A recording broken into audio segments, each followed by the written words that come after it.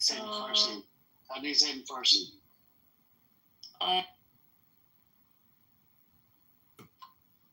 Oh yeah, this is a very hot topic. Especially in like certain parts of the world where SMS deliverability is more challenging, and it's not a simple change because our whole database is based on phone numbers as the login method. So that's probably why it's taken us a long time to get to it.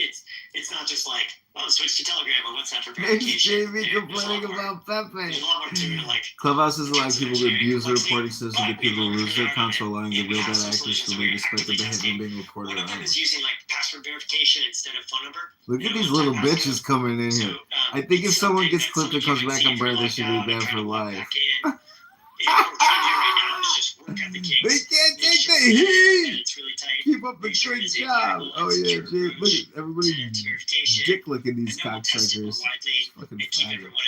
Oh my god. But it might be rolled out in certain countries before other countries, and it's going to be a gradual thing because we want to make sure we don't break anything here and that we do this properly, because that could be really bad if we broke like login for everybody. So we are actively working on it, and we will keep people posted on it very soon. Awesome. Thank you, Paul. Okay, this one is interesting.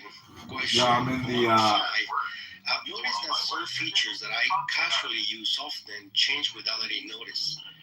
I'm in the Clubhouse HQ, Matt Cool and JB are complaining in the chat to Joe and Paul. Yeah, so let me they're either Matt's complaining about JB, I think, or they're all complaining about Pepe. Or Matt Cool was saying if the changes like big or small, we do it in a few ways. I'm sure it's not perfect, so let me tell you what we do. No, JB and Matt Cool are in the chat complaining. So the first thing I would say is make sure that you are to Joe Armenia and Paul. Because that is where the vast majority of future communication happens, both in live town halls like this and also in the house chat. And it's going to be asked us in town hall. Like, this is one of the biggest ways that we share feature updates. We talk. We're getting, or terrorist masterminds who mastermind is nothing new in it. The war can end immediately under the conditions set by the cabinet. Release all the hostages unconditionally. Disarmament of Hamas, demilitarization of the Gaza Strip, Israeli security control over the Strip, establishment of an alternate civilian administration that does not incite terrorism, does not launch terrorism, and does not threaten Israel. Only these conditions will prevent Hamas from rearming and repeating October 7 massacre again and again as it promises to do so. So the principles of the principles of the agreement that Hamas are talking about was from August 18. It's already been turned down by the government. There's no way that the government's going to accept a partial release over a staged time frame for the release of hostages. So it's spin, it's bullshit they're trying to buy.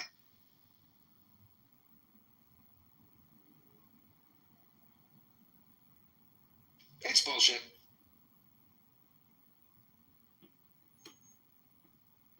No, and if you really hear the trick on words, they're saying they want the withdrawal of, where was it? Israeli forces, all Israeli forces. Yeah, so then they still want to terrorize Gaza. Hamas still wants to govern and terrorize Gaza. Yeah, for 20 years, workings have been passing under the border between Egypt, Rafah, and Israeli Rafah. And the corridor, so the border is called the Philadelphia Corridor. Israel needs to control that completely now as well. So there's no way that Israel's pulling out of the Gaza Strip now.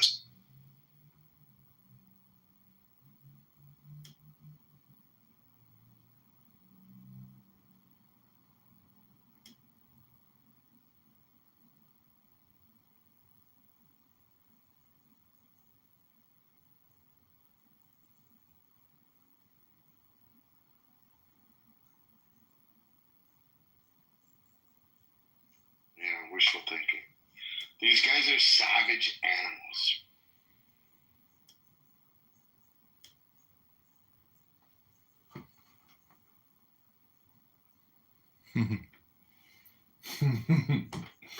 BB Glow, that's right. Good evening, AL. How are you? What's up? How are you? Shut it off, Reed.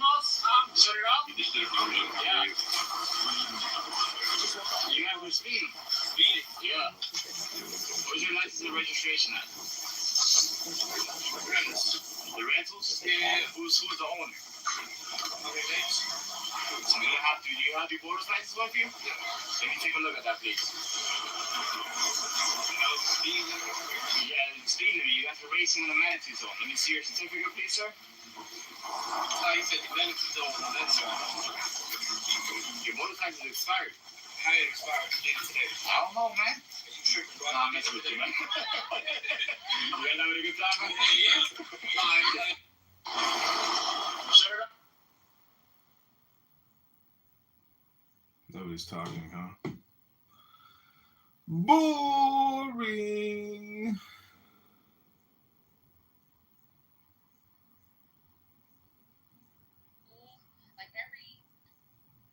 Do you guys want me to keep the room open or you want me to close it? It's up to you guys. Whatever you guys want to do.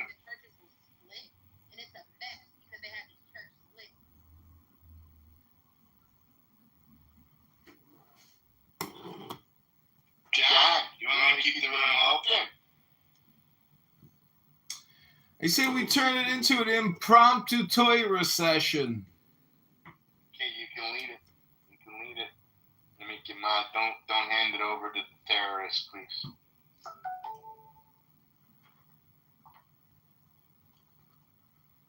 Okay, if you got your Tanyas, grab your Tanyas. My friend has a Tanya. My friend, grab your Tanya. I'm gonna go wrap that balloon before it's too late. I'll do that. Okay.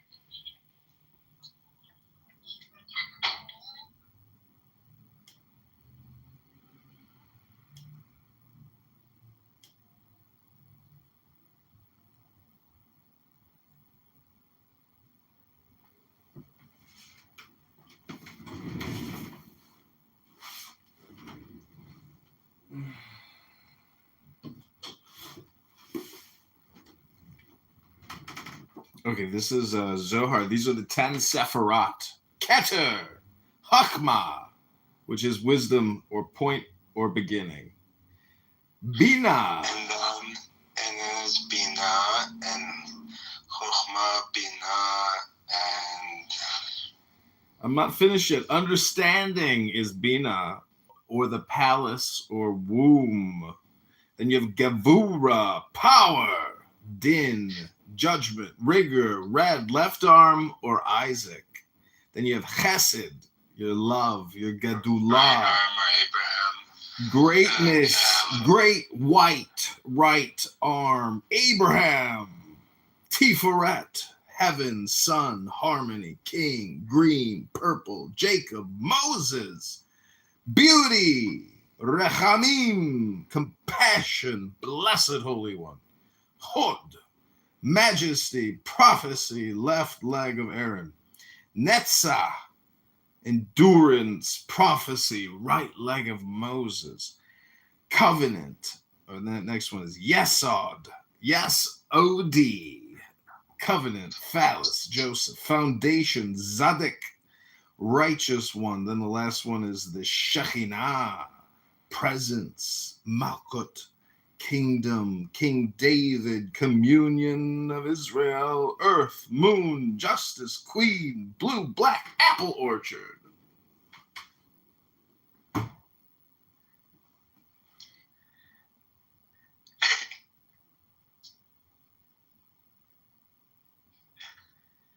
איזה מלכות. איזה כתר, איזה חסד, איזה גבורה.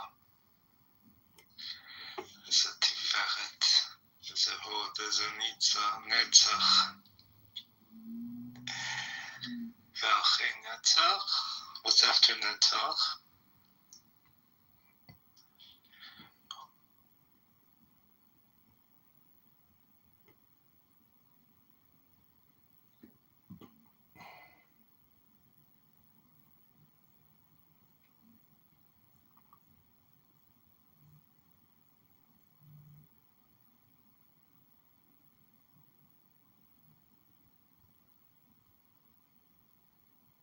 My supposition.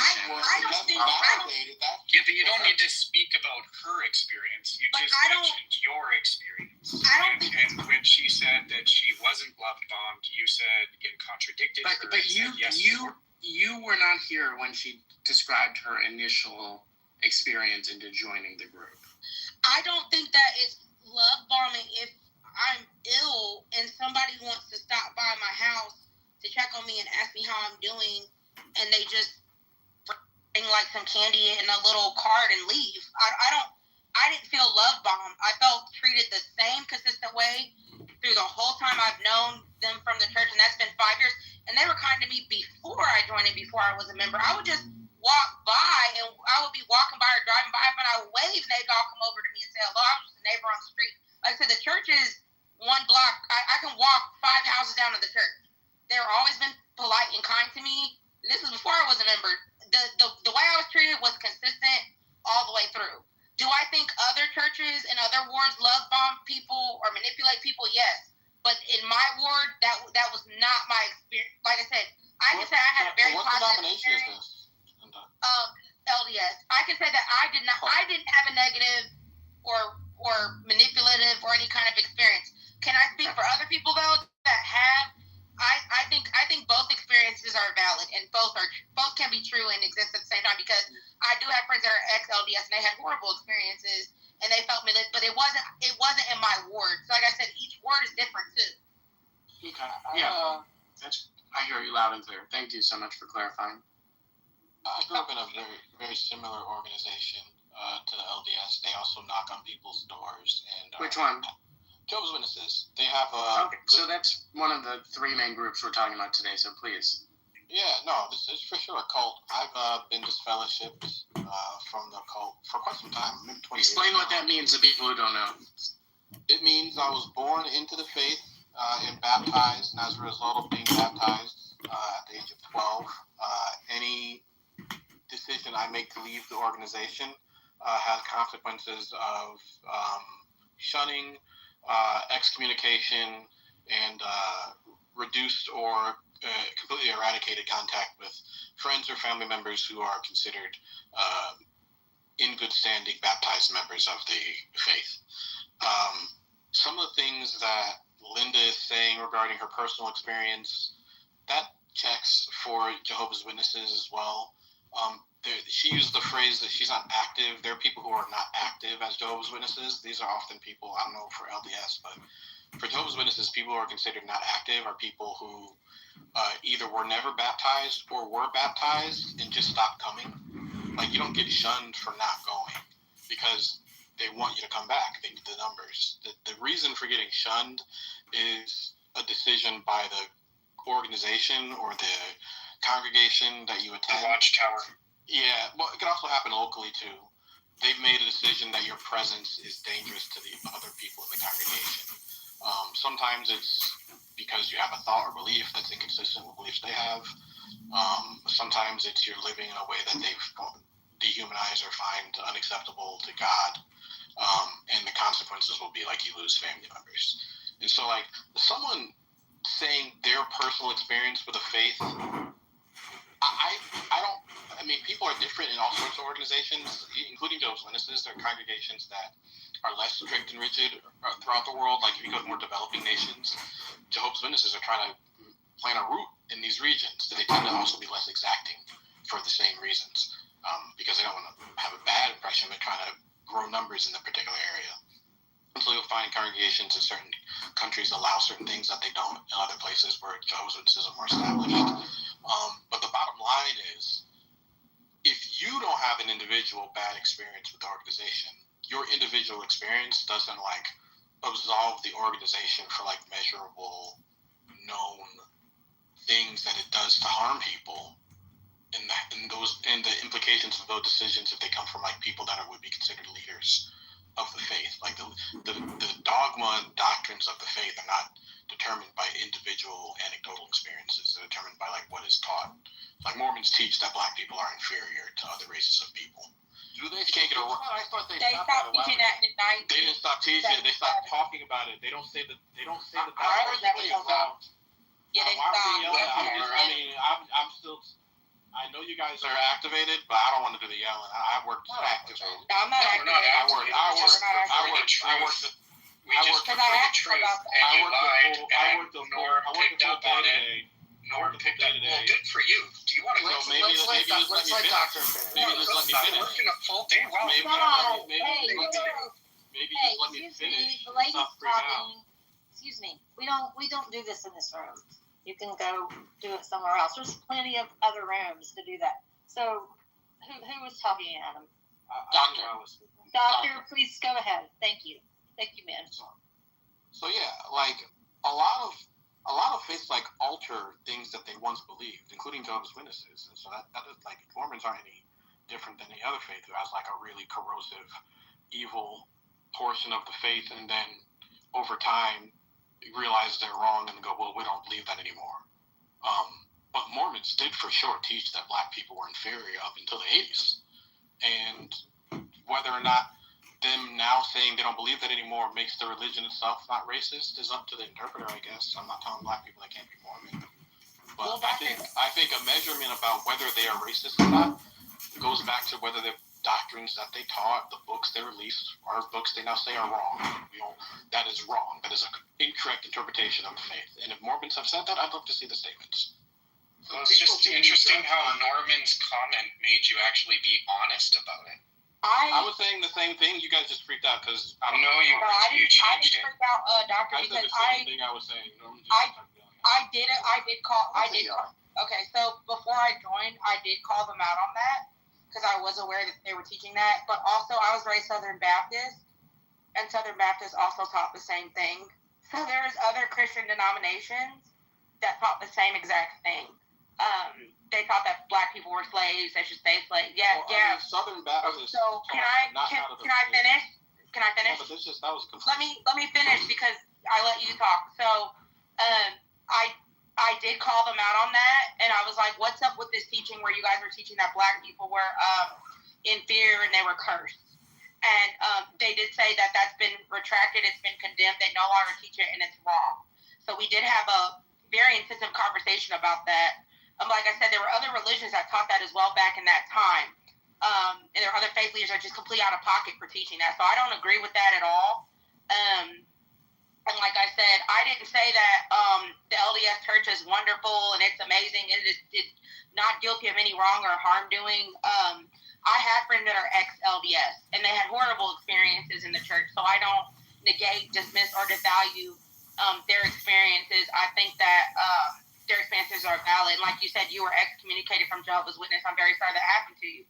I have a cousin that's I'm not. It's just I didn't mean it in a demeaning way. No, you guys are mostly in agreement, and I hear you. You're both passionate. I want to ask a few follow-up questions to Doctor. Doctor, if you don't mind, you talked a lot about the academic aspects of it, and I'm almost totally in agreement with everything you said. Nothing you said was academic. Okay. You obviously weren't listening. You're triggered. What was your question? I obviously wasn't listening. Well, I was listening. Don't take the bait. This guy's just don't take the bait. Okay. All right. Yeah. Okay.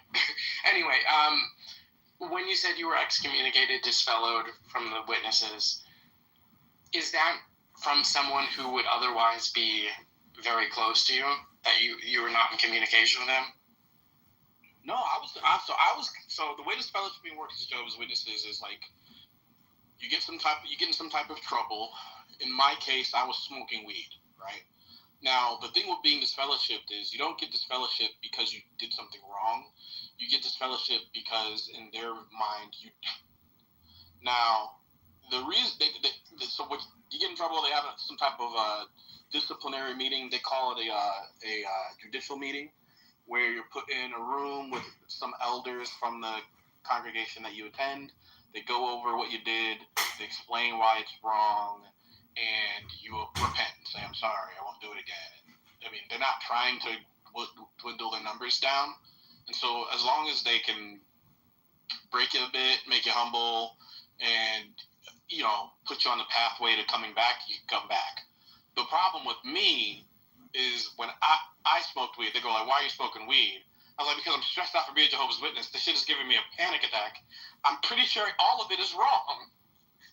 So that conversation became like a 3-hour conversation with me and these elders about all of the various lies that I've been pretty aware of since early childhood, because I was born into the faith, and going, well, I don't know how much longer I can keep lying to myself and others about this thing just to keep my family around. I really love my family, and the anxiety of losing my family makes me smoke weed every day so that I don't punch people in the face. And when what was some of the lie? Over just regular Christian shit, it goes from running the gamut of like, why do we have to literally believe Noah's Ark was real, all the way down to how can you tell struggling children in communities that are hard enough to build friendships that they can't make friends with other people with different. Like, how could you honestly believe that you're raising healthy young minds by telling them they should be afraid of people with different worldviews? So it wasn't a lie, you just didn't like the rules. No, are you trying to beef with me, or are you trying to have a real conversation? That's not a lie, that's a rule. I mean... And by the way, Noah's Ark is also, it's not a lie, it's a belief. Are you trying to have a debate with me, or are you trying to have a conversation with me? I just want to check. Just take the words that I speak out of my mouth at face value and respond. No, I was in the middle of talking, and this feels like it's turning into something else on a semantical level that I'm just not that interested in. Norm, he has a first-hand experience into one of the groups that we're talking about today. I want to hear it. No, I just said, what's the lie? Okay, but you're not interviewing him right now. Yeah, so I'm not interviewing him. I'm just having a conversation like we do. Well, I do not consent to continuing the conversation with you. I was told I can finish my statement. Sure, you can. And there's also a little button at the upper right called "Leave Quietly" if you're not comfortable. Oh, you guys want to leave? I mean, no, unfortunately, Norm had to leave. Go ahead. No, that's fine. The lies would be stuff like you shouldn't give your children. Now that Norm's gone, the lies would be stuff like you shouldn't give your children like blood transfusions because that's a sin against God. So like, if your child gets in a severe car accident and they're hemorrhaging and they need a blood transfusion to save their life, it would be a lie in my view to tell parents that life-saving treatment in that particular instant would be something God doesn't support. It was something about college. Didn't they have something about college? Like they discouraged college because they felt it would make you more worldly, meaning, hey, you go to college, you learn some things, and you might find out a lot of the stuff we tell you about young Earth is not true, right? The world couldn't possibly be 6,000 years old. Also, by the way, as much as you'd like to believe we're politically neutral, you'll find that Jehovah's Witnesses and many other organizations are union members of the United Nations because they want representation across the world. So, like, you can't... Like, it's just, the more you learn, the harder it is to believe, like, lies. That's why a lot of, like, Republicans don't like the kids going to college either or are attacking colleges because they don't like, it's very hard to maintain ideologies in the face of, like, objective reasoning and truth and investigation and inquiry. And so people like Joe, who are book burners, are a lot like my parents, who are Jehovah's Witnesses. They're really trying to program their kids to see the world a certain type of way. And while it gets harder to make a living without an education in this economy, they really do try very hard to incentivize people finding trades or occupations that don't open up opportunities to learn. May I speak? Go ahead, Jackie. Thank you. I live 20 minutes away from Middlebury, Indiana.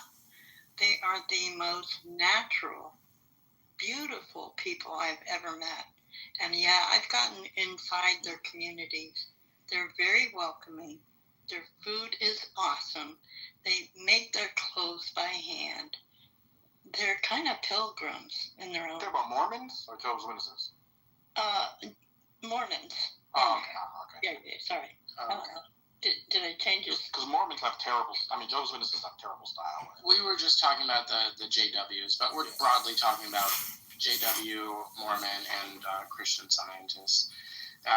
So I think I would definitely want to hear more from you, Doctor, and others who maybe have a first-hand experience with one of these organizations. We're going to take a tiny break, and I'm going to read through quick bullet points of some of the craziest or most out-there beliefs of each of these organizations, and maybe Doctor and you can fact-check me if I say anything incorrect about the witnesses, but they prohibit blood transfusion even in cases of life-threatening situations. They reject celebrations of birthday, holiday, national symbols, participating in public, like patriotic acts like saluting the flag and holiday observations. Only 144,000 humans will go to heaven. The rest will live eternally on Earth, a concept unique among Christian groups, and they famously predicted the end of the world with a specific date at least 6 times throughout the 20th century. Oh yeah, that was great. People like mortgaged their homes. People like completely lost their lives to those predictions. They stopped doing that in my lifetime. They just started doing, they said, new light. We just know we're around the end times. We don't know the exact date. They finally stopped dropping that one out. We gotta hedge your bets. Jesus is believed to be a created being, the Archangel Michael, not a co-eternal God. And the Holy Spirit seen as God's energy, not a person. Strict shunning, known as disfellowship, which of course he talked about earlier. These and Mormons? the translation of their Bible is... Are these Mormons you're talking about? What's this room No, about? You yeah, got a URL in the title of the room. What's this room about? The title is 3 different religions, wasn't it? The title changed because there's a link. You put the link in the title instead of putting the. Francie, can you change that back? Yeah, we're talking about Mormons, Jehovah's Witnesses, and Christian Scientists. Are Christian Scientists like Mormons and the other group? Yeah. In many ways, yeah. Yeah, almost like. And they have a lot of similarities, which we talked about a bit, and we'll talk about some more. And they also all are actually cults under the guise of Christianity. Do they all? Oh, they're all cults? I can't believe it. You're claiming that they're all cults? Holy cow! I thought it was a book club. I thought the Christian Scientists were just a book club. Well, this guy's a troll. This guy's a troll. Yeah. I'm not a troll. You're a troll. I just want to draw one more comparison, Joe. Like the Republicans, Jehovah's Witnesses, Mormons, and Christian Scientists cover up sex abuse against children. I'll go back on you. I've heard many women in their 20s who have left the Witnesses specifically, who talk about being abused by an older member of the church, and they're not allowed to go to any kind of authority because you're not allowed to go to the civilian authorities to talk about anything that happens within the church. That's a very common element among all kinds of cults. They handle all the judicial matter. They shit to her negatively, right? The trolls in the chat to pay attention to what they... Suppose there's a bunch of new features coming. I couldn't tell you one of them. I'm sorry. No, I didn't even mind you. My bad. I can't stop laughing of how stupid these... First off, we could put to bed the narrative that this is a free app. Yes, it's a free app, but when you're a paid user, guess what they're going to do? They're going to pay attention to you before they listen to some troll in fucking Oshkosh, Wisconsin. So you think, Howard, I don't know if you're trying to come up. I sent you an invite. I don't know if that was a mistake, but I sent you an invite. So you think that paid users of this app will get priority responses if they reach out and have some grievances, about... Well, no, I haven't heard anything specific about it, but it would make sense, right? He's just making shit up. It's because the fucking... So how could they not protect us, Knight, from these insidious trolls? You can't take the heat from Pepe heat. I'm not going to mention her name because she's going to cry. Right? Monica! Somebody, and I'll tell you who it is, Knight, off that. She looks, no bullshit. If there was a Miss Piggy contest, who resembles her the most, 100% this chick looks just like Miss Piggy. But this bitch wants to cry. She's worried about Pepe Le Pew. She's worried about the crazy Korean. Listen, Miss Piggy, worry about yourself. These people don't give 2 fucks about you. What's up, Howard? It's true.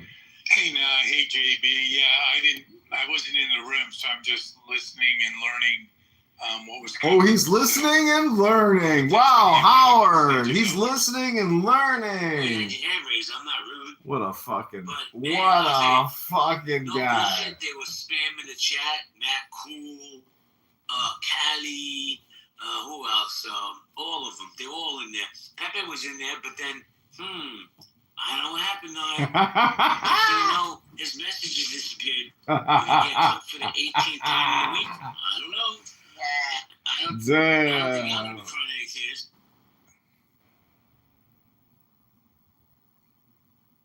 Anyway, now, why are people so mad? They're so mad. It's bizarre to me. You don't think it has anything to do with what's going on externally in the world, do you? No, because I think this is their escape from the world, Howard. I mean, look, I really didn't want to. I had no intentions of opening the room tonight, but I was laughing so hard at this town hall. You know, Pepe and his boxing picture. I didn't realize he was only like 5'4". But he a little tiny thing. But he gonna beat the whole world. Oh wait, he shared a real photo of himself. Yeah. I'll send it to you some other time. But he's like 5'4", 5'5". What is he gonna do? It's always the little ones with the biggest mouths, man. And the truth is, he must have felt good that his peeps were backing him up in the chat. Yo, no bullshit. I would say probably at least a third of the chat in the town hall was his acolytes asking why he's getting clipped and nobody else is getting clipped. I don't know. I don't put people's personal information out there. So there you go. You got that.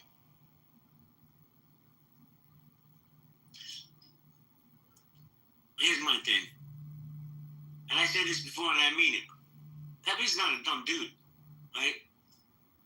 He can hold a conversation. If he would just focus on content instead of controversy, then maybe he'd get some traction. But from what I see, nobody's told me this. They're just going to keep booing his ass off. And all I say is, c'est la vie, motherfucker. How about that? Nobody's crying for you. You got 5 or 6 people spamming the chat in a clubhouse town hall crying, oh my God, my daddy, my poor daddy, he was removed again. He was moved 3 times last night. Man, fuck you and your racist views. What's up, Adam? Hello. What's up? What are you guys up to? Adam, were you in this town hall tonight? Were you in the town hall? For what? Right? What happened? I don't know. You know, Clubhouse had the Clubhouse town hall. I missed it. I'm trying to find out what the updates were. JB was in there, but he wasn't paying much attention to the updates because he said Pepe's league of lames were in the chat defending him and crying about why Pepe keeps getting.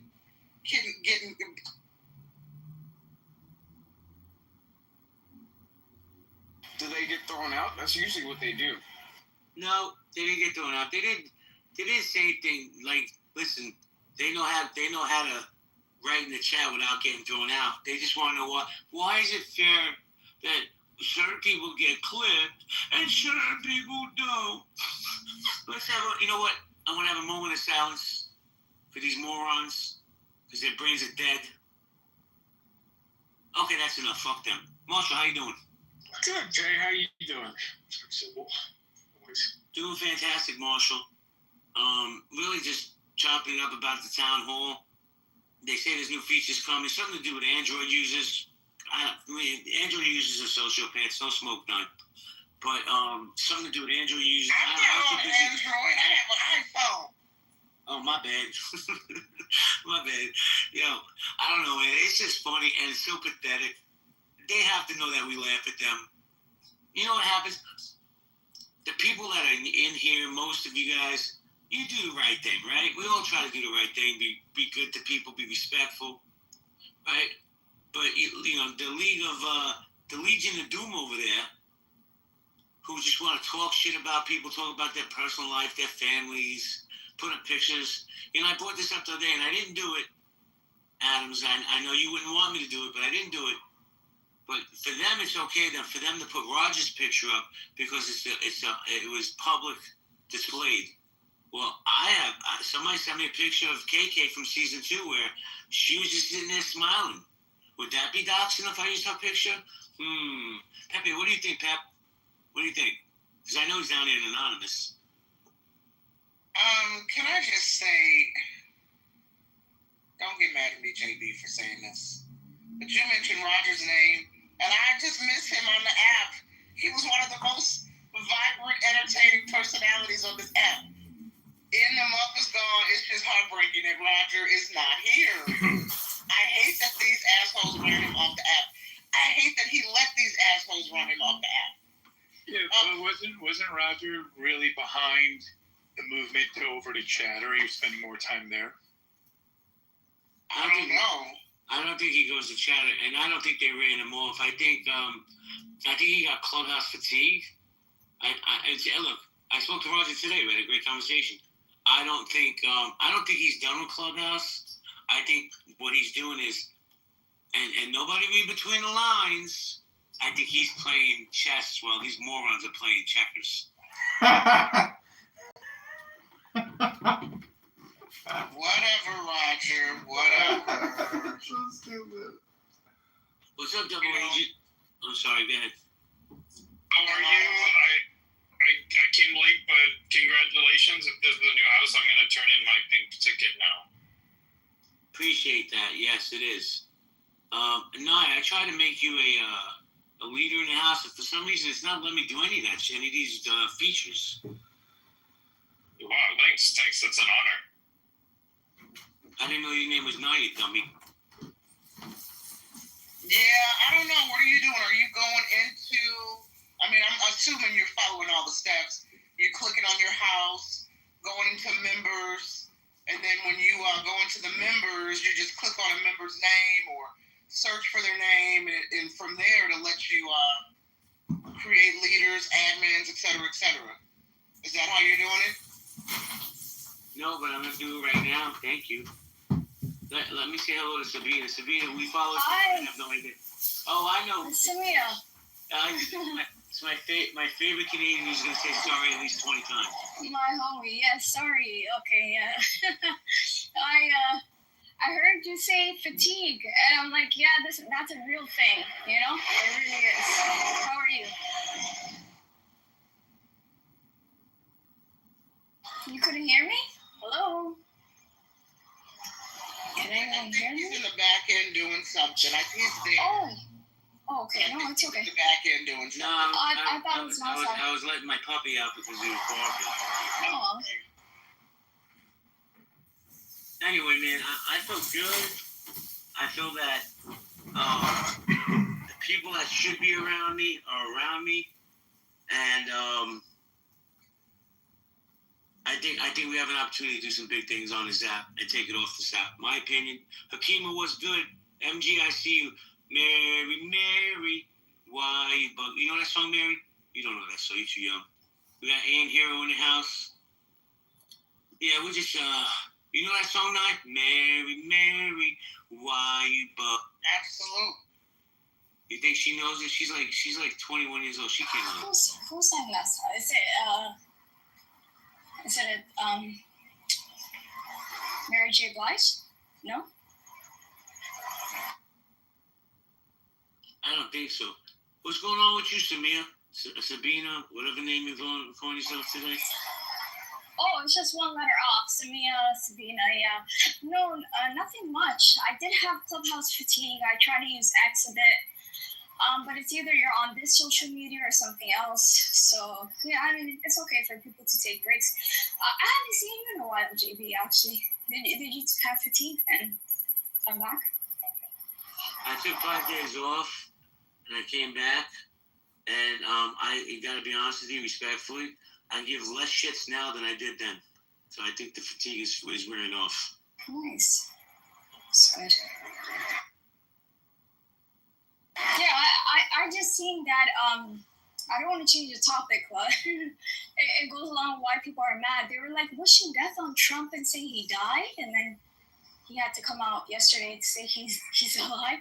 You know, guys don't find this crazy? Oh, wow. I still try to figure out why Canadians are so invested in American politics. Well, we have to be, but I know you're not a fan of Trump, JB. So that's why you're changing the topic. No, we can talk about Trump all day. Hey, did I ever introduce you to my friend Slippers? Good dude right there. Slippers, you know Sabina? Yeah. What do you want to say about Trump? Are you a fan of Trump, Sabina? Not really, but I was shocked to see that they were saying he died. Anyone else was shocked by that? I know it was kind of false, but yeah, it's crazy. Well, he's 79 and he's obese. He's on that clock, trust me. Everyone is, but yeah, they made a big fuss when Biden. They made it seem like he was a puppet. You can say the same thing about Trump if it's based off age or health. So I guess they're doing that now. And the Epstein files. It's so New York, by the way. All the stuff that they're. I mean, he's in your. He's from your block, JB. He's a New Yorker, right? No. Is he born there? JB, let me ask you a question. Adams. Let me just say this real quick.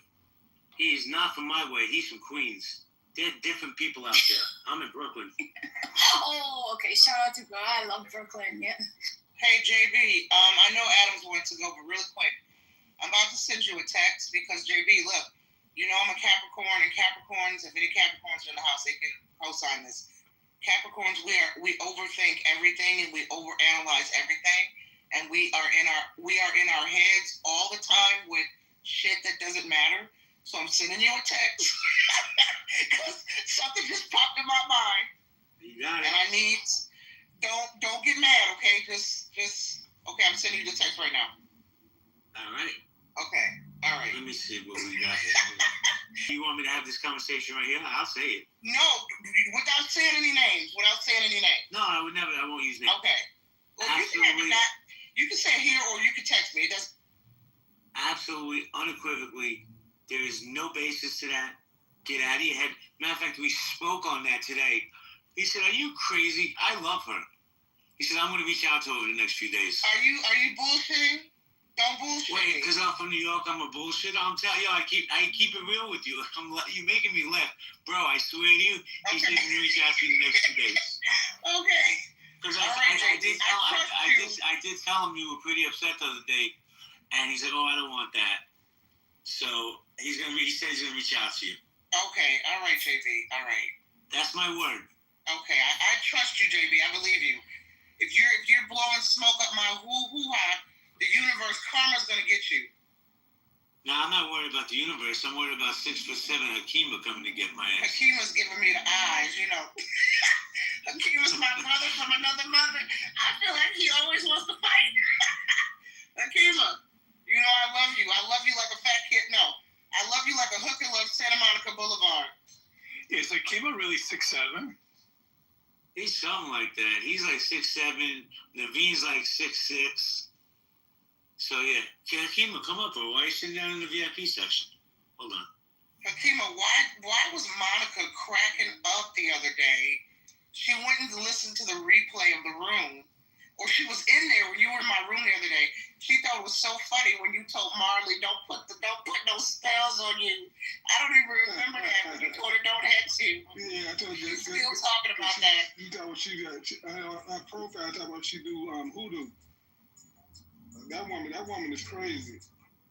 I've been thinking about that conversation. I'm still trying to figure out how do me criticizing Donald Trump makes me a Democratic coon. Like how do they? I can't figure it out. It's not based on the city that you live in, is it?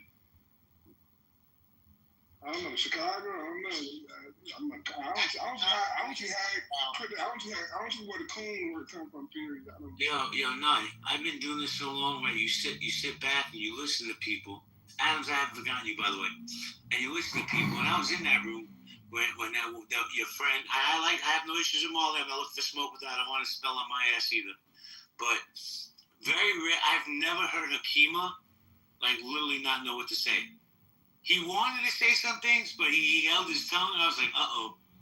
He knew not to mess around with that voodoo lady. That was hilarious. Sorry, go ahead, Adam. Sorry. Oh, no, you guys are okay. You almost missed me. I'm about to go poop. So, one thing that I noticed about the Epstein victim interview is that, They didn't implicate Donald Trump in any sort of activities in the same way that they implicated Bill Clinton, which I thought was very, very, very shocking. Well, I'll tell you what, Ghislaine Maxwell, supposedly it was leaked that Ghislaine Maxwell said that Trump had nothing to do with any of that stuff. I don't think he did either. So, you know what? We're never going to get the full story behind these files. Never, ever, ever. We have a better chance of seeing the JFK files than the Epstein files. Hey, JB, what is Maxwell supposed to say? She's sitting in federal penitentiary. Donald Trump is president. Is she really supposed to try to say something negative? Or is she supposed to try to kiss his ass to get out of jail? Let's be for her. No, bro. She has no credibility. Kingman, you get zero pushback from me on that, bro. Of course you got to say that. Let me say hello to Keith. Keith, what's up, man? How you doing? Doing great. Thank you. Can you cash in your pink ticket, please? Thank you. For sure. Do you want to chime in on this stimulating conversation? I'm going to listen first to let me get through work, as you guys always help me with. So if I have anything to say after, I will. Well, I got something to say. Hold on. Yo, Nims, I don't care if I get canceled. That is a beautiful PTR. You look amazing. If anybody disagrees, they got to go see the eye doctor.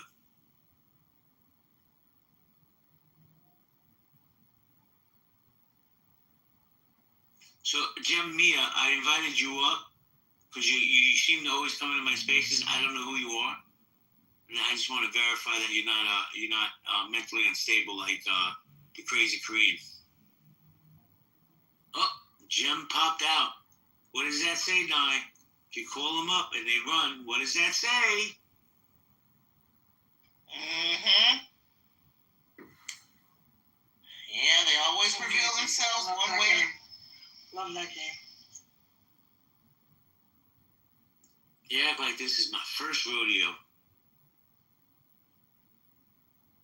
Anyway, I didn't really open this room with any specific subject. Oh, we got Victoria here. Victoria lives on pretty privilege. Always has, always will. But in my opinion, not all there. Janie, what's good? You should keep going. Just do the whole room. It's great. No, because then This is fun. Listen, you and I've always had nothing but real respect and admiration for you. So yeah, I mean, I don't agree with some of the people that hang out with, like that dingbat L, but that's your.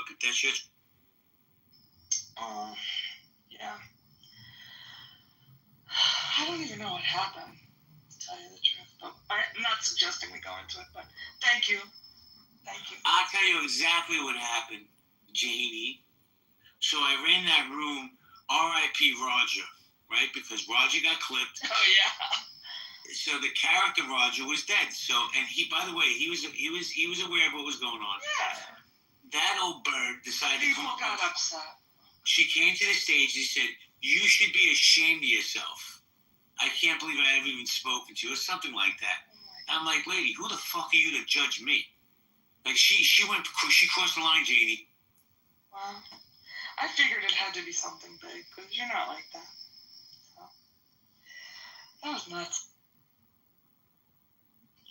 I'm laying low because you're from Brad S is just on a warpath.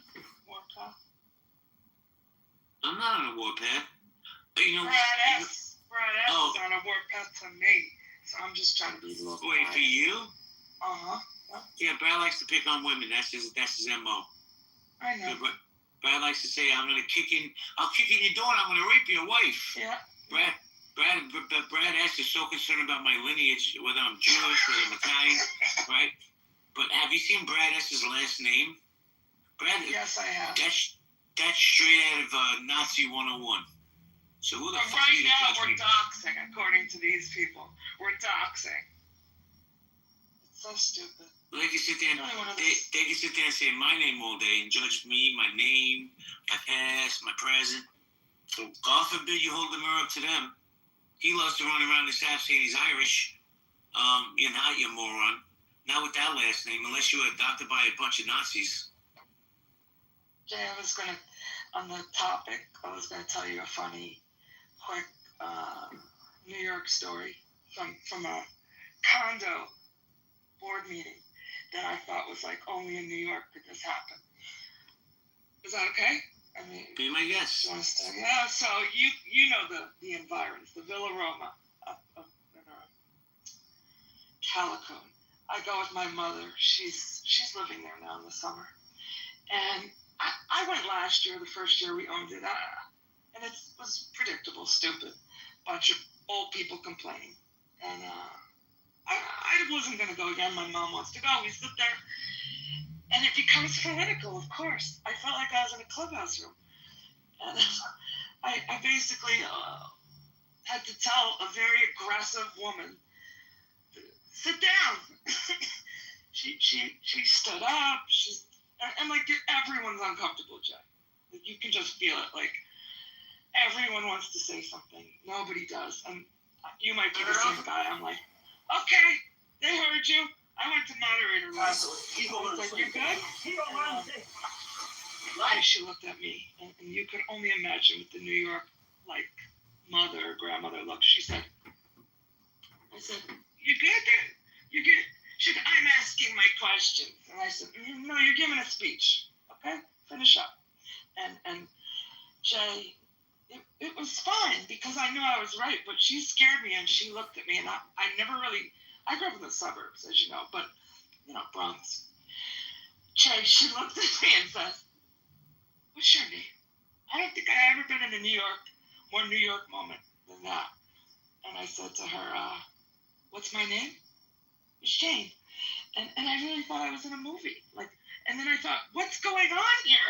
Why are people fighting with each other? So it's not that funny or anything. It's just somewhat on topic to your question. Why are people so mad? Janie, why the fuck are people so mad? Yeah, I was mad myself. Bro, people on this, I'm talking right now about this app.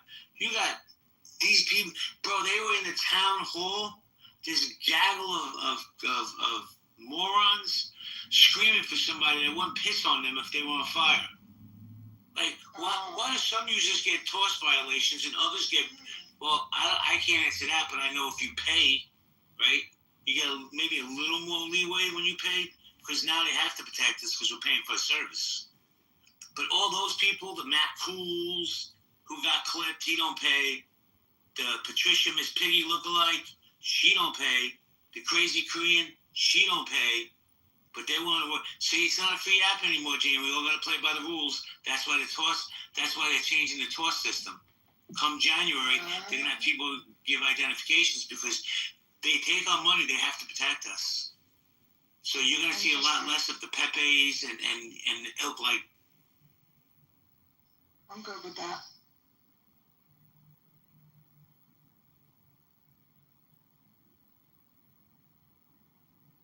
Akima, are you 6'7"? For real? No. Sorry, I let my puppy back in.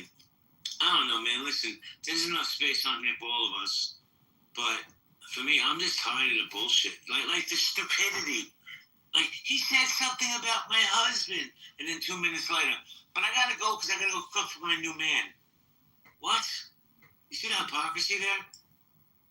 And God bless her husband and what he did for the country and all that good stuff. See what I just said?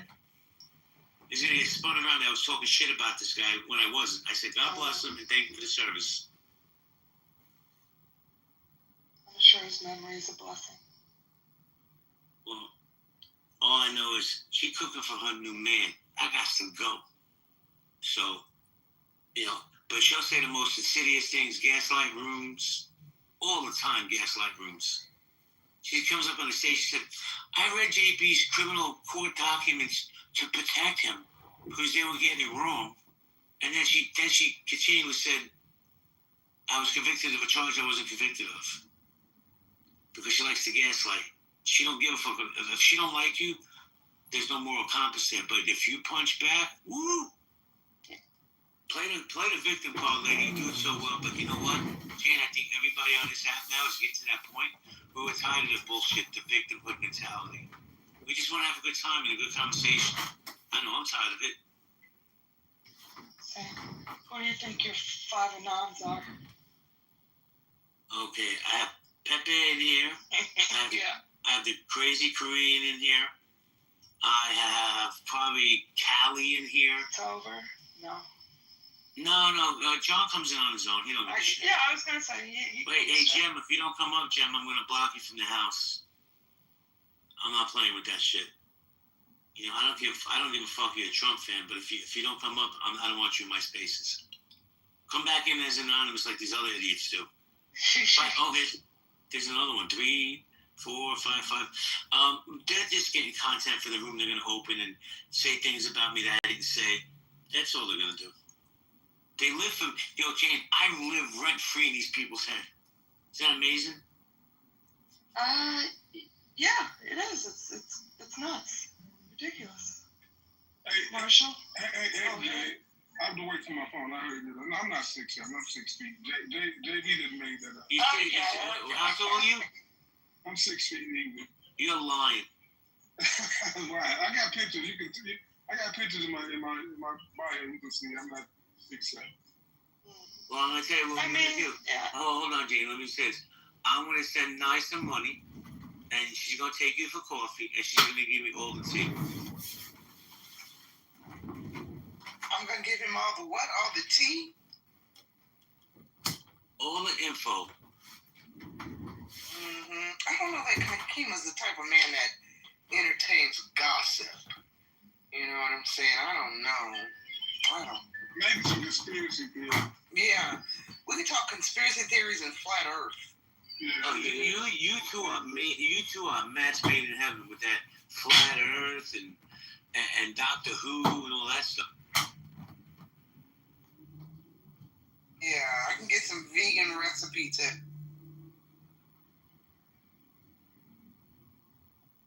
Anyway, guys, we're going popcorn stuff. Everybody wants to come up. You know what's funny? You go into these spaces, right? And they'll say, "Oh, anonymous, you don't have to hide. You're more than welcome to just come in and be yourself." And they all do it, all of them. But you know, it's so true. They all do it. You got 1, 2, 3, 4, 5 anonymouses. I'm gonna use Pepe's favorite word. Amazing. Amazing. I tell you what, I have nothing to do with it. I swear on everything I love. I think he got clipped again tonight.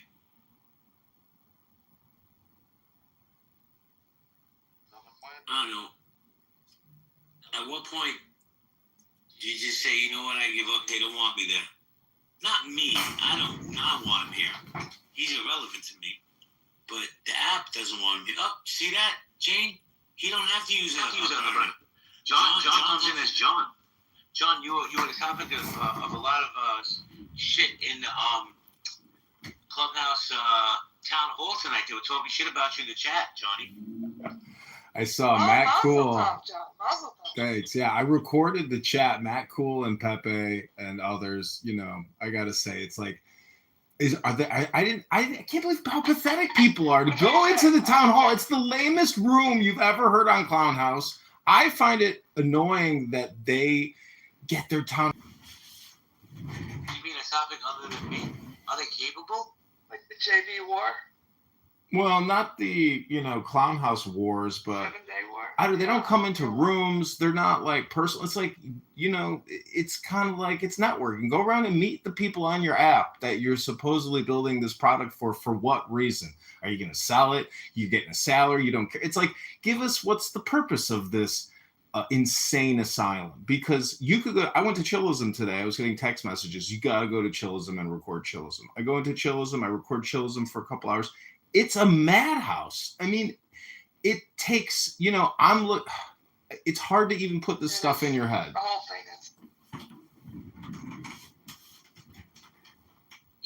I keep getting told, when you open rooms, just don't even bring them up and they'll go away. They're like fucking herpes. They don't go away. But, I guess me personally, I laugh at it. I think it's funny. Because I'm not getting clipped because I'm not doing anything, even though you guys really, really want me to get clipped. But and by the way, now you know I don't want to say anything because it'll just get somebody in trouble.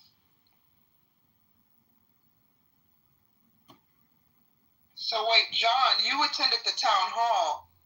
Are there any updates coming? Any new features coming that they mentioned? No, I honestly could care less what Paul and Joe Armenia have to say. Could care less about what those two jokers care about. I only wanted to see what's going on in the chat, to tell you the truth. That's the only thing I cared about from that stupid town hall. That's the only thing I care about any of those stupid town halls. They're a total waste of time. Complete, even bigger waste of time than any.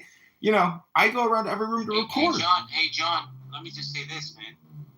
I think Joe and the security team on this app are doing an amazing job. They are.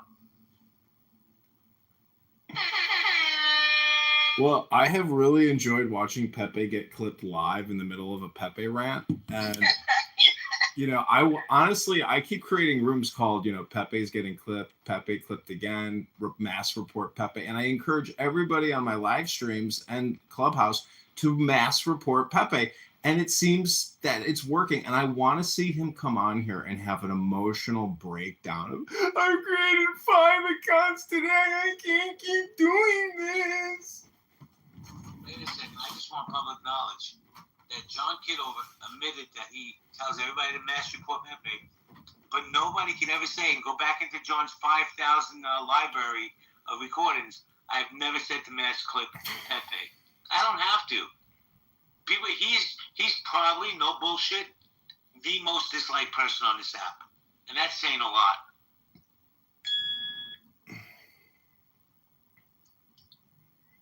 They were talking about guns a lot today. See, when I say mass report, very disturbing. Did you get that, John? On tape? Who was talking about guns? Pepe and other people. I can't remember. No, I didn't see that room. What were they talking about, Gene? Rifles, guns, violent things. Truthfully, I don't remember why was I listening. Well, I'll tell you what, Gene. Don't use a Glock, use an AR-15. None of them.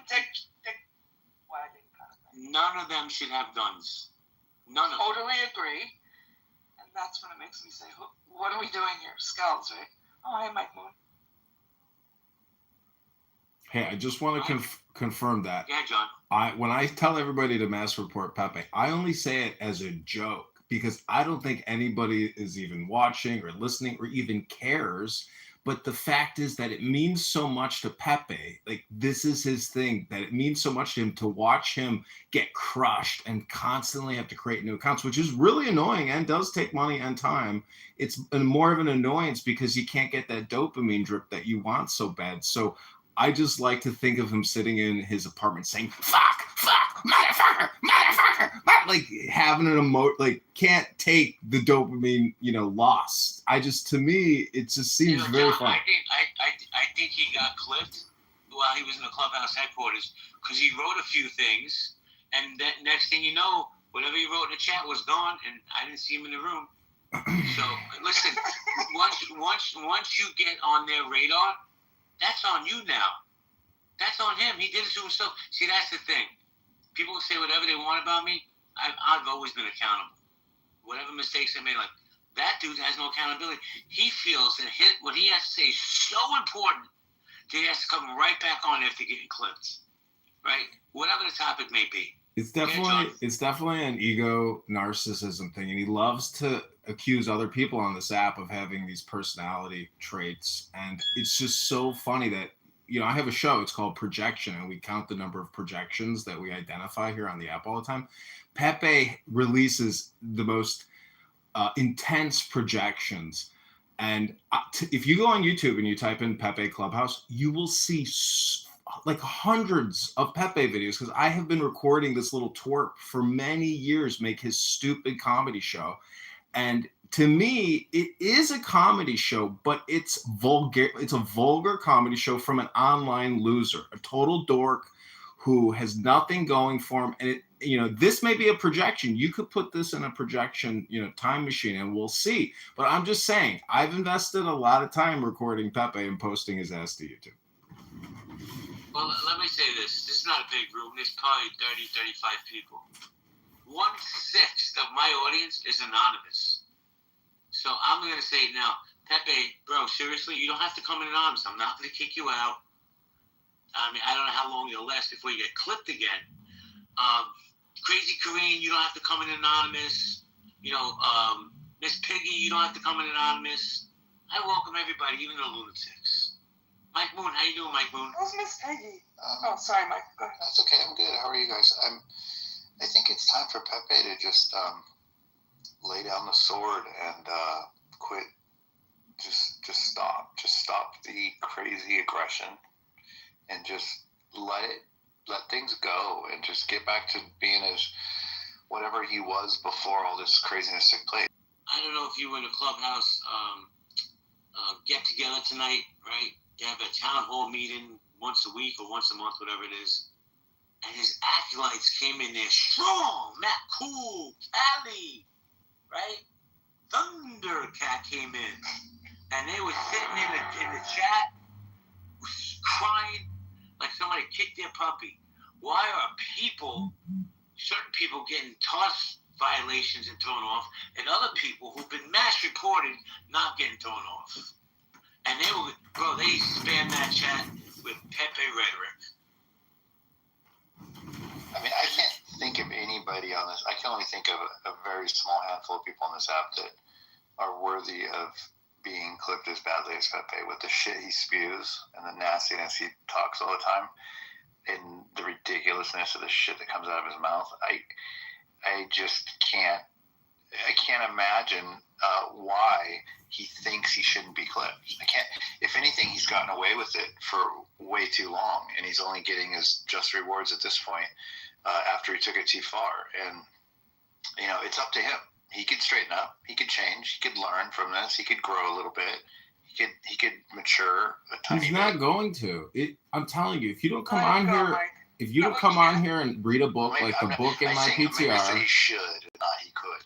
It's not going to happen. The only way to change yourself is to read a book. And that little rat frogman is never going to come on here and read a book. He goes on these long rants. I recorded him yesterday. I've recorded him every day for like 2 weeks now. The guy has the ability to just word vomit never-ending amounts of bullshit, stupid shit. And the funniest thing about recording is you're like, this is so stupid. It's such a huge waste of time. It's kind of funny because it's that pathetic and stupid. He called himself the king of Clubhouse recently when I heard him in a room. And I'm like, who even says that? Like, what the hell does that mean? Well, he's also the captain. He's also the captain, Mike. But I'm gonna be honest with you. I had a really great conversation with Roger today. And we were discussing, what's going on and stuff like that. I'm like, dude, I don't even bother, reporting this, dude. This is not worth it. And Roger said to me, he's like, bro, he get clipped on his own without us saying a fucking word. You know what, Mike? It makes sense. He's right. People are just tired of it, bro. For me, look, I'm not the perfect person. I could be brusque. I could be brash. I could be, whatever. I could be Brooklyn. But at the end of the day, I'm not spewing racism or hate. I'm not questioning people's lineage. Is he Jewish? I don't think he's Jewish. Is he Italian? He's not Italian. You can't have that mix because he knows my family so well.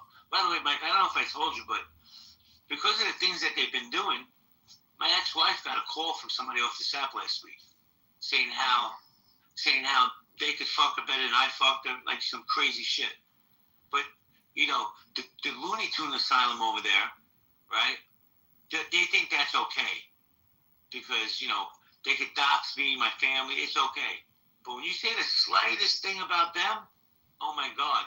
Now, Mike, you and I have had this conversation before, and I'm going to bring up this dirtbag, Brad, right? Been going on this app for 5 years, how Irish he is. Has anybody ever seen his last name? That's right out of Nazi Quarterly.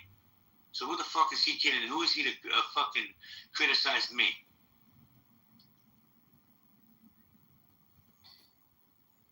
I just think people's true colors are coming out more than ever and just dropping all the drama. It's a backlash that's taking place. It's the room that I spend most of my time in the Muff. We have a good time just hanging out. We deliberately don't talk about these people. We don't let them in. I mean, they can come in and listen, but we don't let them on stage. And we do have a good time, and it is a positive, uplifting environment, and it is a nice reprieve from the bullshit on this app. I think that they've taken it so far that it's the most toxic. I mean, it was the most toxic that I've ever seen it, I think, in this last couple weeks, and it's slightly better this week. But they're trying to draw it out as long as possible, and at this point, they're only going to hurt themselves. The rest of us are over it. They're not hurting us, and we're not even really, we're not talking about it a whole hell of a lot. Well, the rule about not bringing up drama from old rooms does force you into the now, and you can catch people using the memory to bring back drama from another room, and that's counterproductive to really everybody's well-being, and it's just stirring the pot. It's the drama gossip show, and people can't let it go because they want that dopamine and they want that memory stir, and unfortunately it's childish, immature, and stupid. Yeah, that's one of the best rules we have in the muff. The rules in the muff really keep it lighthearted on purpose. Snatch. I think we changed it in the muff today. We went to that. At first we were trying to honor it, but since Roger got rid of it, we went back to it. Well, I'll say this. You know what? Better name. Here's the thing. Like this dude. Oh, here he is, James. Come up to the stage, James. Because you seem to have a lot to say about me. I'm here. Let's have the conversation. Because that's the other thing too. We just need to talk to each other. If we have things to say in the chat, come up and just talk. JB, you're super reasonable. You're willing to have these conversations. Like, these people, they don't need to be secretive about it. Just do it. Well, here's what happens. Even when I don't go into their spaces, which is most of the time, I'll be honest with you, people reach out to me like, hey, and they'll send me screenshots, all this other shit. So I'm always interested in people have to say, like, legit, no bullshit, Mike, the most vile things about me, but then they'll populate my room. That's why I told James, come on up, let's have the conversation. He had a lot of things to say about me. Because I know he likes to show, he likes to give a hand job to Pepe under the table. But come up. I didn't kick him out, he fled. I'm not playing that anymore. If you got something to say, come up to my face. Come say it to my face, we can have a conversation. I'll say one thing, man.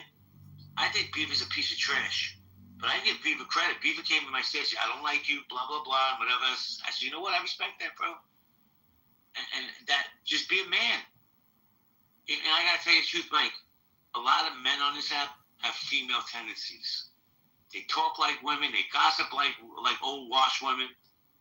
But then when you stand up, you're like, hey, come on over. Let's have this conversation. Let's break some bread. Nah, they fucking flee. Pussies.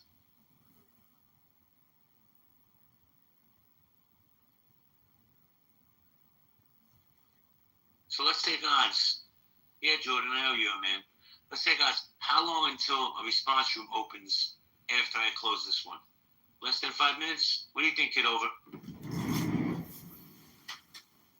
Yeah, without a doubt. I mean, this is their warm-up. This is the pot stir. This, like you said, where they get the clips and then they're going to play their show. And, a lot of rooms do this. This is not, totally unique. A lot of these rooms, you can go on Clubhouse, on YouTube and just type in Clubhouse rooms, and you'll see that people have been playing this drama gossip game for 5 years now. And, I'm just saying, it takes two to tango in a drama gossip game.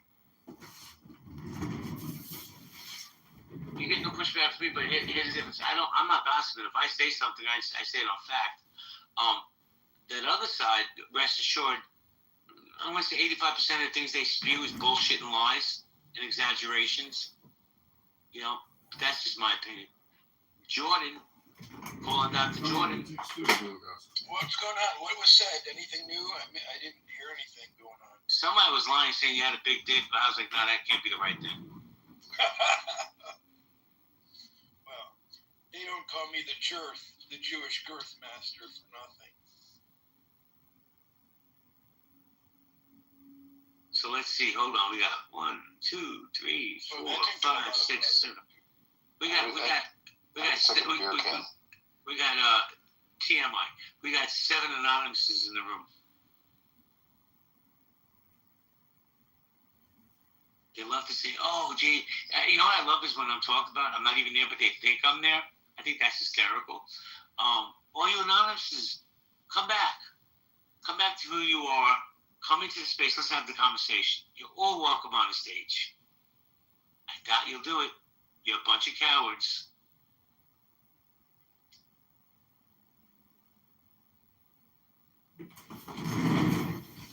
Yeah, Madison, I'm living my best life. Well, look at it this way. The town hall should have invited you up and said, you know what, JP, you're our #1 plus anonymous room host. And how do you do it, JP? Because if the goal of this app is to make money, don't forget, that's the goal of business, everybody.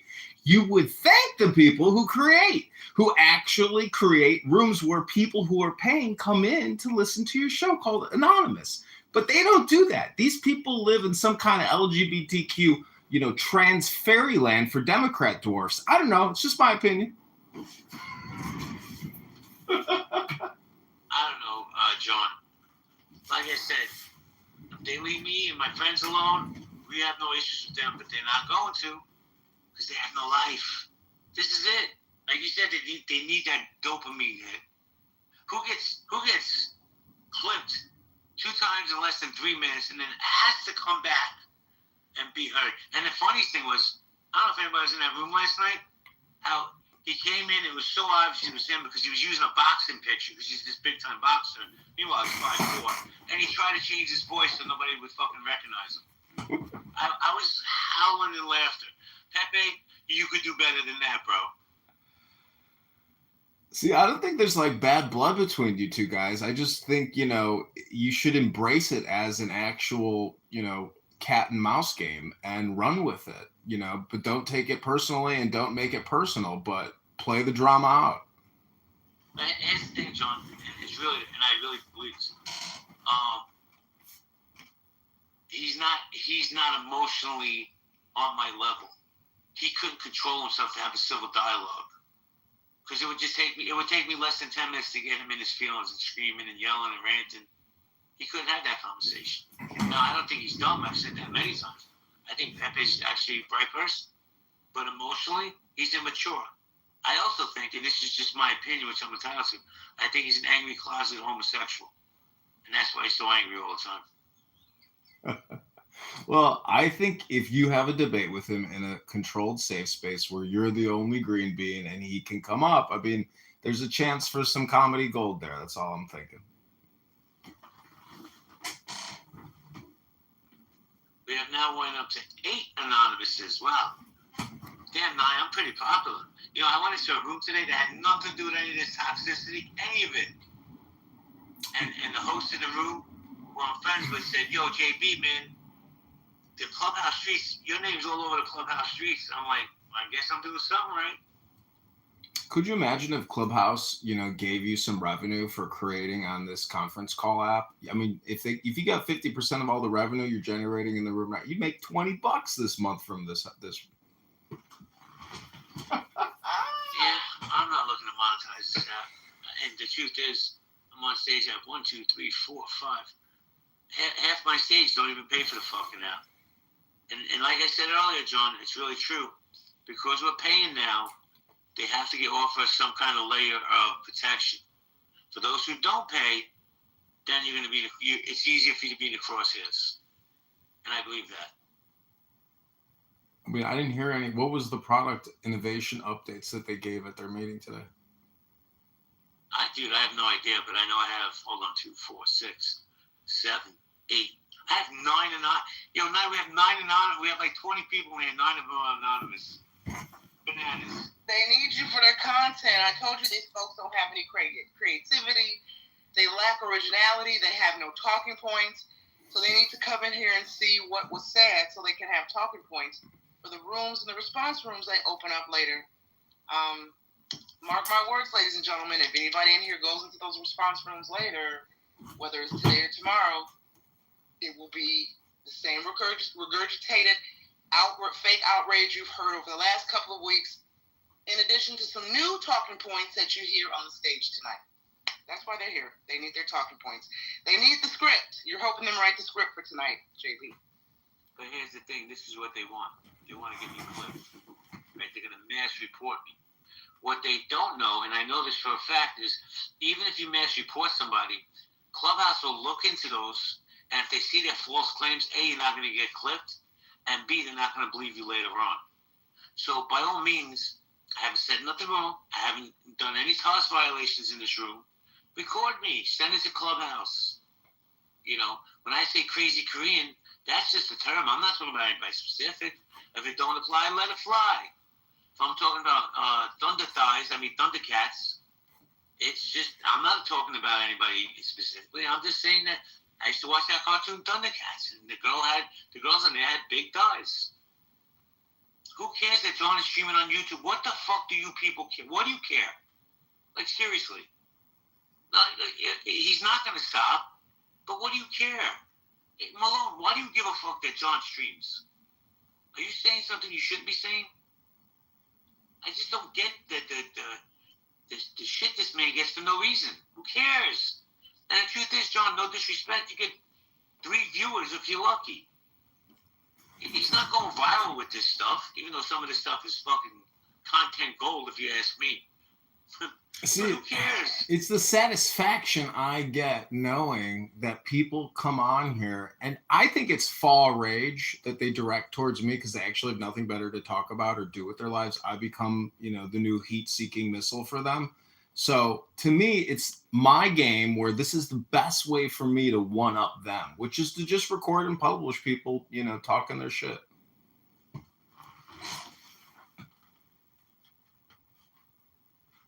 Speaking of shit stirrers, what's up, Holly? No. Hey, y'all. Holly, how's mom? He's well. Thank you. Jordan, her mother spoken for. Stop it. Well, she never told. She's spoken for, but she didn't say, like, if she has a closed or open marriage. Like, I don't even know. That's true, bro. Those Georgia women are a different breed. No, my mom's a Florida girl. No. But no, she... Yo, Holly, are you there, Holly? She might be driving in the sticks of Georgia. Holly, are you there? Yeah, I'm here. Is that better? Yeah, much better. So, like I told you, you may want to start watching the company you keep because your boy Pepe keeps getting clipped, and I suspect people around him are going to start getting clipped because they're spewing the same shit he starts to spew. But you do what you want, man. Why do you think he's my boy? Why do you think I hang around him? You're doing too much on this one. Actually, I'm not, because my anonymous works as well, and I see you in those spaces, so stop it. Oh my gosh, I hardly have seen that dude. Like, come on.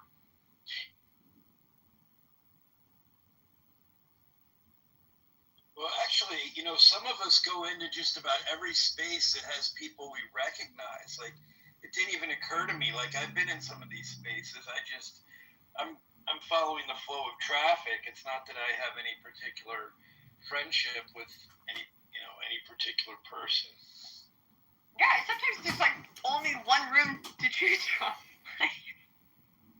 See, this is what Pepe actually wants. The room title is Why Are People So Mad? This room isn't even about PP. I just want to read something from the Meditations of Marcus Aurelius. It says, "Thou wilt soon die, and thou art not yet simple, not free from perturbations, nor without suspicion of being hurt by external things, nor kindly disposed towards all, nor dost thou yet place wisdom only in acting justly. Or time is like a river made up of the events which happen in a violent stream, for as soon as a thing has been seen, it is carried away and another comes in its place, and this will be carried away too, just like PP's profiles." Yeah, I agree. How you about to articulate? I'm chilling, man. How you doing? Any day above ground's good day for me. What brings you to the stage? I'm just following the usual suspects. Which ones? Let's see who I followed over here. I'm pretty certain I've had decent conversations with NY McGee. She's a pretty dope lady, works in the same business I do. Yeah, she's definitely dope. Can you cash in that pink ticket, please? Yeah, sure. But I might refund it if it gets too crazy because you guys are normalizing John Kitover, quite possibly the most unhinged individual on the app. Let's be very clear here. Just because I am not afraid to have my stuff recorded because I get it how I live, doesn't change the fact that everything John Kitover does as a person is usually like a blaring cry for help and a prelude to some domestic terrorist incident, whether it be a school shooting or a bombing. There's nothing saying. Projection, sir. Projection, sir. He's got a stand with 4 different cell phones recording a conversation on Clubhouse with 5 people on it to send out to his YouTube of 2 people. That guy is a maniac, and I've got over 5,000 subscribers across 30 accounts with 25,000 videos, sir. I don't think anybody should be worried about him in terms of. This is slander, libel, and defamation. Generally speaking.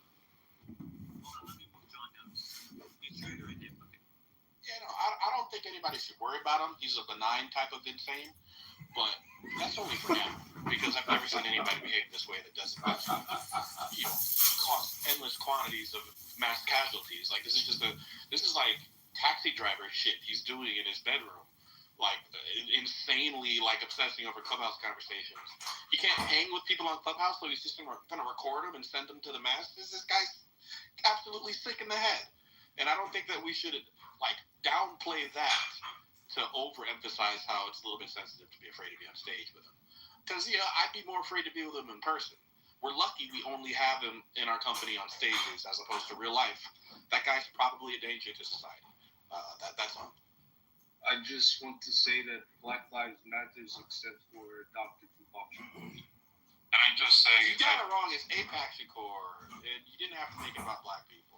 Let me just say this real quick. First off, Dr. Articulate, I don't know if we shared space before, but I'm going to say this. I put a new poll up. Wait a minute. Is Kush still... Hold up. Kush still... I'm following him. He's following me. This could only be one person, but I'm not going to say anything just yet. He's trying to come back up. Is it... Hold on. I'll text you. All right. Well, I put a new poll up. Is John Kitover insane? But Dr. Articulate, back to you. I have to be honest with you, bro. That was probably the most spot-on description of John I've ever heard. I just want to say that. I appreciate you. but for me, first off, I'm never going to meet John. He's not in my city. He's in Nye City, Hakima City. They got to deal with this guy. But he's not going anywhere. So I'd rather treat him with kindness than punch down on him. Yeah, you want to be the guy where, like, the day class starts, he goes, hey, you might want to stay home today. I feel you. That's a good play. I did that in high school. Like, you got to overglaze the clear problem just so, he realizes you're his friend. This guy, he always had my back. JP never did me dirty right before he sends a bunch of packages into the mail. Like, this guy's nuts. Kitover doesn't know where I live, so I'll say it. This guy's going to murder somebody one day. There's no way he isn't. He might have bodies right now. Some poor ghost has to listen to all these Clubhouse messages in his house. Just John Kitover freaking out over Clubhouse. This is insane. I've never agreed with Dr. Articulate so much. Well, I'm going to bring John back up. John, try to be polite and don't interrupt other speakers. Yeah, I totally don't even like the fact that you have a title called as Kitover Insane. And the former speaker... he projected on me. Everything he just said, which was vulgar and disturbing about me, is probably an inner reflection of his own personal psychology. That's not me. I just read to you Marcus Aurelius, some divine wisdom. This guy just lashed and hard and gossiped and dramaed all over me. But that's okay. I like being the center of attention. So please proceed. Yeah, I know you love it, yeah? It's very Charles Manson of you. You just, listen, I'm not saying you don't have a good prose, John. Like, this is the type of crazy that gets people listening. But it is crazy. It's crazy. Well, that's your projection, sir. You may not like my content, but that's a you problem, not a me problem. I'm perfectly happy and satisfied with who I am and what I'm doing. I'm running for Congress, you schmuck. What are you doing with your life? Gentlemen, hold on a second. I changed the poll because he's right. I shouldn't have put his name. People who stream you just felt the bomb coming. You're like, hold on. Listen, my mom didn't raise a dummy, bro. So I put a new poll up. Are people who stream Clubhouse insane or normal? Mas, who are you? Yeah, I think it's known as Clown House for a reason, isn't it? Clubhouse or Crazy House, whatever. That was so insightful. Thank you.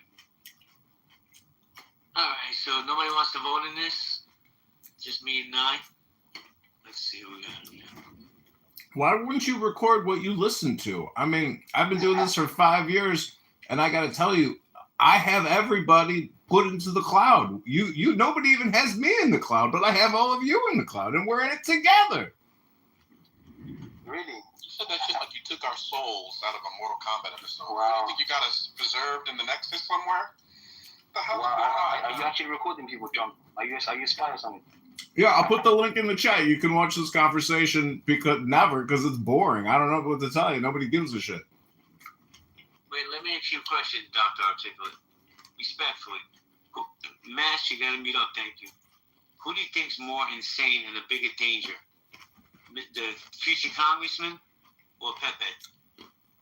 Oh, for sure, future congressman. Pepe, the problem with Pepe is as racist as he is, no white guy would want to be him. You can only be a scary racist when you don't look like a virginal incel. Like, Pepe literally is just, he's not living a good enough life to even offend me with an N-word. Like, his N-word just doesn't hurt. Because it's, have you heard Pepe talk? You just feel bad for him. I don't care how marginalized you are in America, you don't want to be Pepe. So, he's probably not a danger to anybody but his mom. So, the guy running for any type of power is definitely more dangerous. Oh, he's like his dad, yeah? Oh, okay. Pepe will probably kill his mom one day, but other than that, don't blame her for him being him. That's the right Pepe arc. Well, at least I got that going for me. Thanks, Dr. Articulate. You got my vote. I gotta tell you, I like Dr. Articulate. I don't know if I shared other politics. Thanks, Dr. Articulate. At least you're keeping it real. All you can do. And like this, I'm certain there were like some Germans who weren't Nazis that kind of just realized you just gotta, at a certain point, you gotta recognize you've lost and just tell people the truth on the way out. Hope you don't go first. So, Dr. Articulate, why do you think people in chillism are so angry and mad all the time? Because they're dumb. Like, if you ever met like a dumb person, when you call them dumb, it's like you called them the N-word. And like anybody that gets mad about being called dumb is usually pretty dumb. And this app really underestimated how many, I don't want to use the word dumb, but misinformed, curious about the world, but lacking an opportunity to learn. So wait a minute, Dr. Articulate, you're saying that there's online for a conversation, and I'll take responsibility for this. People like me who are shocked at how little people know about things might have traumatized them. And so now, like, all of these, there's so many rooms and spaces online of dumb people crashing out. I think that's interesting because because they're winning. Look at if you have a high. Hold on 1 second, please. So I want to say hello to Trayvon, Bree, how you doing? Courtney, Chrissy, good to see you. I'm surprised you're in here, Chrissy. We got the Preceptor in here. Guys, you have pink tickets, and I don't know why you have a pink ticket. Rose, Anson, nice to see you, Captain. How you doing? Royal, what's up, Anson and Connie, too? And the Pink Pill. If you guys have pink tickets, cash those in. This room will not stay with you the rest of your life. You will forget it as soon as you leave, I promise. But we're going to go popcorn style. I'm saying that Dr. Articulate is correct because look at that book in my PTR, Meditations by Marcus Aurelius. The higher your IQ, the higher your EQ. So if you want to be more emotionally resilient and emotionally intelligent and not find yourself getting angry and frustrated all the time, you'll read what's called books and raise your IQ. But John, let me ask you a question, right? If you know it bothers people and they feel disrespected by you doing the streaming, why can't you just stop? Because I think that their opinion of being disrespected is disingenuous, and I become the target of their boringness. I become the dopamine for them because they have no better place to put it. So it's not a me problem, it's a them problem. I would ask you not to stream this room, but I know you're not going to listen.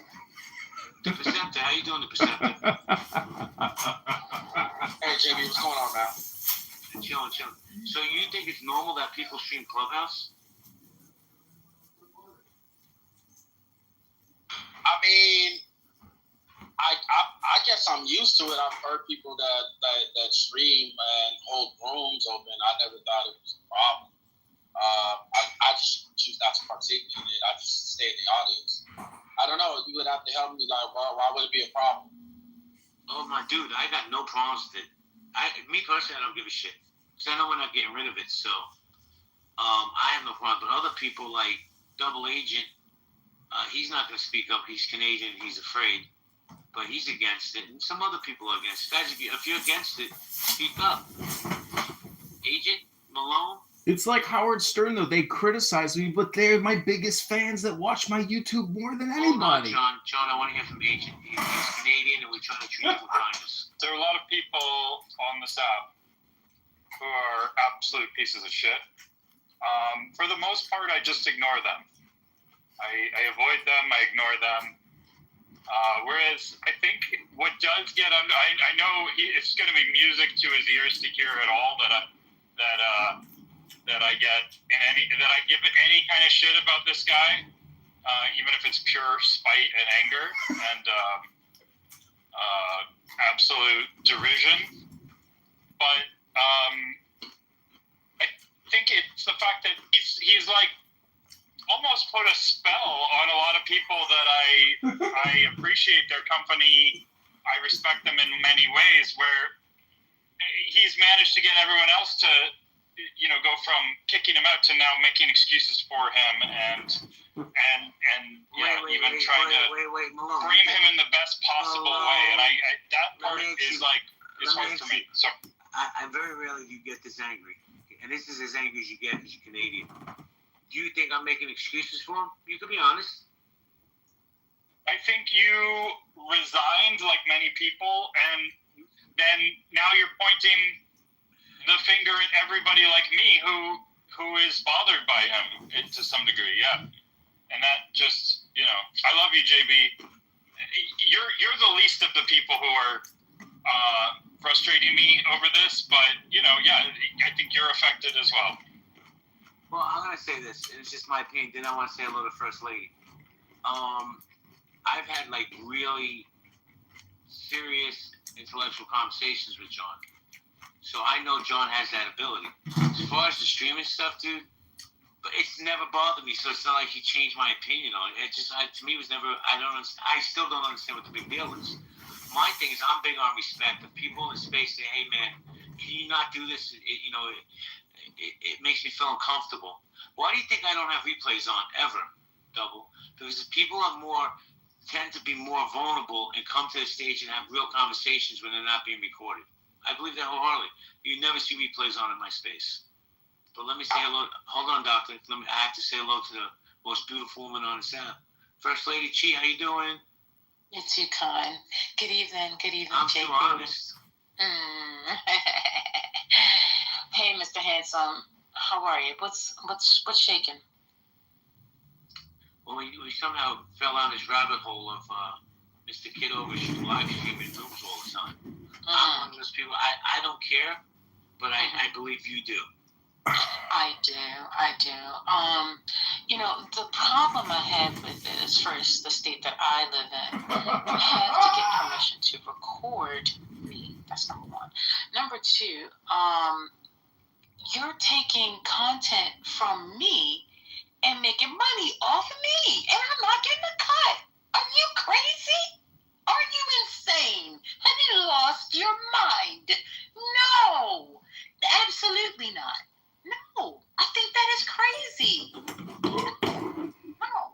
No.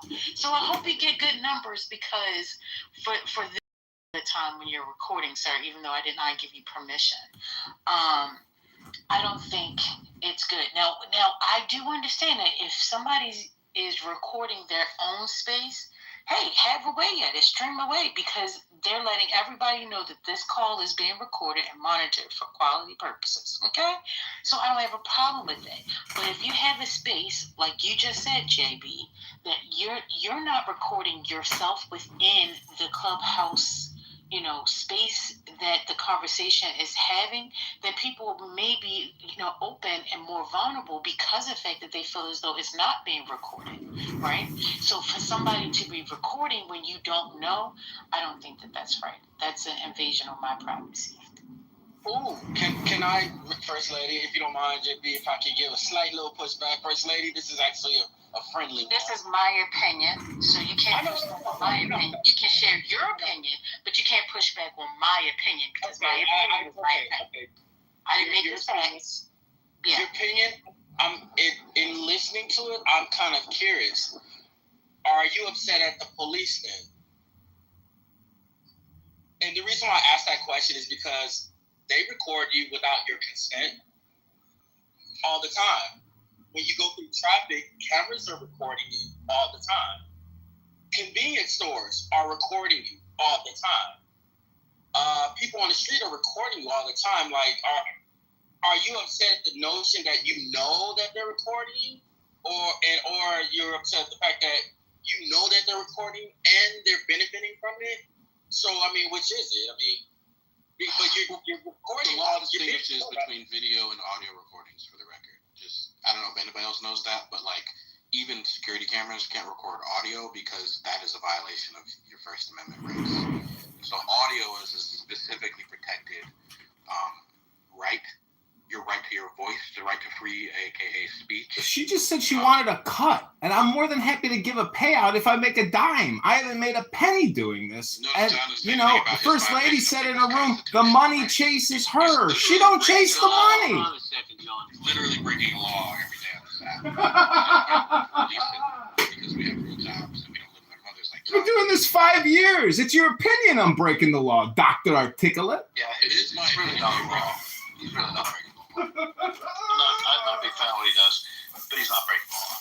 When you look at single party, when you look at one party and two party laws that govern recording audio, they all state in a private conversation. So if you're in a public forum and it's being recorded, that's not the same thing as a private conversation with two people where only one person consents. But I get it. So but we're in a new. But I mean, you're a smart guy. Call it what it is, and be honest. I was gonna get there. Well, according to the Clubhouse guidelines that was spoken tonight at Town Hall, it is against their guidelines. So I don't know. Talking about law or whatever, I know for the state that I'm in, you cannot record me unless I give you permission to. If I'm in a space that is not being recorded, right, then that means that you would have to get permission from me to record me. Period. I don't understand what's the math and why people can't, add 1 plus 1. The law is a private conversation. This is not a private conversation. Sure. So it's not true that your state would make this particular case. Sure. No, ma'am, I'm just telling you the law. Did you hear what I said about the guidelines? The guidelines are not laws either. The guidelines are also... The guidelines, if you break the guidelines within this, then that could actually be taken to court. You're not... What are you, a fucking defense attorney, Mike? You know this guy is a fucking maniac? He's unethical, Mike.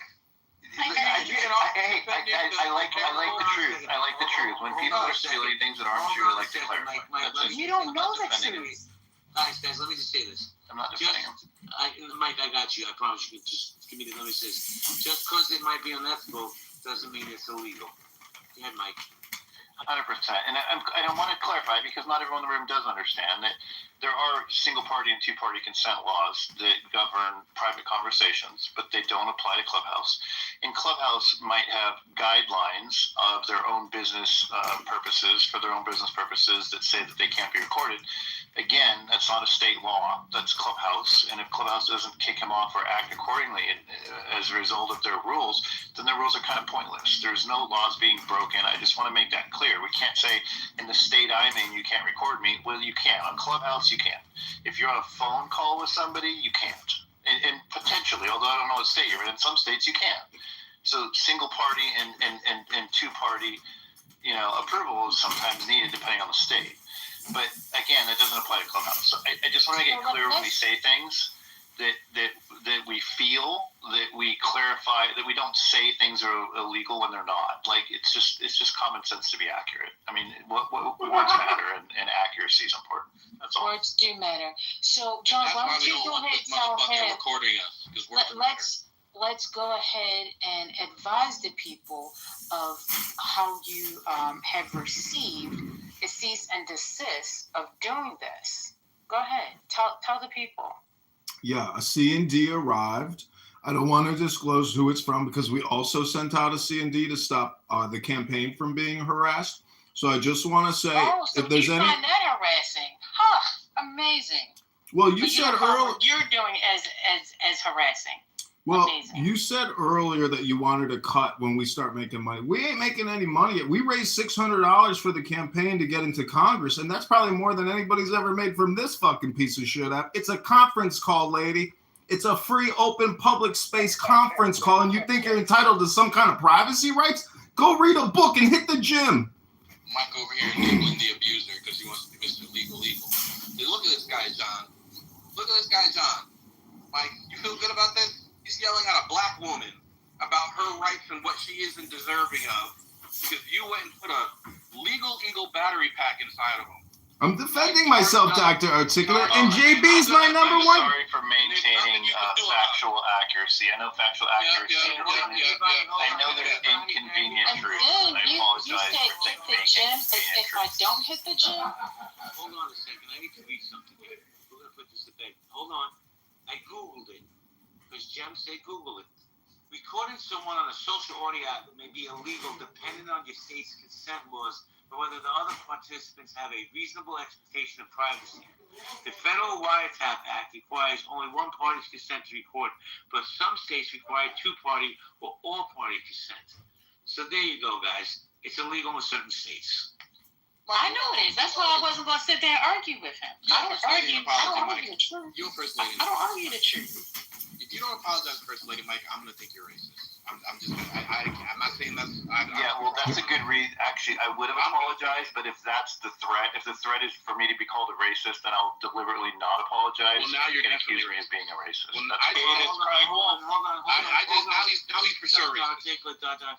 That's confirmed now. Hold on. You can believe what you want. The man's definitely not racist. But let me say this.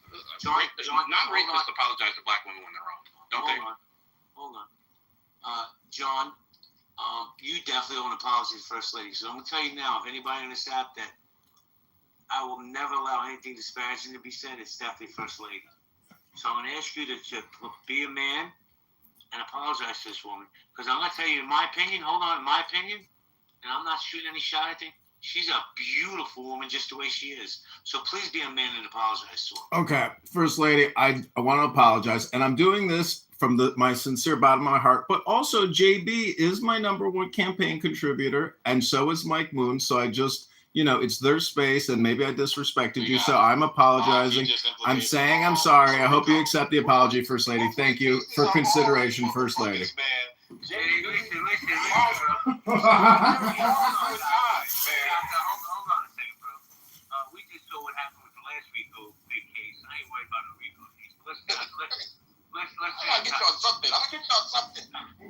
Let's stay on topic. I want to hand the mic to this First Lady. Then I want to say hello to Cackles and T.O. First Lady, did you want to chime in again? Well, thank you for the apology, Mr. John. I appreciate it. So yeah, thank you. And it's okay. I really don't need an apology from Mike. I understand he was saying what he was saying because I understand that part of the law as well. But I had already did the research on this, and that's why I was saying it. But it's all good. Peace, love, and happiness. Thank you. Thank you, Dr. Articulate. I appreciate you, brother. I got you back in rooms that aren't yours. When I go back to your room, though, I'm gonna act up because you do me dirty in there. But that's not for mixed company to hear about. Listen, bro. Anytime she comes to my space, it's her room too. But let me say hello to Cackles and T.O. Cackles, what's good? Cackles? Hey, yeah. So I was just, when you guys were all arguing about whatever, I had a ChatGPT listening in, so I figured I could let it give a response to literally everything it heard, since this is what we're talking about anyway. So I'm gonna just pause it for a second. All right.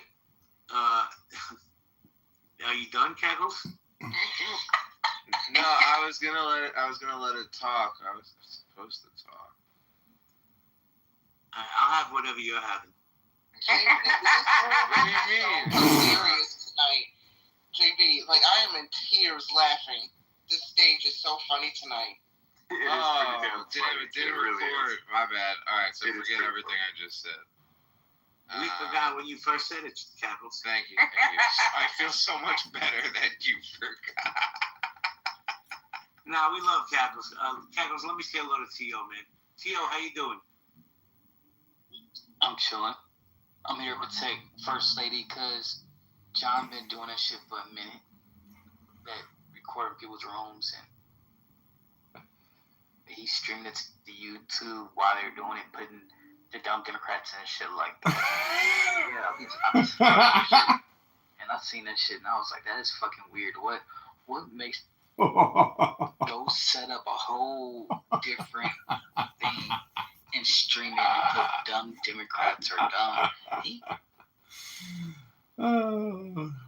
That was one that really has stood out. And I'm like, the fuck you streaming to YouTube for? What's the point? Well, I can't answer them. I'll give him a chance, T.O. And first of all, it's good to hear from you. I haven't heard from you in a while. But see, here's one of the mistakes that us men make on this app, right? We see somebody like First Lady, and we're like, oh, she's pretty, so she can't be that tough. Yo, First Lady will take down some of the biggest men on this app. She's no pushover, trust me.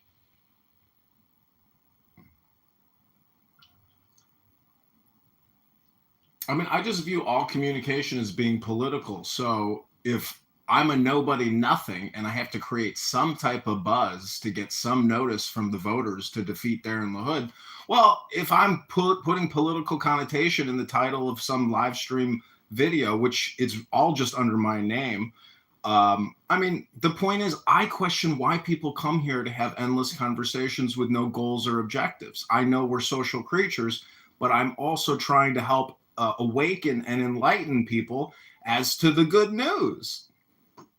And that's that I'm running for Congress, of course. For some people is to come on social audio and listen and engage, or listen to learn, or just be entertained. There's something for everyone on this app. Whatever you're looking for, you can curate your experience on Clownhouse. And that's the objective. The objective is to find your tribe to vibe out with. And most people, dare I say, everyone who uses this app, that is the objective. Even your objective is to record folks who are vibing out with their tribe, and then to come in their spaces and mock them. See how that works?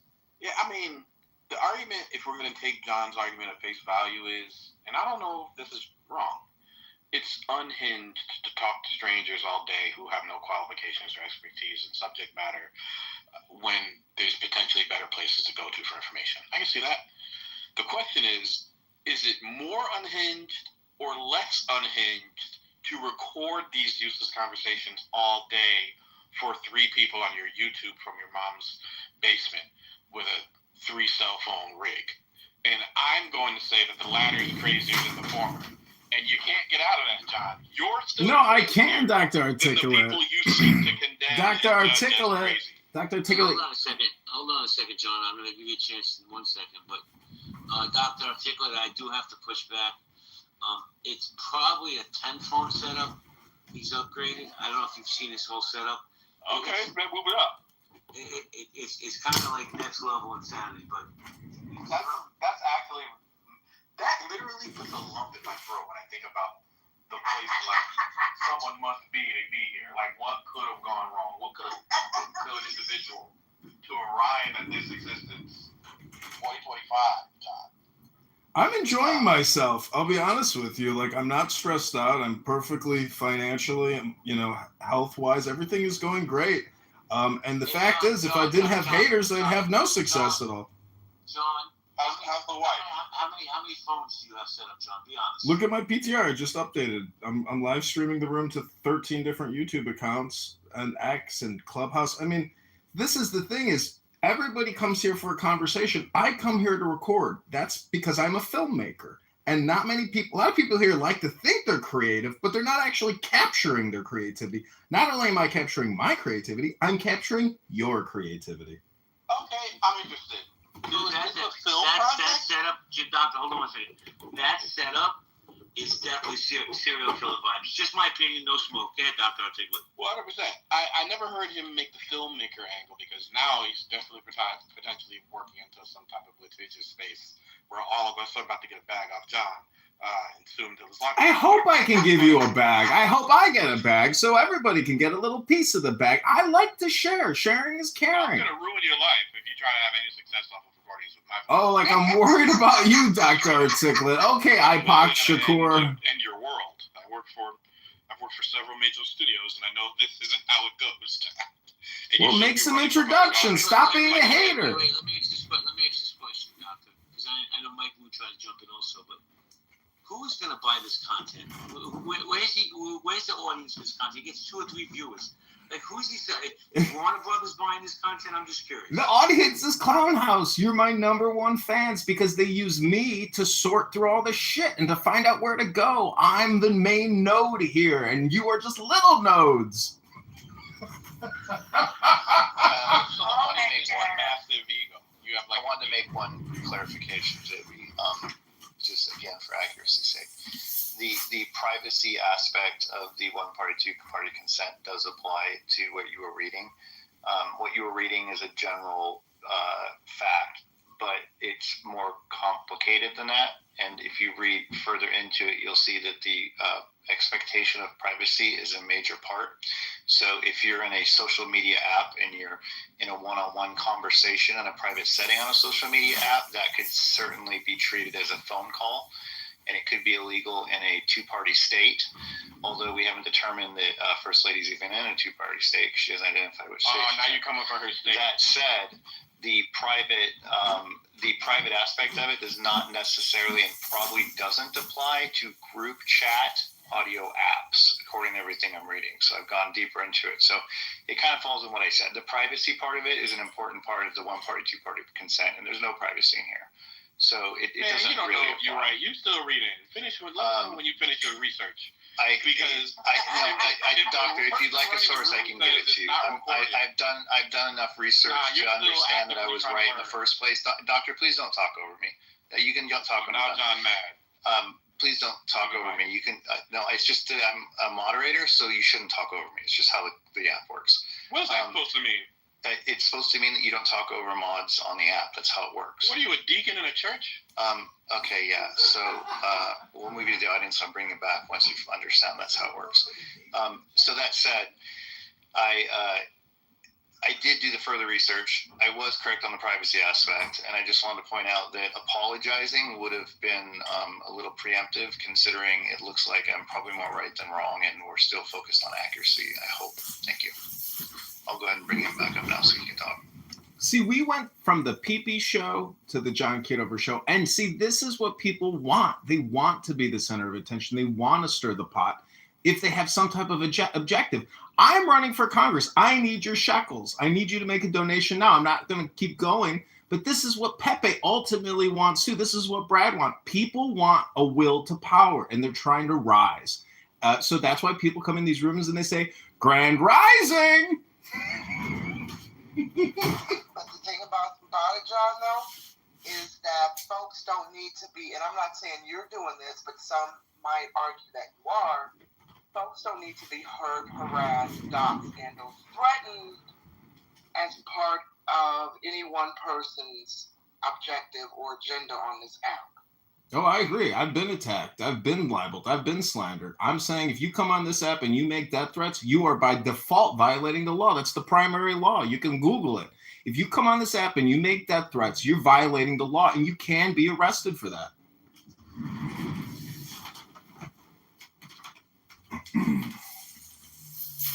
I'm just here to say it went from someone saying, oh, I'm right and you're wrong, to someone saying, well, I'm more right than I am wrong.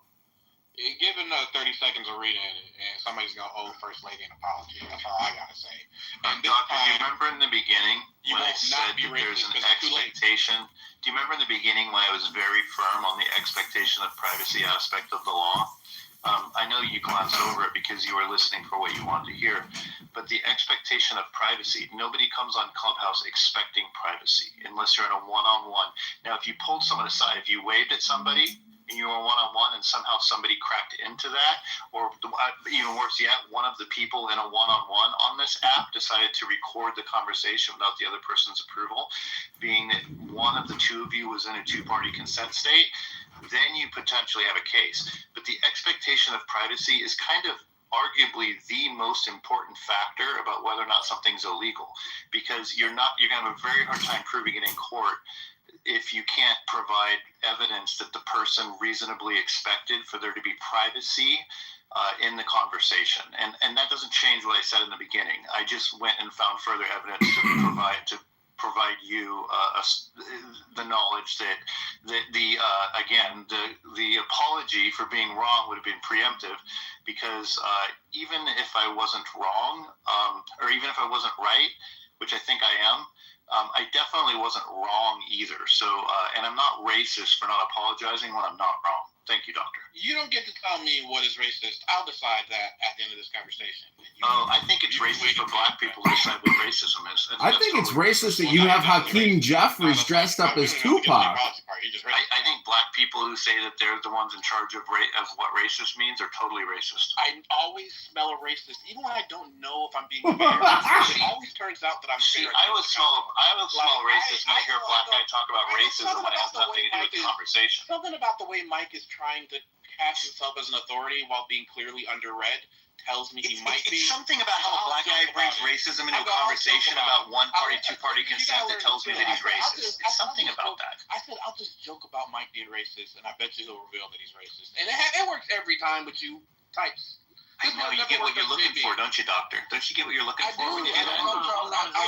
I do. I smelled it on you. I smelled it on you, Mike. Hold on. What? And I'm asking sincerely.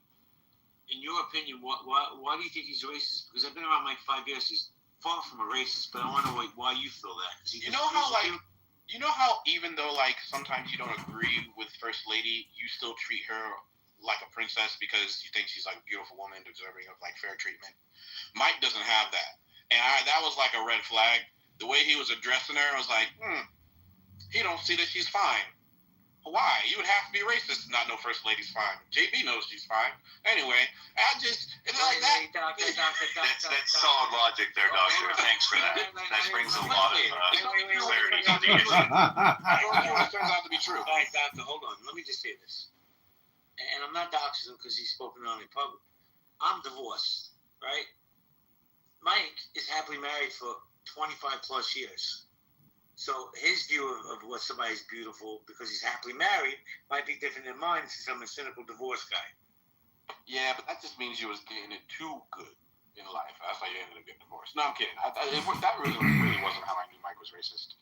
I actually didn't know he was racist, but I had a feeling probably because, look at that picture. That guy can't be great.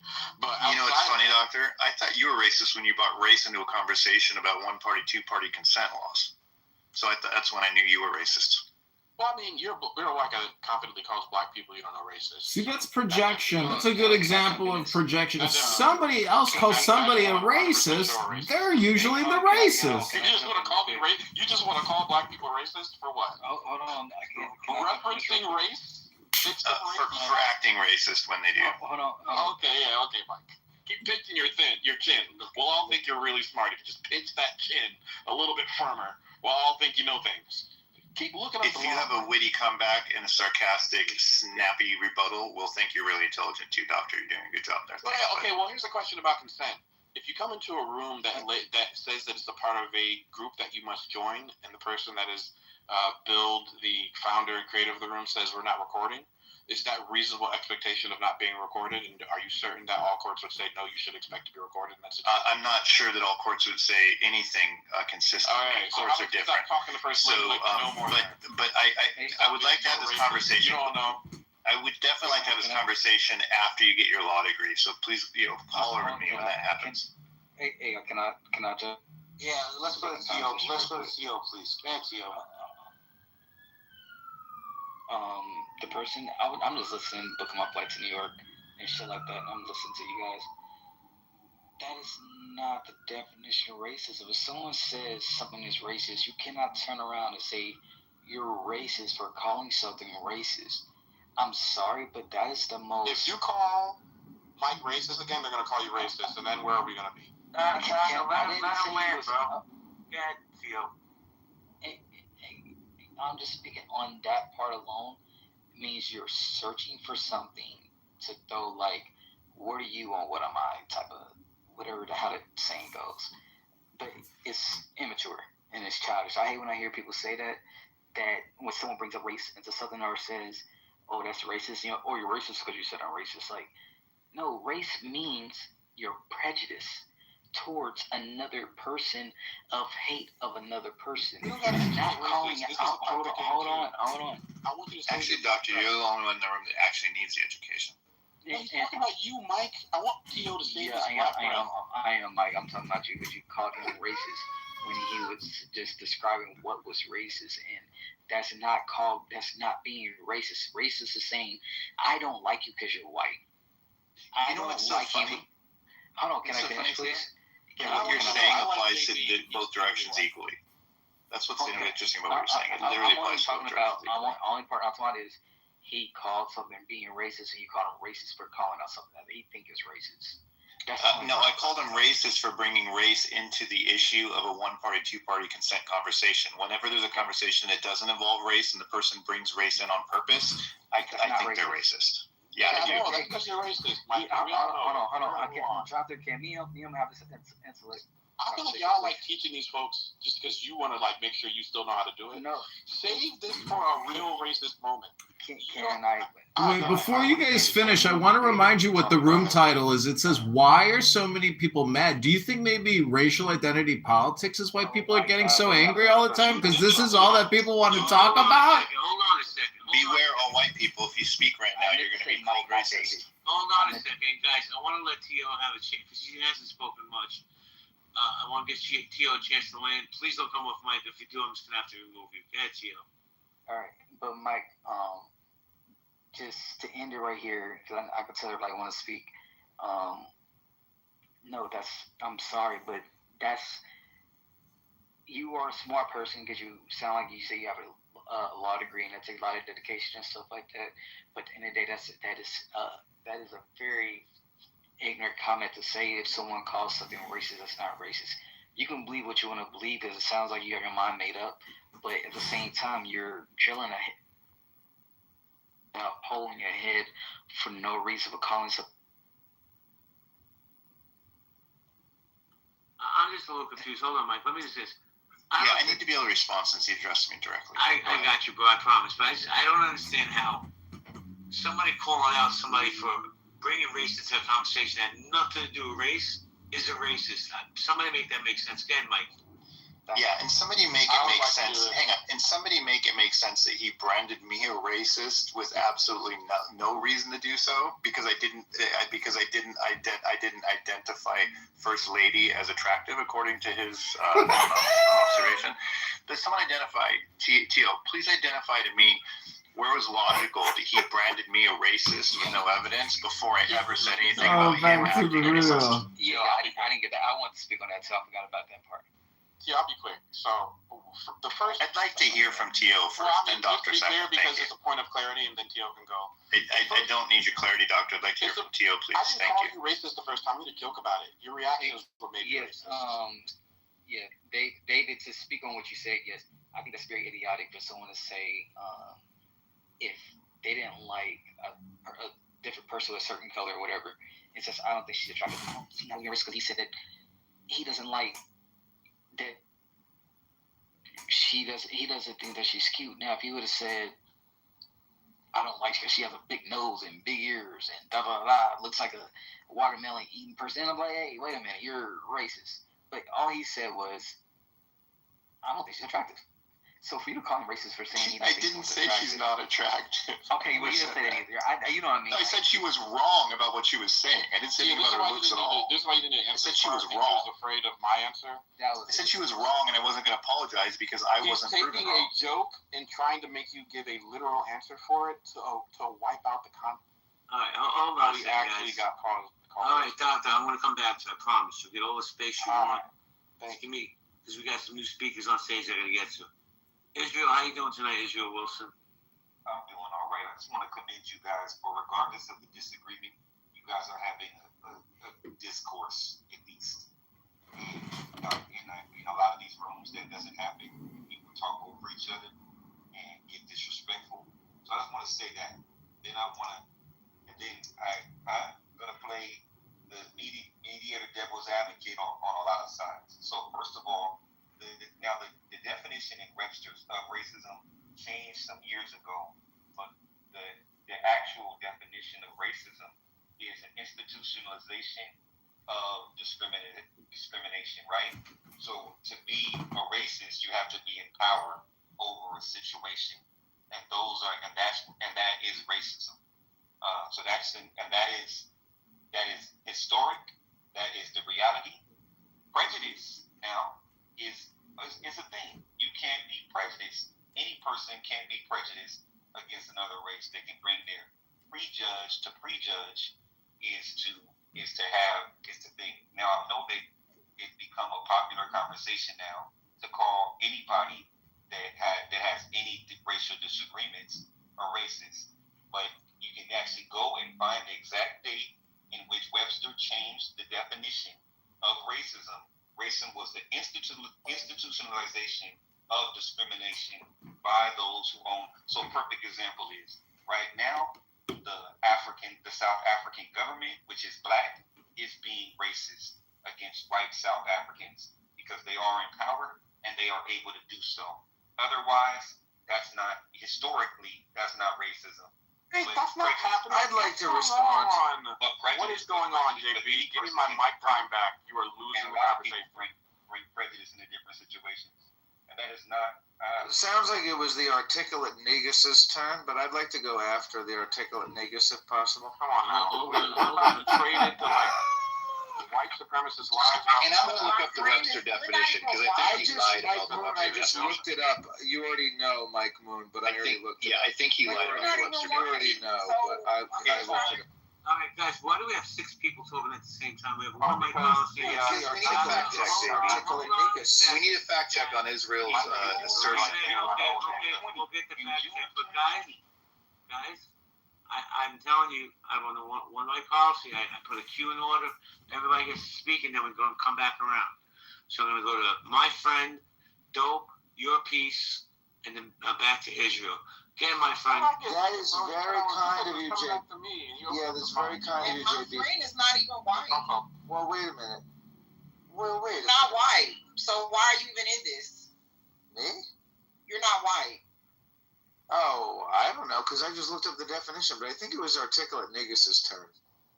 Let it be shown. Oh, he left. He got butthurt and left. I didn't leave. I got booted. Oh, I see. You're back. Let it be known that I defended the articulate Negus. I mean, you say my name like you really like saying it.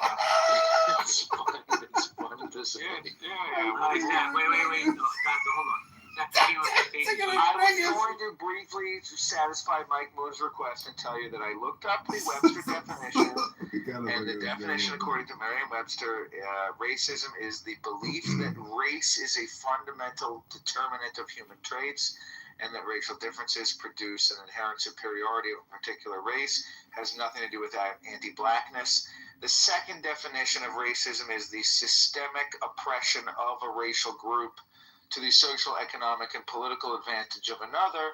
Still has nothing to do with anti-blackness. So racism When you suppress another group socially, economically, hold on a second, guys, Doctor. I'm gonna go to your pieces. I go to ladies first. Your piece, how you doing, hon? Your piece. Hey, how you doing? I was about to walk away because I wanted to take a break because I want to respect the space. But I'm going to go ahead and speak. I'm going to be short. To the person who was just speaking, I appreciate him reading from the dictionary. But I thought this was, no shade, I thought this was white people telling black people what they felt that racism was. Systemically, if you purposely, for example, redlining, try to exclude a group economically or socially, which redlining is a social discrimination.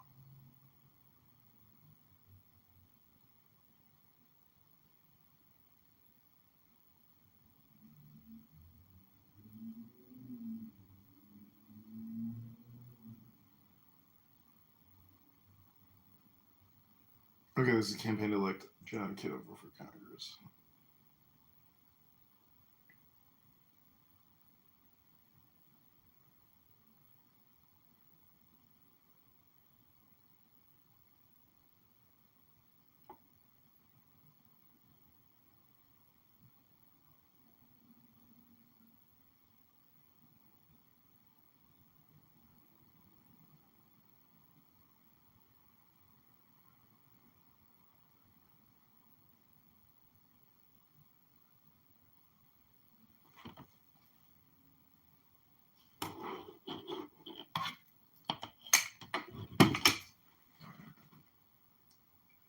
Like he did, and I was there when it happened, they were acting racist. They weren't acting racist from a systemic standpoint. That's the third definition under Webster. They were actually acting racist under the first two definitions, which involve somebody's race and characterizing them based on the race that has nothing to do with the social status of the power. So to conveniently label a definition with the third version that you agree with and to ignore the first two and say that those don't somehow apply is misleading at best and a deliberate mischaracterization of the definition at worst. I got you. Hold on 1 second. Or means that still applies. Your piece, let me ask you a question because I'm curious. You said it a few times. Doctor, bro, chill, bro. You got all night. I promise you. I don't have all night. I want to go to bed. I just want to talk to Mike real quick and then go to bed. I want to go to bed too. You can talk to Mike in a second, bro. Give me a second, please. Thank you. Your piece. Why do you say that my friend is not white? He looks white to me in the picture. My friend is not white. He does not look white. And that could be me being prejudiced and misleading, but he does not look like a white man to me. What does he look like? He could be white passing, but he definitely looks like he is of Jewish descent. Okay. All right, thank you. Let me go to dope and then I'm going to Wow, you did it again, JB. I'm about to... Bro, let me tell you something. I'm about to leave this club. All right, then have a nice night. That sounds like a racist interpretation of my friend. Well, I want to go to dope because dope's been on stage for about 45 minutes. Hasn't had a chance to say hello to anybody yet. What's up, dope? Hey, what's up, y'all? I'm just enjoying the conversation at this point. It seems like we're talking about who can be racist or not. So it's just a classic, another edition of racism debates on Clubhouse. I'm here for it. Everybody else, someone could go. I'm not hogging the mic. Thank you. I want to go back to Israel because Israel didn't get a chance to land. Israel? Yeah, so Mike, I just want to say to Mike that definitions can change over time. And that there have been changes to the definition. But if we go back to that, so let me frame this like this. I'm a political scientist. My years of study focused on race, mostly around Nazism and things like that. My professor was Stephen Eric Garner. He was a survivor of the Holocaust, and I had a lot of time to spend. And when you write papers on history, you have to use first-person sources, and you have to use direct statements. His title is Chief Quack in Charge. No, I'll be nice. Let me give you his real title. He is Florida's Surgeon General, okay? And he was appointed by DeSantis. So he said that it is slavery. And then he goes and listen to this quote, Every last one of them is wrong and drips with disdain and slavery. That makes no sense. If I was standing next to him right there at that podium, I just would have slapped the shit out of him. It's like, what the fuck are you talking about? Can you say that line again? And drips with what? Okay. Every last one of them is wrong and drips with disdain and slavery. That's a quote. That is crazy. So it also says he altered data in a 2022 study about COVID vaccines in an attempt to exaggerate the risk to young men who received them. See what I'm saying about this? This Negro should be in jail. And he up here talking about we need to get rid of vaccines. And he's altered data in a study to make it lean more toward being a risk to young men. That's Satan right there, right? He said, and he also has been accused of peddling scientific nonsense. He says another quote, people have the right to make their own decisions. Who am I, as a government or anyone else, to tell you what you should put in your body? Our body is a gift from God. What you put in your body is because of your I almost choked. Because of your relationship with your body and your God. Okay, let me see if I can finish this out. Hold on. Let me finish it out. Okay. He condemned lockdowns and vaccines requirement for the coronavirus as a time when, quote, when crazy things did happen, is what he said. And said that growing skepticism of vaccines, were reflections of God's light against the darkness of tyranny and oppression. Formerly affiliated with the controversial ultra-conservative America's Frontline Doctors Group, Lopado has long railed against COVID vaccines. In 2023, after faking his study, he urged Florida residents to ignore public health advice and reject the mRNA booster shots that he falsely claimed had not been tested on humans. Several of his other positions on public health issues, such as promoting the removal of fluoride from drinking water and urging parents to reject measles vaccines for their children, have been called dangerous and a disservice to Florida residents. Let me see if that's the end of it, because a paywall came up. The amount of fluoride in the water, though, it wouldn't cause that much effect. Remember, we had this argument back in another conversation. Remember that when somebody was talking about this? No, I don't remember. First of all, I'm being serious. We were talking about this because remember somebody was saying, "Oh, fluoride causes people to be sick and blah blah blah," and we were saying the amount of fluoride that's actually in water is not that much that it would cause people to do this, because fluoride's been in water for like 50 years, and it doesn't cause that much. It actually helps. It actually, right. In fact, the reason why we don't have problems with our teeth now is because we have fluoride. And if you look at Europeans, because they don't have fluoride, they have terrible teeth. Have you ever seen their teeth? Terrible teeth. Yeah. I'm sorry? I said, have you ever seen their teeth? It's terrible. Yeah, they're awful. They're absolutely disgusting. Their teeth are jacked. Period. Yeah. So the last part I'm going to say also is this quack science and this quasi science is really scary to me, because you guys don't understand what the long-term effects of all of this is. It's not, oh, well, okay, this is going to be over once this administration is over, and then this all turns back the hands of time. No, the effects is going to be 10, 20, 30 years down the line. And then the people that you have to now put back in place to try to refix all of this, and now the people who you have to now reset their minds, and the young people now who have been convinced of all this quasi nonsense, they are now going to spew this crap to the next generation of children of this nonsense, because now people no longer believe in data and science and facts. because all they believe in is X and bullshit and alternative facts. I'm tired of this. Can I also throw in, this not a discussion about COVID, but to be clear, he was promoting ivermectin, and what was the other one during the COVID breakout? So, yeah. Ivermectin, isn't that the horse pill? Oh, another thing, Florida doesn't have fluoride in their water.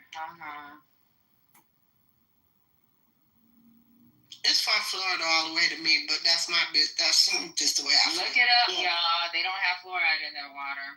Yeah, he was promoting hydroxychloroquine. Yes. And ivermectin, and refused to wear a mask when meeting with a state senator in Florida who is undergoing radiation treatment.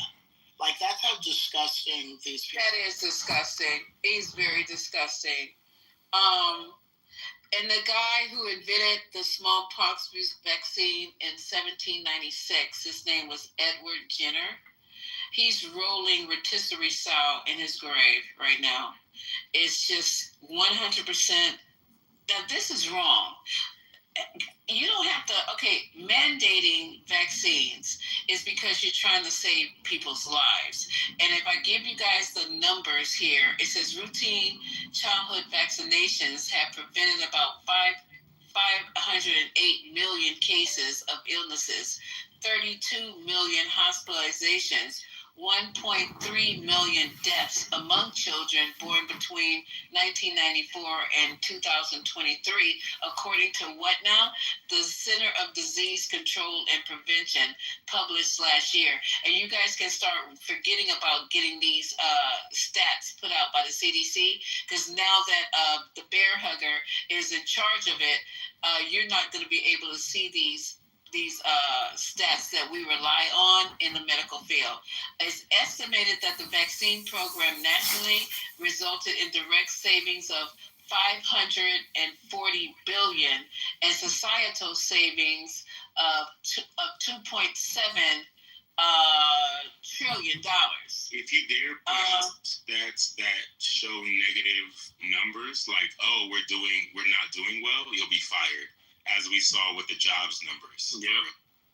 It's right. It's the sad thing, like, not having these mandates is going to lower herd immunity, and some of these vaccines are combo vaccines, and these people don't realize that, like, they're screwing themselves in addition to screwing other people. Like, they're going to hear what it sounds like for their child to be racked with coughs from whooping cough.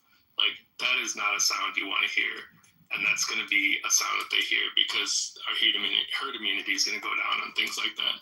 Well, when you fire the entire 17-man board, when I say man, I'm not talking about men, but the 17-person board of advisors, people who are actual scientists in their field and experts in immunology, all 17 were fired by RFK because they pathologists, right? This is what's going to happen. And all these people were the ones who literally made the decisions on the actual vaccine schedules on a yearly and annual, not yearly, but also on a how the cycles worked. So we're not going to see this anymore. We're also not going to see the data that CDC used to put out publicly on how vaccines were working. They used to actually publish all these leaflets on how things were looking. They would publish all, like, go get your influenza shots. They were literally putting out now that you could go get the shot for to prevent you from getting I know what I'm trying to say. Oh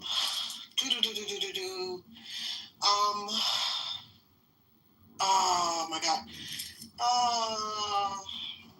And I've had it several times, which is sad. I'll think of it later. But I'm just saying to you guys, these things are really important at the end of the day, and they prevent people from dying or having really adverse effects from a lot of these communicable diseases. And it's sad that we're not understanding the bigger picture. We eradicated polio only 60 years ago. Polio. We're going to literally get back polio. The measles numbers have already started to jump. They've jumped in Texas. They started to jump in, I think, St. Louis. We're going to start to see literally childhood diseases that were almost eradicated literally are starting to make their way back. Y'all, we get ready to catch up. A question I have is, so how do you combat this? How does the opposition reverse this or go against what's happening? Vote these sons of bitches out. Like, I don't live in Florida, but the problem with it is that these people travel. Now, you see, if you're that confused where you won't have your child vaccinated because you think it's voodoo science, and all these people have been fine all up until now. Okay, like I said before, in 1796, the smallpox vaccine was credited to Edward Jenner. So all this time and all these people that have been vaccinated over all this time, all of a sudden vaccines are the devil are slavery. So if you're not going to give people a mandate to have their children vaccinated, and you and your wacky crew and your wacky clan is traveling all over, they're bringing that shit to all the rest of us in other states. We should ban people. You know what? New York and California, you need to have your completed and up-to-date vaccination card before you fly or travel to the state. Just like they check you at the airport, put your fucking vaccination card on here. Like didn't they do that with COVID, you guys? Didn't you use your COVID card to fly? Am I right or wrong? I don't remember. I didn't fly. Yeah, you did. So how do we? So you said, how do we combat that? Actually, that's a good question, and I'm going to do some research because we actually had a measles outbreak here in Minnesota in the Somali community. Like, the community is very tight knit, and somebody who was anti-vax got into the community, and so it spread in the community. But the numbers went down later. I think it might just be time, and seeing people devastated by sickness. I think that's the only thing that's going to, turn it around. People have to die first. Yeah, I think so, unfortunately. This is hell. This is literally hell. People have died already, though. When we're talking about COVID, that didn't sway them. So you're right, because a lot of people said, I'm not kidding. I'm never going to the hospital. And next thing you know, they're intubated, begging for their lives. Please save me. Please, whatever you do, don't let me die. Okay? Yeah, but a lot of them, when they found out Trump's ass got a vaccine, they did it too after they found out he did it. So there's some background which may help the discussion. When you're talking about anti-vax parents or anti-vaccine parents, there are a couple of phases in the child's life where they tend to break down. So if they don't initially start getting the vaccines, initiation of school is a big one. That one is going to be eliminated because of let's presume we're in Florida.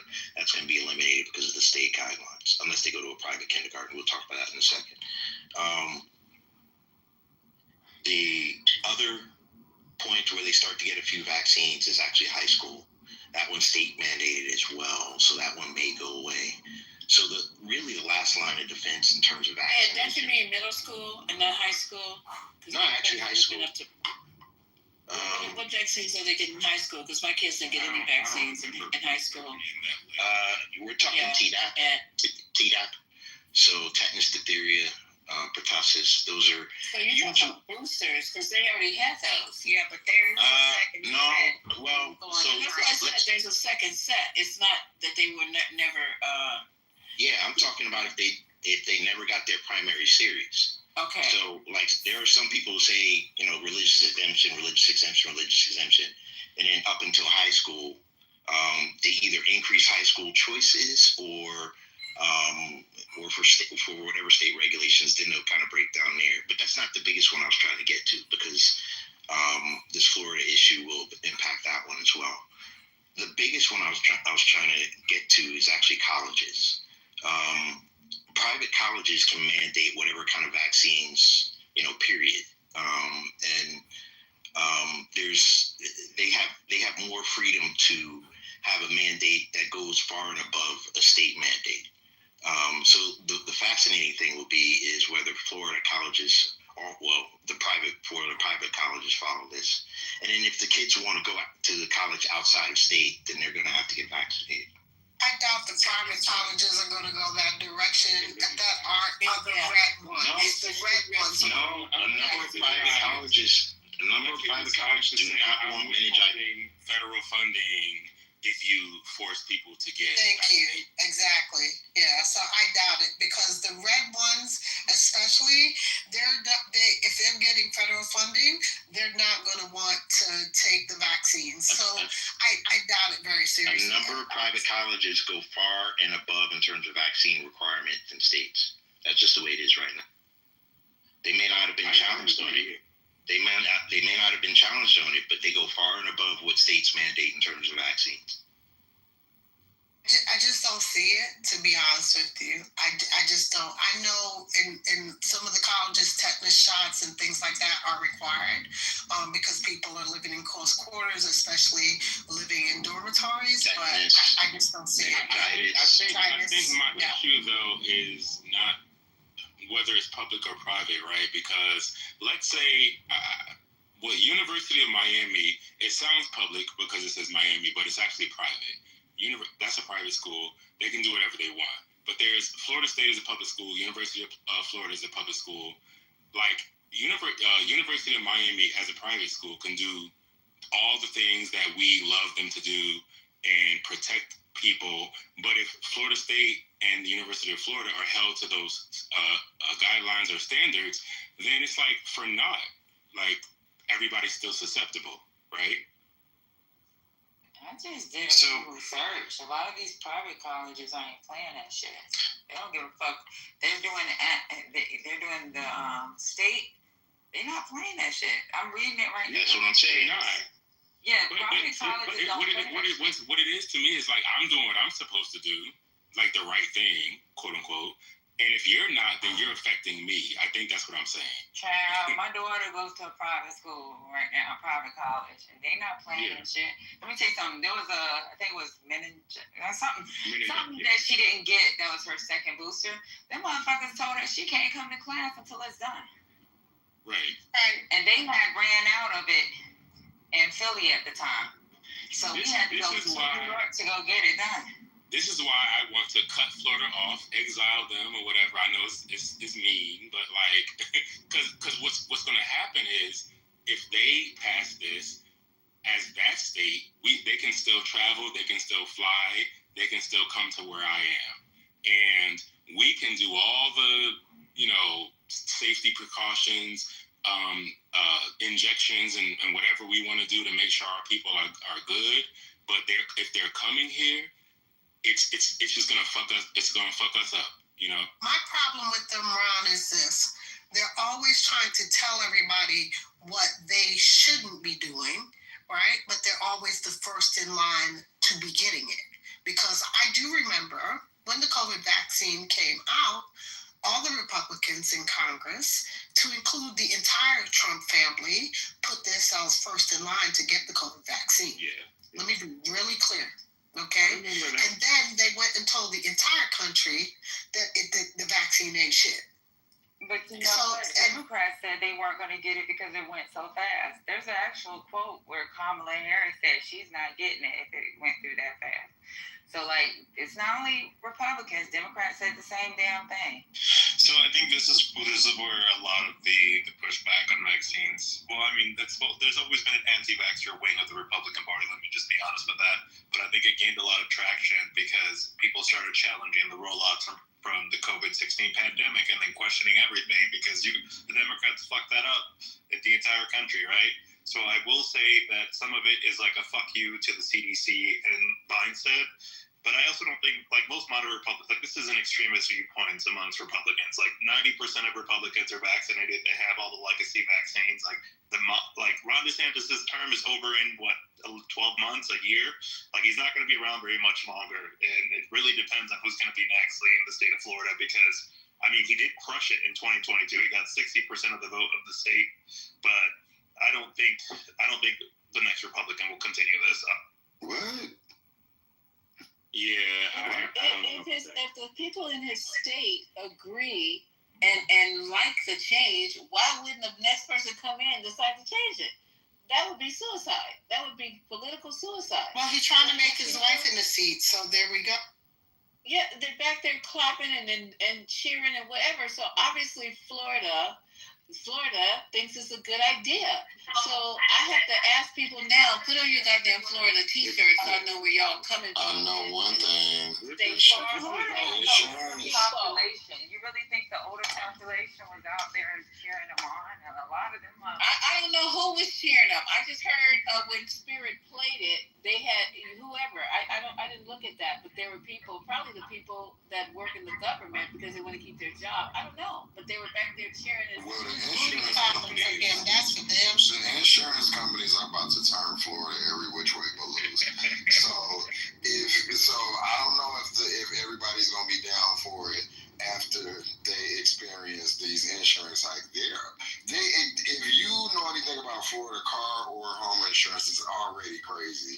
What they're about to do to these people for health insurance, Well, most of them have lost their flood insurance. They don't even have it anymore because they pulled out on the flood insurance, and they've jacked the car insurance because some of the car insurance premiums they pulled out of. So I mean, right now, Coach, let me ask you this: if people's insurance go up, like maybe even $50 to $100, are they going to be able to tie it back to Trump and these policies? Because I don't trust that they're smart enough to know that that's the reason why their policies went up. I think yes, because they know what. I mean, these people ain't stupid. They know that they're stupid. They're stupid in the way of like certain things, but they're smart in the way of knowing. Okay, when this person came in, I was able to get this, and then when they left, I wasn't able to get this. I don't know that I believe that. I feel like they know. And you know what they're gonna say? Democrats. Even if it's not true. Because most of that stuff ain't gonna go into effect until next year when Democrats, the closing of these little small clinics and shit, that's happening now. I feel like they're getting, especially the older people, because they're the ones who's gasping the most. Especially like the lower Texans, they getting it real bad. Like that little I guess where Trent live, they tearing their ass up in health insurance, and I mean what they're gonna learn is that they think the insurance companies are like partisan, like Republican. No, they're not. They want the bread. And isn't what most of what they took away is not going into effect until 2027? Is it 2027? Some of it, but a lot of the stuff is preemptive. So like with the funding, the hospitals and the clinics, they already know. So they've already started making the announcements. Hey, we'll be closing at such and such date. They know, they already have their budgets and stuff planned out. So no, I mean a lot of this stuff will kick in. I hear you. That's going to be some that are affected now with the hospitals, but then on top of that is going to come whatever they voted on in 2027. And if Democrats are in charge at that point, they're going to blame the Democrats. Because I'll say this, I can't say who they'll vote for, but as many people as I deal with, they know, they understand. Now they may still vote against their own best interests, but they know. They really know now because even in so he changed a portion of the Health Care Act, like a little portion, and it has to be stated. So it's like and it says that it changed from the Biden administration to the Trump administration. That wasn't really never there before. So they know. Now I don't know what they're gonna do at the polls, but when it comes to healthcare, they know. And healthcare has made sure they've been very blunt kind of with them about it. I've been actually surprised at the language that they use with the people. They let them know this is what's coming down the pipeline, and so get ready. Okay, so I'm sure, let's wait for a couple of more days or whatever, because the seniors, isn't Florida the capital of old people? They're going to come out and say this is fucking ridiculous, because they're going to be put at risk. Not only are the children, but the elderly are going to be put at risk, and it's ridiculous. And there's another part of this article. Florida, oh Lord, this is crazy. So David Jolly, a former Republican congressman who is running as a Democrat to succeed DeSantis as governor when he's out in 2027, posted on X that he believed that Lopato's tenure could be limited. And he said the next governor gets to fire this guy. I know I would. And then he goes, listen to this. And I know he must be high right now. Hopefully Byron Donalds or Paul Renner would do the same, he wrote, referring to two high-profile Florida Republicans who announced their candidates. Well, first of all, Byron is not going to get elected, but he would never throw this out. Never. Okay? He's a bootlicking, butt crack sucking Trumper. And then he said that Florida's undertakers will now need to plan for a future by increasing their stock in small coffins. Well, he really went out there and said it. John Moore, this is coming from John Moore, a professor of microbiology and immunology at Cornell Medical Center in New York, my favorite hospital. So they're people who know what they're talking about, like somebody who is a professor in microbiology and immunology, the courses that a lot of us either didn't take or failed, and they're typing about, I want to live, I need my rights, I want to live. Y'all need to go back. Y'all need to go back and do some studying. I ain't doing research, just study. Lisa, can I mention something also, just to add a broader context? This guy was Surgeon General in Florida. He was handpicked and fast-tracked by Governor DeSantis because of an editorial that he wrote in the Wall Street Journal about COVID protocols, even though he's not an infectious disease doctor. He was also not recommended by the UCLA College of Medicine by his supervisor because of stuff that went against the Hippocratic Oath. But DeSantis had to find somebody preferably with a Harvard degree. We can't take that away from him. He was a successful man and did, went to Harvard fucking medical school. But DeSantis shopped for somebody who had these type of beliefs to be able to install him as Surgeon General in Florida and put him on a fast track, not the normal approval system that it would take to get a Surgeon General confirmed in Florida. So that should tell you a lot about who this person is. So Political. So Lisa, I was gonna say real quick, I do agree with your statement about like the seniors and basically people coming out and be like, this is ridiculous. But I think there's two clear lines here, right? Like with the COVID situation, ivermectin, that's a very different argument that Republicans are making. They basically went the route, you can't trust this vaccine, it hasn't been tested, yada, yada. That argument does not stand with hepatitis B, meningitis, etc. because most Republicans, number one, already have those vaccines, right? Right. So if you're trying to sell that to a Republican audience that knows that's not true, it's going to blow up in your face, right? It's not the same argument. They're it's a personal freedom and personal choice argument, even because you can still get it, right? Parents can still vaccinate their kids. However, they don't want the state to mandate it. So that's the argument they're going with in this new situation, trying to get rid of vaccine mandates, but it's very different from the argument that was made with COVID. So COVID, you guys are going to end up in mass, okay? COVID wasn't. You always got an excuse for the Republicans. Wait. Trump is not even a Republican like that, though. Oh, he said COVID Yes, was she is. tested on humans. Huh? They said that COVID was never tested on humans. That's what this guy. COVID? COVID? I'm sorry. COVID-19? The COVID vaccine that was never tested on humans. Where do you get that from? Yeah. This is the Pato. This is the guy who's up here telling you that they're not going to no longer mandate. This guy is weird. Let me do some research on him while I'm talking, because Scotty did some, obviously, but this guy's a wackadoodle. I don't care if he went to Harvard. My little brother John went to Harvard, and he's a fucking idiot. He's crazy as fuck. He's Harvard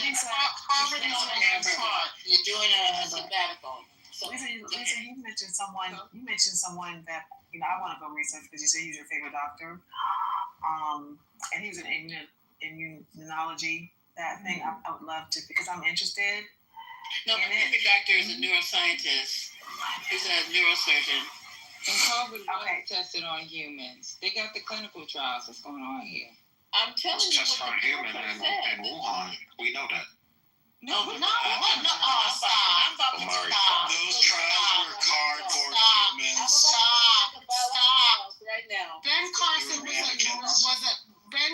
was a brain surgeon too, and he also became director of HUD.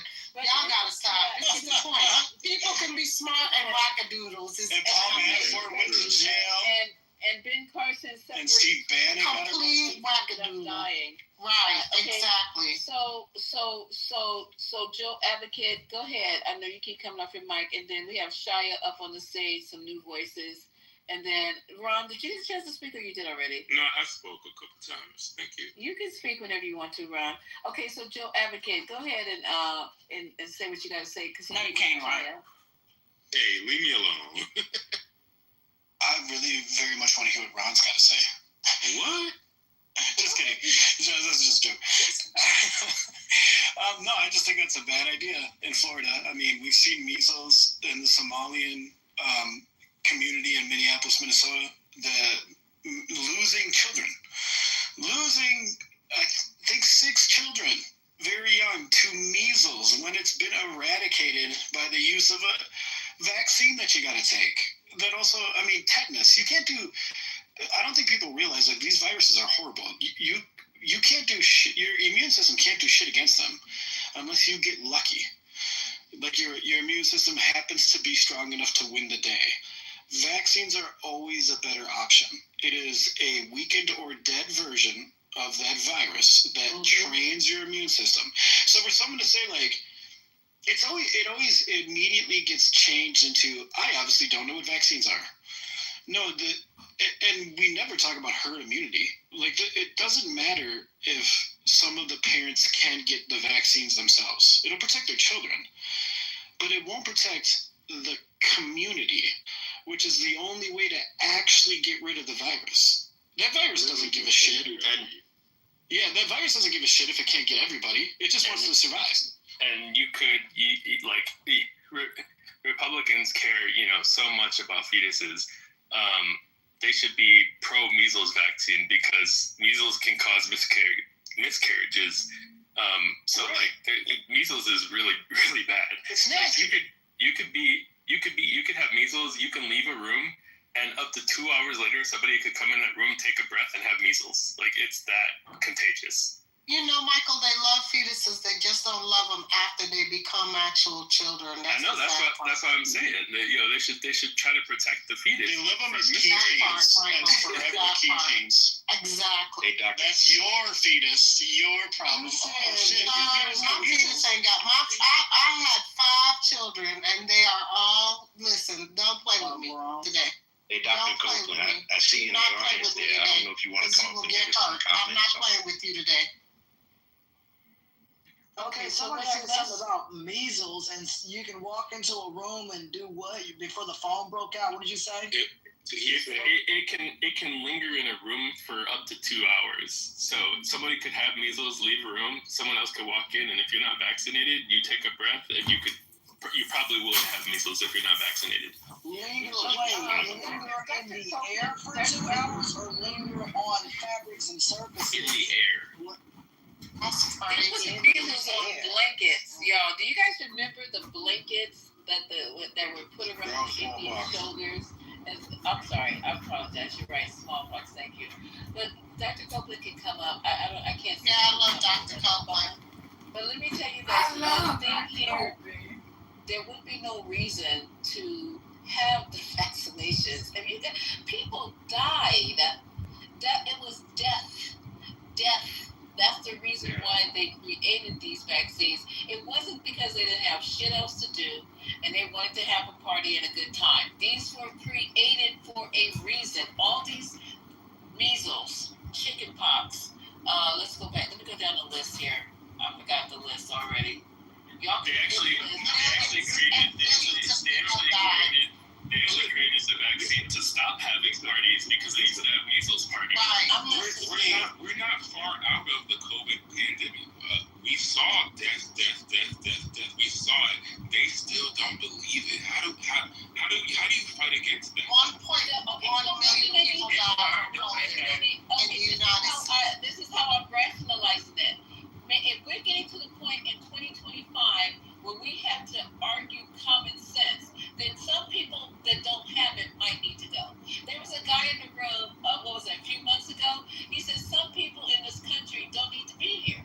They're bringing down the IQ of the entire nation. So I'm like, oh, now it's starting to make sense. I was like, oh, you're crazy. That's wrong. But if you don't believe that you need to be take a vaccine for measles, mumps, chickenpox, polio, hepatitis, then you get deported. You need to go to Uganda. You got to go. Right, yeah, well, that's what they're sending people to Uganda. So go to Uganda. They're sending unvaccinated people to Uganda. I'm just saying, they said We did this in the 1500s. Don't bring any condoms. Don't bring any condoms. Just a little bit. I mean, there's Y'all, bro, I'm asking I think Lisa was finishing. I think y'all just had a whole bunch of notes. No, I'm done. I'm asking for a realistic solution for people who really believe that they saw people die. Because you know how I agree with you, Lisa, that death is that would show me oh, we need to get our shit together, right? But obviously it didn't work for a lot of people. They saw people die and they don't believe it. So what is a realistic solution to for us to fix this shit? For the people who actually believe in vaccines to take them. Because unfortunately, there is a population of people who don't believe in them and they're never going to take them. And you can't force them to take them. And you're not going to be able to convince the federal government and this administration and the people in certain parts of the administration and certain states that are creating these crazy unmandates to reverse the situation, unfortunately, because right now, this is a state of America. This is where we're at. Yeah, Florida. But when you actually believe that, you never used to go to your doctor. You never used to go to your doctor and say, I don't believe you. Right. But when did that change? Well, this is true. There's an active effort right now to misinform people. We also have social media. We also have social media. We have the internet. These are things that we didn't have before. But I'll tell you this, and to answer that question, and Dr. Copeland and I talk about this all the time, and he scares the shit out of me with some of this shit. There are things on the horizon. There are things that exist right now that will make a believer out of all of us. Well, I hope so, but I hope I'm... No, you don't hope. I hope I ain't one of them. No, unfortunately, and he can speak for himself because he's here only speaking about that because he's here. But there's some things that we're probably more than likely going to encounter. That are somewhat inevitable. I mean, hopefully that God forbid that happens. But I'm saying that they won't have a choice but to acknowledge because the effect that it's going to have and how quickly it's going to have, and it will be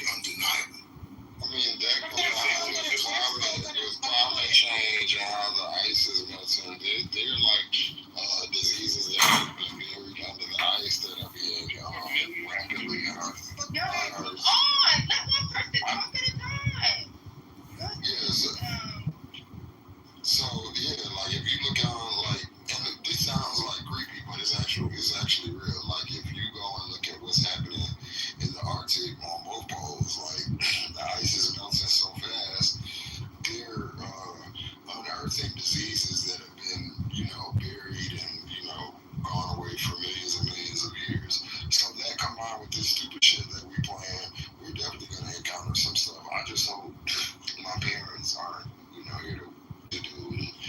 For real, that's like really how I feel. Because I think that if we have a really opinion-based society, like we think that things like science and disease and shit that could kill us is like an opinion. Like I disagree. It's like, bitch, you can't disagree with this. Like it's just like it just is, and it's gonna kill us. Because y'all, like, if we are so, I don't know, we so far gone here in this country that we think we have time to like talk about it. Like Mother Nature is gonna wait, bitch. She don't give a fuck, and she's getting pissed off.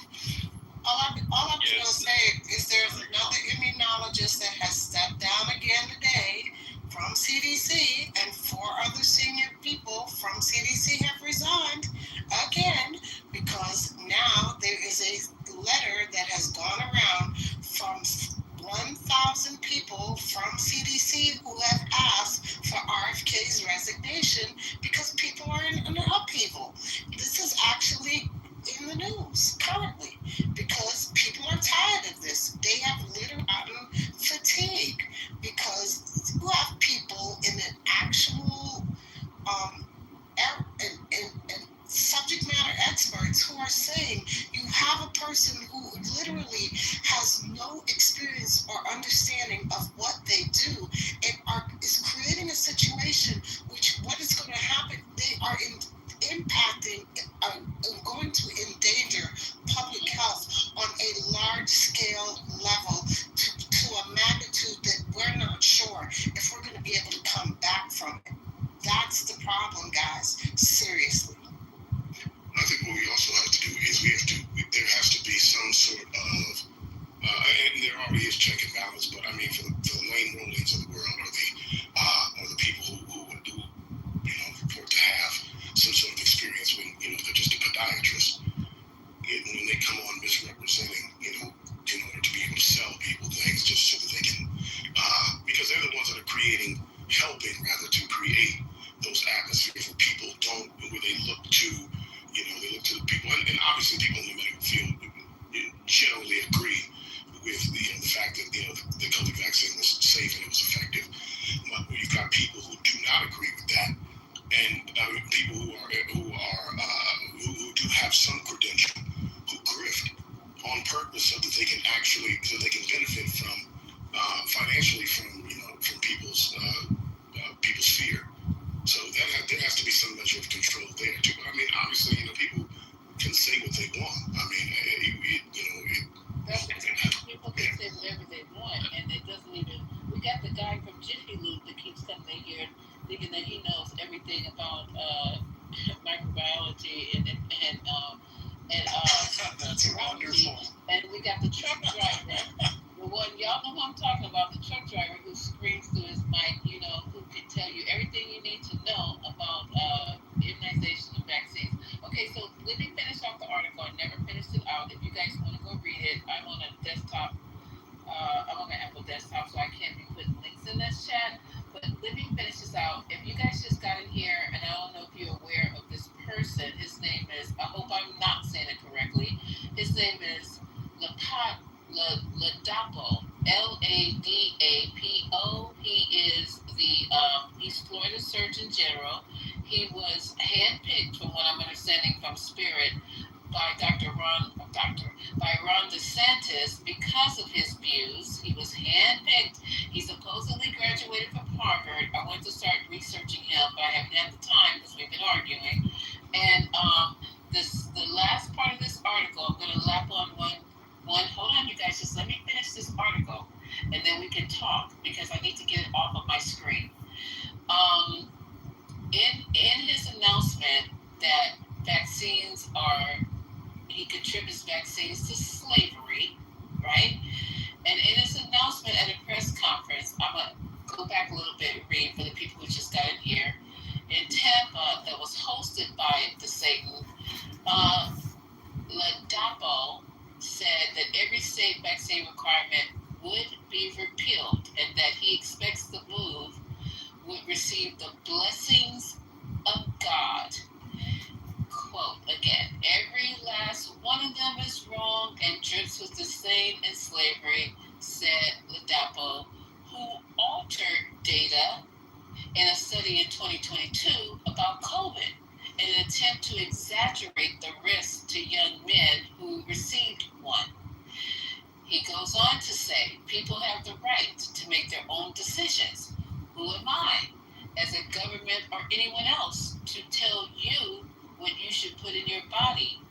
Our body is a gift from God. What you put in your body is because of your relationship with your body and with your God. Ladapo condemned lockdowns and vaccination requirements during the coronavirus pandemic as a time when, quote, crazy things did happen, and said that the growing skepticism of vaccines were reflections of God's light against the darkness of tyranny and oppression. Formerly affiliated with the controversial ultra-conservative American Frontline Doctors Group, he has long railed against COVID vaccines, of course. In 2023, he urged Florida residents to ignore public health advice and reject the mRNA booster shots that he falsely claimed had not been tested on humans. Several of his other positions on public health issues, such as promoting the removal of fluoride from drinking water and urging parents to reject measles vaccines for their children, have been called dangerous and a disservice to Florida residents. I'm almost done with the article. His slavery comment, made with DeSantis at his side, was notable. The governor drew allegations of racism in 2023 when the state introduced a new education curriculum teaching that the full truth of America's history with slavery is that it was beneficial to y'all slaves. Florida's Department of Health currently has strict requirements for immunizations that must be given during childhood, which are posted to its website. With few exceptions, no child can be enrolled in a Florida public school unless they've received a series of shots against a number of diseases. I told you about the routine childhood vaccinations will have prevented 508 million cases of illnesses, 32 million hospitalizations, and 1.13 million deaths among children born between 1994 and 2023, according to the much revered, and now it's a bunch of trash, Centers of Disease Control. I'm gonna stop ad-libbing. It's estimated that the vaccine program nationally resulted in direct savings of $540 billion and societal savings of 2.7. Let me skip down to. There's a quote here. I love our lawmakers. They're going to have to make decisions. People are going to have to make decisions, he said. People are going to have to choose a side. And I'm telling you right now that the moral side is so simple. He also said that it would be wonderful for Florida to be the first state to do it. Florida's plan drew praise from Robert Malone, a conservative physician and prominent anti-vaxxer appointed by the U.S. Health Secretary Robert F. Kennedy to the new advisory committee. Robert F. Kennedy just appointed this Robert Malone, an anti-vaxxer, to the advisory committee on immunization. Right, and he's an advisor on that. He doesn't believe it, but he's an advisor on the committee on immunization practices that replaced the independent panel that he fired. So Robert F. Kennedy has fired everyone to get his bullshit people in. And he said, "Go, Joe," in a post on X shortly after another tweet in which he spoke to Lopado on Tuesday, calling him a measured scientist who is on fire to change the system for the better. One last thing, others are not so convinced. There's an Anna Escamani, a Democratic Florida state representative, called the move a public health disaster in the making. Ending mandates is reckless and dangerous. It will drive down immunization rates and open the door to outbreaks of preventable diseases, putting children, seniors, and vulnerable Floridians at risk, she said in the statement.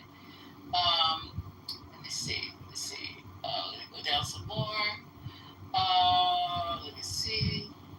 Okay, Florida's undertakers, I told you about this. This is coming from a professor of microbiology. He says Florida undertakers will now need to plan for the future by increasing their stock of small coffins, said John Moore, a professor of microbiology and immunology at Cornell Medicine in New York. Moore said that all the vaccines preventable infections will increase within the school settings would increase within the school settings as a result of the move, and that some diseases, measles, diphtheria, whooping cough, and polio, can be fatal. Rubella, transmitted from infected children to pregnant women, is another area of concern. Let me go down some more. I'm skipping down. I just want to point out, Robert. Don't put out anything yet. She pointed out that there doesn't seem to be a law introduced yet, and that's a big if. She noted that Idaho attempted to do the same thing, but it didn't work. Let's see. Hold on, I'm almost done, you guys. If Florida does this, it's created an unfortunate natural experiment with its children as guinea pigs. Children deserve better. Okay, so that's it, y'all. That's it in the article. Go ahead. I was just going to point out that Robert Malone, even though he's been appointed to the immunization advisory, and he's an MD, he's never even finished residency. Is that the guy? Yeah, that's the guy. He's a big. So he graduated from medical school, and then he went and sat down. He went to go work at Jimmy Hook. Is that what happened? So he's a physician inside. He worked on early mRNA research back in the 80s and 90s. He claims to have invented it, but he did not. So, so he came into prominence during the pandemic because he was a big critic of mRNA vaccines, and largely because they didn't give him credit for inventing them, as he likes to purport. But he was a pretty major figure in the anti-vax and the vaccine hesitant communities. You got any patents on that stuff? Did he patent anything like that? No, he's just full of shit. He worked on it back. He's just full of shit. He is too. Yeah, I should rails against it. He is vaccinated. That's a complete fact. So I worked on the early mRNA, but I had a high school education degree. But yeah, me too. My paper's forthcoming. But yeah, me too. As the MD normalized the residency training. What about the other doctor that he appointed to that she finished? Chicago? Yeah, the one. No, the female doctor. No, you're funny. The one that he appointed also at the NIH, and she finished medical school, and I remember her too. Yeah, she finished medical school, but she never got her MD. She's another quackhead. Dr. Jekyll. And she also sells like wellness products online and stuff. If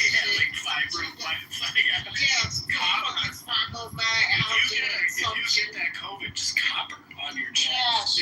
She's counterclockwise though, not clockwise, counterclockwise. She's another quackhead. Yeah, like he has all these weird ass people. Under a harvest moon. Yeah, but he touts that she graduated from medical school too. And like Dr. Priya said, he actually harassed the woman who actually did. Right. Wasn't Malone that was the one saying that we were gonna, like, if we got the vaccine, we were gonna grow tails and become? Yes, we're gonna morph into dragons. I'm not mad at that. Where's my tail? I know. I can jump higher? Are you saying I can jump higher? Y'all mega asses were my tail. Hell yeah. I'm disappointed. I've always wanted a penis.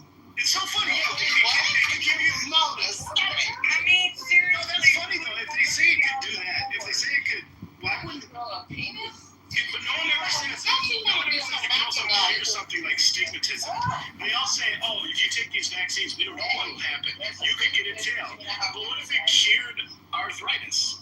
Why did you? If you don't know, you don't know. You can't say it's only bad. You can't say the side effects are only bad. They could be great. How can you say they're only bad unless it's obviously propaganda? Viagra is actually a side effect. It is different outcomes. The gooey veins and the tail and the hermaphroditism. And the 20/20 eyesight.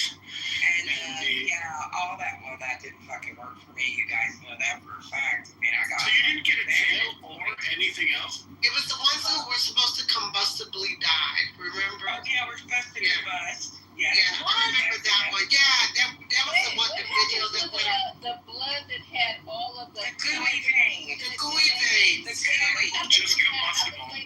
You're 70% water, but with this vaccine, you're combustible. So there was, I don't know if you all remember this, but you remember during the pandemic, there was a group of people known as, or unaffectionately known as the disinformation dozen. So there, and Robert Kennedy was actually in that group of people. He was considered a part of that group. Was that pre-worm or post-worm? I think that was pre-worm. He doesn't know. You know, like I'm Norwegian, so Robert is actually Loki. He created the worm that eats the world. Oh, it could have been anti-worm though. He grew it in his body. Yeah. They say he got the worm from eating bear meat. That shit. And they're like, do you want to be president someday? He's the roadkill commander. Yeah. Oh my God. I mean, listen to how his kids talk about him. Well, he put the hell fucking whale shit on top of the car. With all the guts and goo all going down the car with his children in the car. This guy is about like. And how is he driving? Like, he's driving like he just won the day. He's like,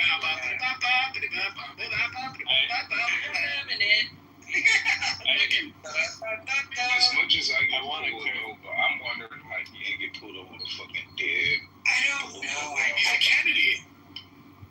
That's why. So I want to clarify something just said earlier about the things under the ice. It's somewhat under the ice, but that's not really the big problem. The big problem is the permafrost. There's permafrost that's like 700,000 years old. There's organisms that are in there that when the permafrost, the way it works is things can be there and they can freeze and actually be like living in that frozen stasis. There was an anthrax outbreak in Siberia because a deer carcass that had been in the permafrost thawed and it released anthrax. And so the reason I say that is because modern vaccines can prevent some of that stuff from affecting people. So when that anthrax outbreak happened, they gave people both antibiotics to treat stuff that, treat people who were affected by it, but also they renewed anthrax vaccines in the people around there to vaccinate against the anthrax. So like modern vaccines can help against some of the stuff that might come out of permafrost. Do you think that we would, like right now with the current administration, they even have that idea? But there is this like huge argument in science, right? Like, is a virus alive or dead? Sorry, is it actually alive or dead? One last thing I wanted to say is almost all the permafrost is in the northern hemisphere, and also a large chunk of population is in the northern hemisphere. So those two things mixing together is probably not a good route.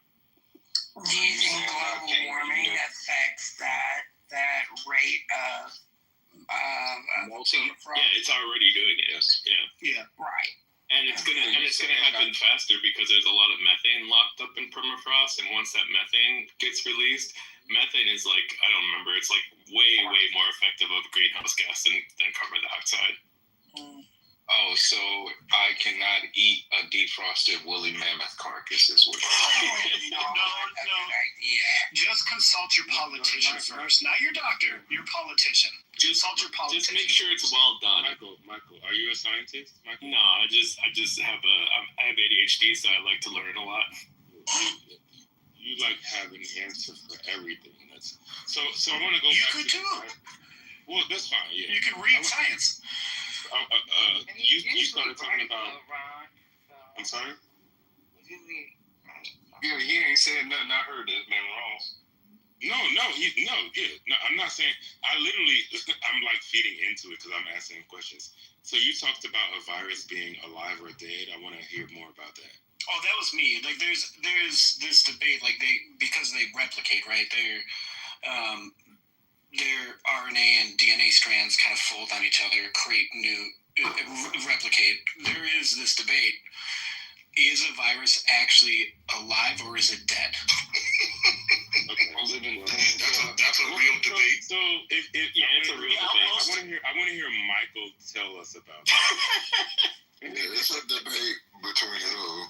No, it's not a debate. Darwin Award candidates. That's a real debate. It's a debate. It's a real debate. A virus counts as a living thing. I've heard that. Yeah, because it doesn't. I kind of wanted to focus the conversation, and because I heard something that I found intriguing, and I wanted to hear it. So It's the reason it's the debate is because the virus itself doesn't do the the reproducing. It has to get into a cell, and that cell actually does all the work. So that's the reason why there's a debate. Like, is it alive or is it making? Is it just a thing that makes the cell do something? Yeah, but viruses can and have existed outside of cells. I don't think they replicate outside cells. They don't, right? So that's like a protein pair. God damn! Ooh, y'all. Like no, like y'all need a black mama and a short like a Puerto Rican mama. This is erratic. Can we not turn this into an argument? This is a learning moment. Because nobody can. I don't know. Keep talking. What's going on? This is what I don't want to talk. Yeah, it's just weird, Ron. Well, it's interesting, right? Science is weird. It's interesting. Okay, so who's answering the question? Lisa. I'm reading articles here. I'll be ready to play one in a minute. So you guys go ahead and finish your discussion. All right, since we're talking about random shit. I can't even get the answer to my question. That man who shot that 11-year-old boy, I'm driving by the house and taking pictures tomorrow. I want to see if he had cameras on his house. What's that? That's not what I had. I said it was random. I understand that. Okay, so I'm trying to, I don't want to play a 7-minute clip. I'm just trying to go through this. But, so what I'm saying here is Trump and RFK pushed to ban COVID vaccines. This is getting ridiculous. Why do we not just ban all this shit altogether? Okay, let's ban insulin. Let's ban penicillin. Let's ban erythromycin. Let's ban all the doxies. Let's just ban every fucking thing. We're not about to ban. That has to do with science. Hey, I'm gonna tell you, we're not about to ban doxy. Not for me. We need or oxy. Because we're not about to the oxy. See, you're trying no, they're never gonna ban that. That's cash crop. That's cash crop. Vaccine, but you love. Listen, I take care of my health. We're not about to You ban believe in them goddamn narcotics for real? It's just I'm not gonna say why. Good ass narcotic and some fucking blue pills, but the rest of this shit is pseudoscience. Doxy. As hell. Have y'all ever heard of PEP? These people don't know about their health. So we're not banning. He's talking about pesticides. Heard of what? What? Nothing. What are you saying? What? He said PEP. Yeah. No, he said I did not say PEP. I said PEP. I said PEP. They don't know it, Ron. Okay. Never mind. Because y'all don't know. Why don't you tell us what it is? We Something for you. from the country, brother. We don't know what you talking about. We from the country. Oh my God. This is crazy. What? Not crap. It's not prep, even though I'm on that too. But are you on prep too? Oh my God! You just need to. I guess you need the whole. I don't need to do anything. Wait. Why don't you just throw your shit in the blender? I take. Okay, go ahead. If you're on prep and pep, like that's a thing. Like that means that you. Anyway, never mind. Because I'm trying to. What are you saying? Aren't you a nurse? Don't you know why I would be on prep and pep? No, I want you to tell it, babe. I don't want to tell it overall. Oh, so you want me to tell it? Yeah, I want you to tell it. You brought it up. I did. But the fact that they don't know what pep is crazy to me. Okay, babe. Watch you inform. Educate the room, and it's funny. Yeah, I don't know either. Say you don't. He's taking pills because he might be fucking somebody that has HIV, and it's Well, then I know what prep is. Gotcha. I know. The other one, PEP.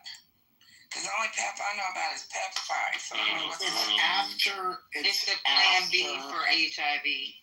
Okay. It's after sexual exposure. Wait, wow. Does it kill the virus? You just have to take it for 28 days. Or a You month. That's not true. That is very true. How about you? You have to take it continuously. He don't even know what he's taking. You don't even know what you're taking. You got to take it for 28 days. And you got so much time to take it right after you've been exposed. What's going on? If you are But I'm not accidentally talking about exposed. prep. I'm talking about pep. That is I'm PEP. talking about PEP. What is PEP? No, PEP is post-exposure. So if you happen to be exposed to HIV and you didn't realize it the next day. No. It's not about HIV. It's about other STDs. So you've got Why don't you put on a condom? God, Well, first of all, these are in addition. These are in addition. HIV. Put Pepto These are in addition to condoms. Lisa. Boy, you don't even know what you're taking. You just taking shit. Would you stop? Oh my God. And just put on a condom? I'm taking everything. I gotta find a good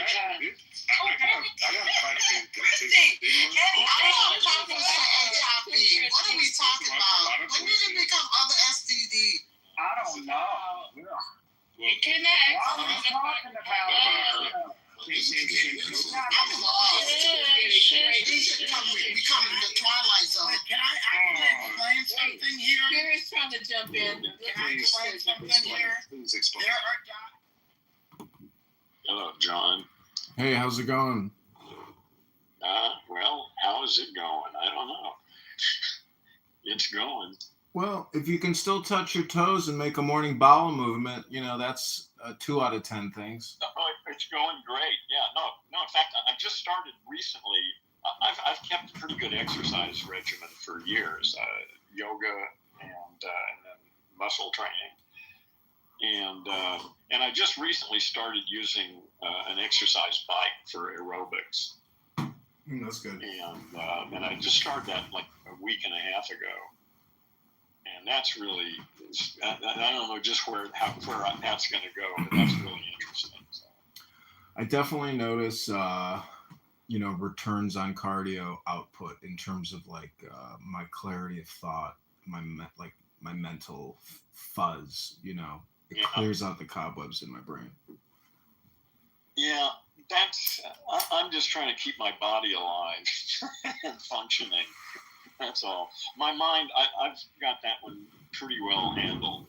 But this is, at 80, things, like I say, my cardiopulmonary system is in great shape. But some of my bones, my back, my spine are fucked up. I've got pain in my hips and shit like that. Mm-hmm. But, that's just there, In any case, I just want to keep the cardiopulmonary shit working. Mm-hmm. So. Yeah. Do you have a rope or a hamstring puller where you can lay on your back and pull your hamstring by lifting your leg and pulling on your foot? The hamstrings are the ones in the back of your upper thigh, right? Mm-hmm. Yeah. Well, no. hamstrings are, there's some problem. Yeah, listen, I've been in discussions with the spinal person at the VA about my back for the last year or so. There's possible surgical intervention, hip replacement. There's all sorts of shit that we can do. Mm-hmm.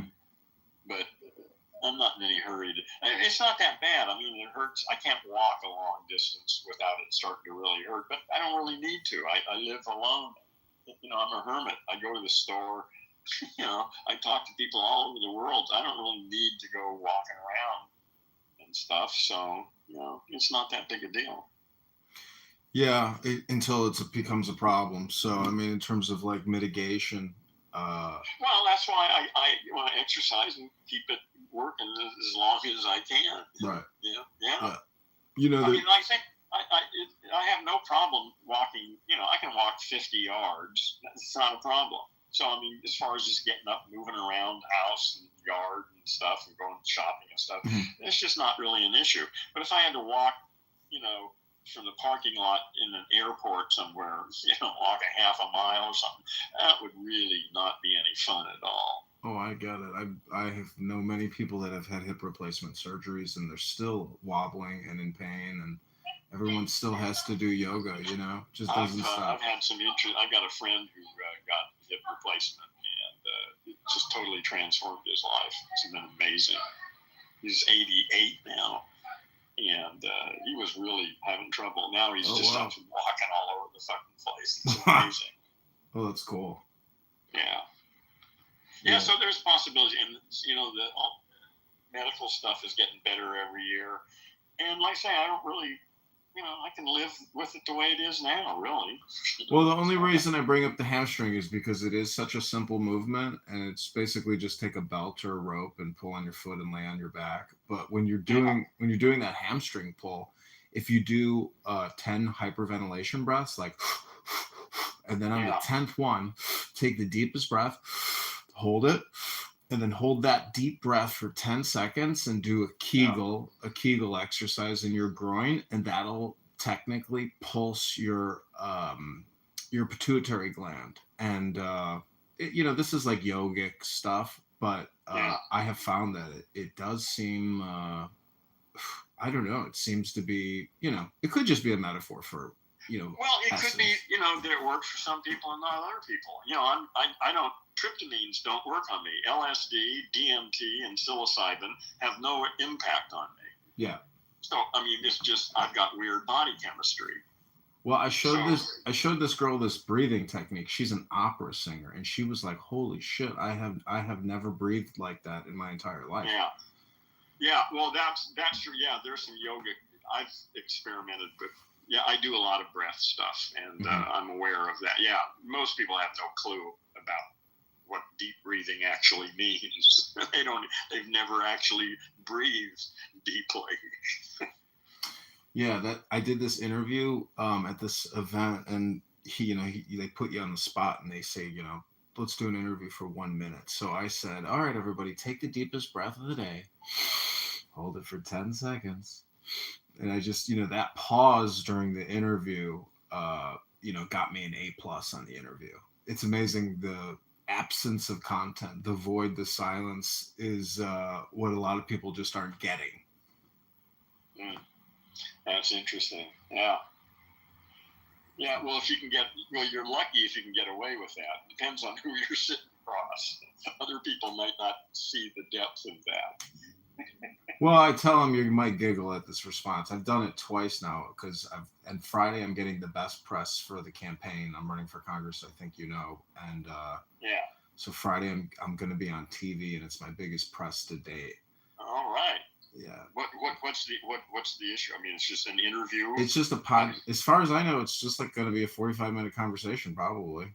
But with you and an interview. I mean, it's not you and the other candidates. It's just you and some interview. It's at a college. Yeah, it's a college public access thing. So is there going to be a live audience, or is it no? It's in a studio. I assume it's just like the collegiate. Oh, but you're going into it, so you're not just doing it online. Right. I would prefer to do it online from home, but yeah, me too. They fucking seem to insist I got down there, walk, and all that shit, and just sit here and do it from here.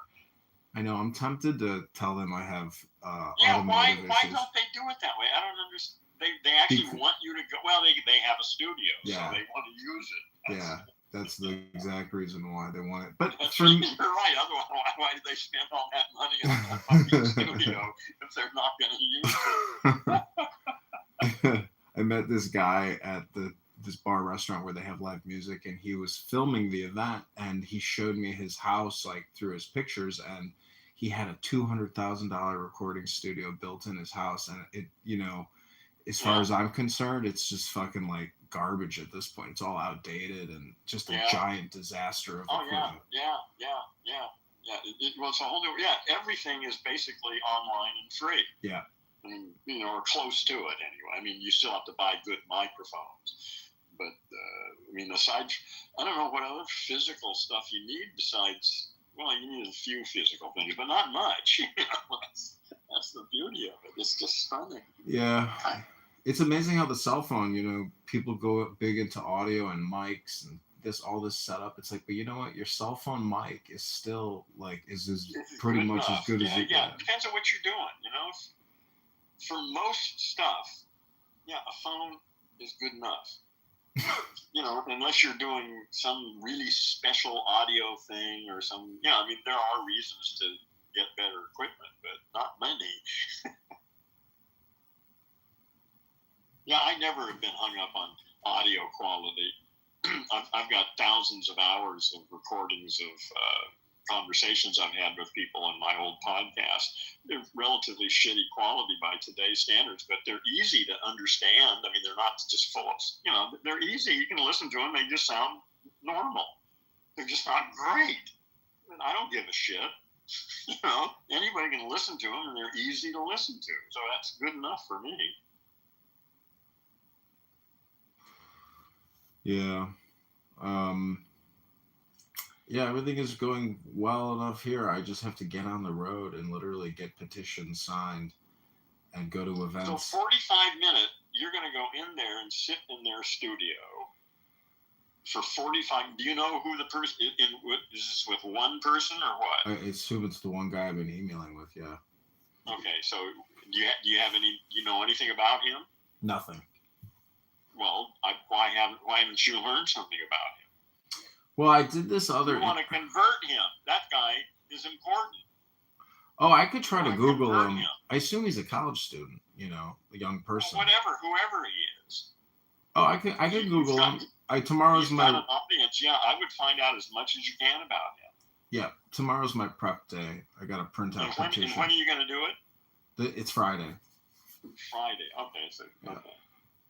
And you say tomorrow's you mean this is just for you? You're not prepping with them? No, just prepping myself. I thought about bringing in some props, like a can of tomato soup to say that my opponent is a can kicker, to bring in corn to say new growth is needed in Congress. Bring symbols to represent the campaign. Is that gimmicky? No. There's just no objects. I feel maybe I'll be like, the I think the you comedian. should just go in as a human being and talk to this guy. Yeah, I agree. Don't come with a bunch of gimmicks, canned marketing bullshit. Yeah. I think is I need to also lodge images and memories in voters' minds, and that's why I think bringing symbols. Yeah, okay, but images. Well, what you want are some phrases, some words that will stick in their minds. That's what you want. Well, this is going to be on video.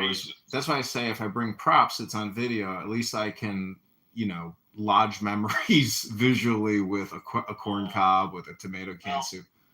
I don't like that idea, but that's just me. What the fuck do I know? So, you'll have to figure that one out. Yeah, I think the thing is, a lot of times more is not less. In a lot of these interviews, I really need to get out imagery, concepts, and so I did this one interview. It went tremendously well. The host was great. He let me talk, and we got a lot in there in 45 minutes, but it does seem like it goes fast. Yeah. Well, it's up to you to don't let him run the show. Right. Yeah. I mean, he thinks he's in charge, but you need to make it yours, you need to run it your way. Well, he's inviting me, so I'm coming in there. The whole thing is a lot of people get upset in interviews and they storm out and they walk out. I'm there to bring positive vibrations to his audience and to potential voters. For me to be negative in any way is completely contradictory to helping me achieve my goal. Absolutely. No, you're there because you want to contribute. It's just okay to point to other people's negativity, perhaps, but even that's, I think you need to be careful with that. Yeah. Too. So, yeah. Well, good luck. Is this going to be something I can view? Yeah, you can view it. It'll probably be released. Hopefully, well, send me a link Friday. Yeah. After it's done, I'll be curious to see it. Yeah, I was also thinking what I should wear. If I should wear a suit or just jeans with a shirt and a tie and a jacket and a Trump hat, because I'm running as a Republican. Have you seen the studio? Do you have any idea what it looks like? I saw the exterior. It looks like a nice facility.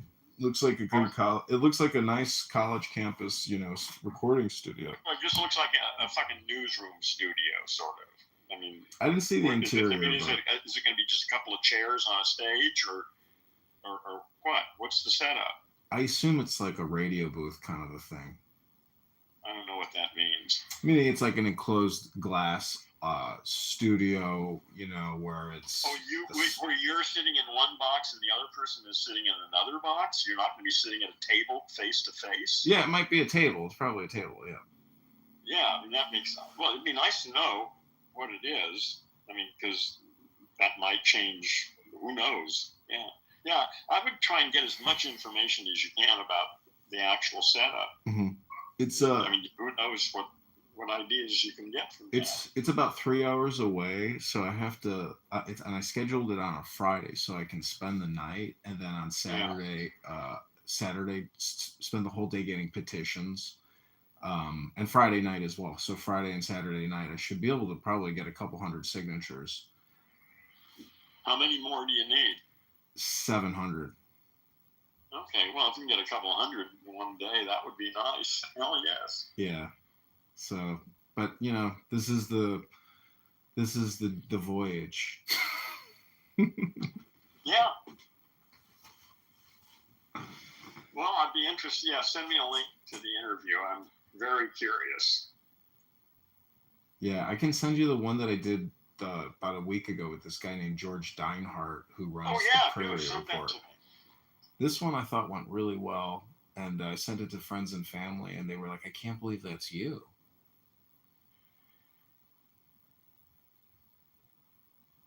It's got 42 views. I'm wearing a Trump hat because I need to basically not virtue signal, but I need to signal politics. And also, I think the Trump hat, is actually kind of annoying. So in a way, like, my Clubhouse experience has shown that, like, I need to draw attention. And wearing this... Wait, in an interview for running for something, you're wearing a Trump hat? Yeah, because I'm running as a Republican. Well, just because you're running as a Republican doesn't necessarily mean you have to support Trump, does it? Well, shit, what the fuck are you doing? Why the fuck am I even talking to you?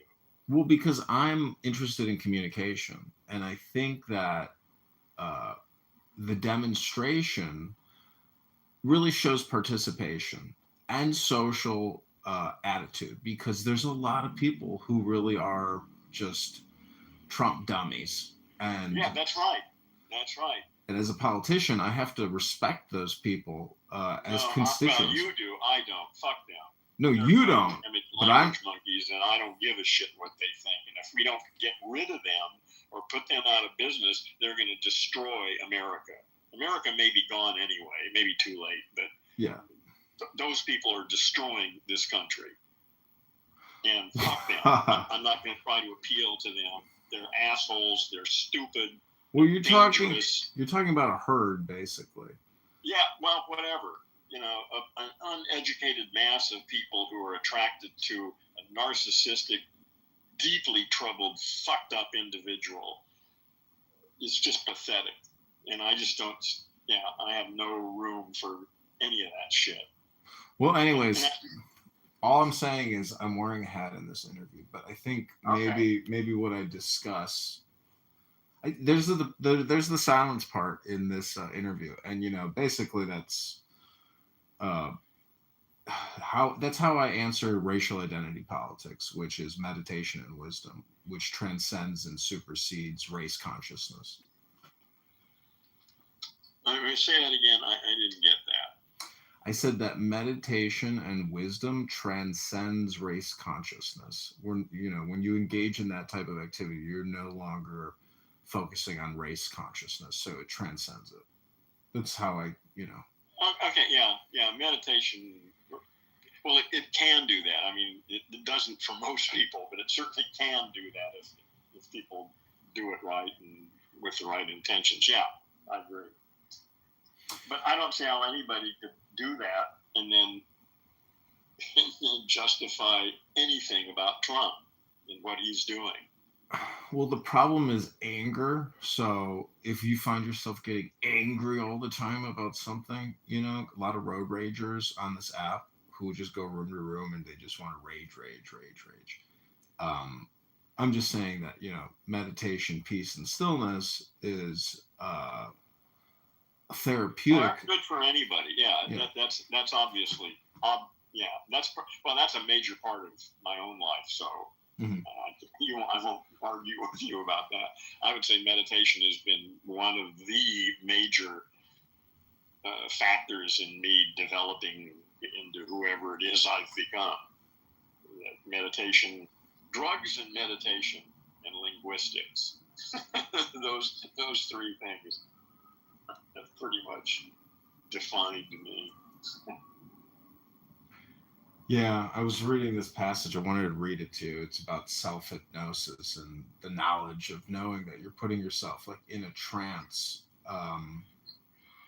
But the useful applicability of essentially sitting in a room in silence as opposed to going out and terraforming the world is especially, in the United States situation, as America. Anyways, I'm just speaking politically because I have to, think about how psychology, philosophy, and, demilitarization or de-medical industrial complexization. I mean, big pharma and everything, if we can keep just playing this game on ourselves, but no, I don't think we can. I think it's over.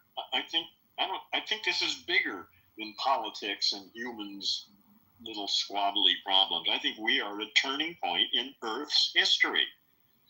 The emergence of the first global high-tech civilization with a brain.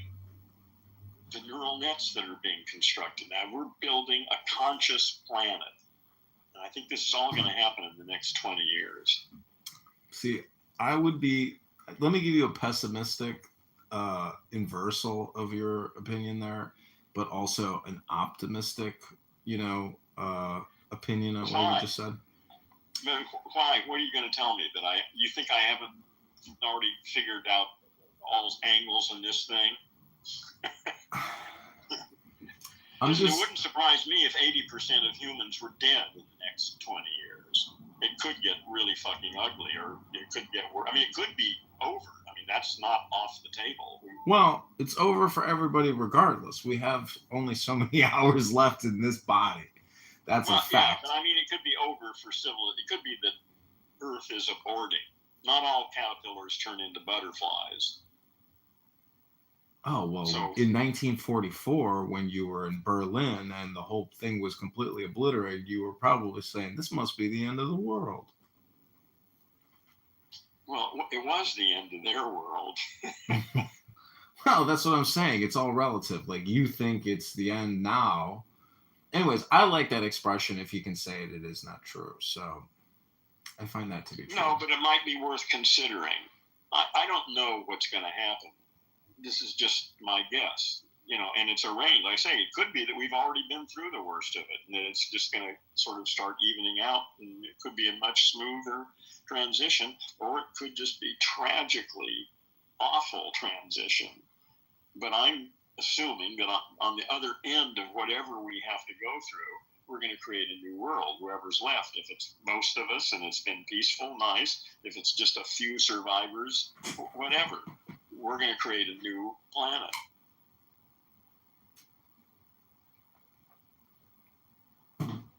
I've been hearing two new things about the cost savings of the COVID-19 vaccine rollout in terms of, societal debt. And then also that they were planning a 10-year lockdown. If Operation Warp Speed supposedly wasn't a success, they were going to lock the world down, or the United States and the Western world, supposedly for 10 years.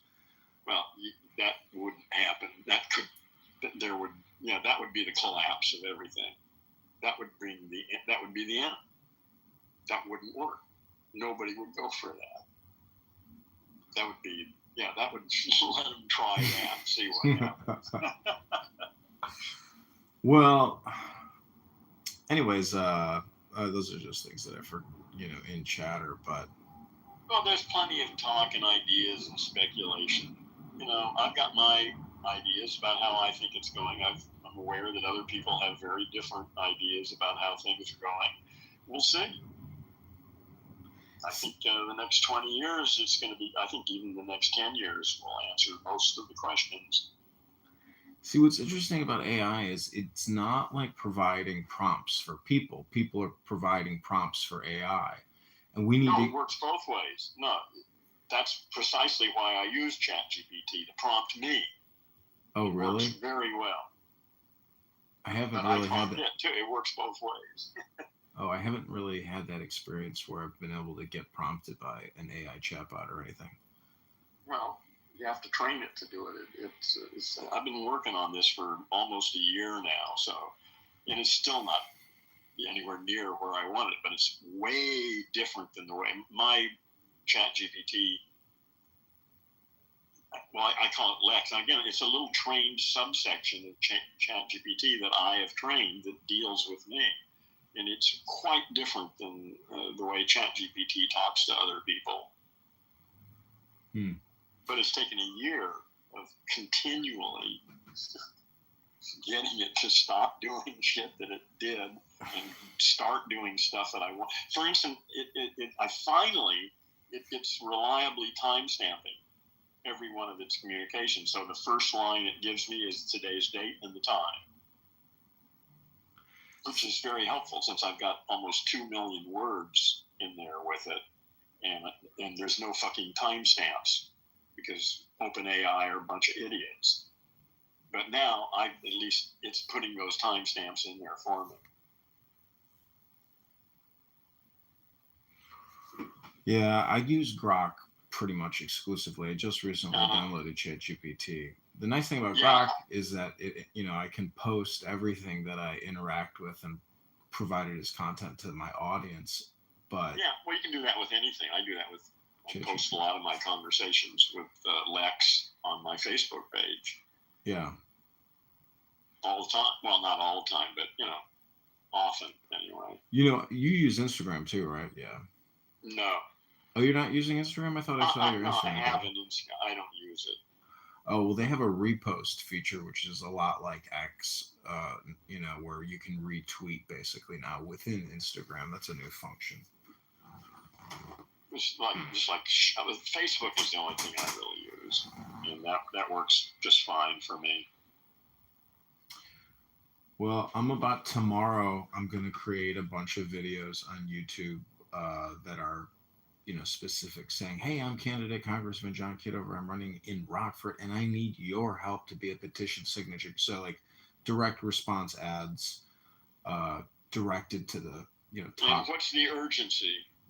October 27th, I have to have all this. No, what's the urgency that you're telling them you need? Why should I send you my money or your support? What is it so urgent about what you're doing that I should send you some money? These aren't videos to ask for money, but I need them to circulate petitions to gather signatures. Yeah, Yes, but why should I take my time and do it? What's so fucking great about what you're offering?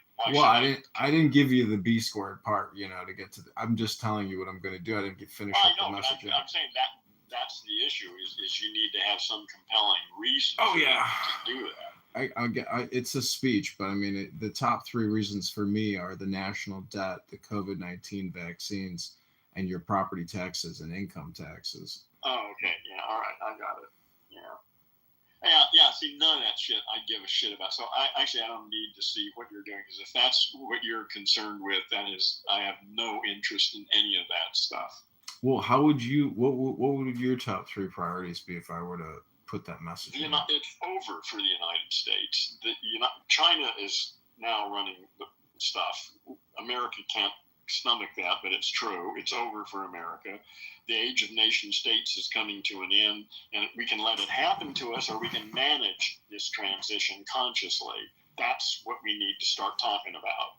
The world is changing. There's a new world coming, and it's over for all the other nation states too, and we need to start talking about it and managing it, because if we don't, it's going to be a fucking nightmare. That's the subject. And of course, that's not going to get you elected to anything, probably. But, I want to see someone out there talking about this. No one's even talking about it. So I'm running against Darren LaHood, who sits on the Chinese Oversight Committee, the Congressional Oversight Committee. And, they have budgets of tens of millions, hundreds of millions of dollars to do whatever the fuck it is that they do against China.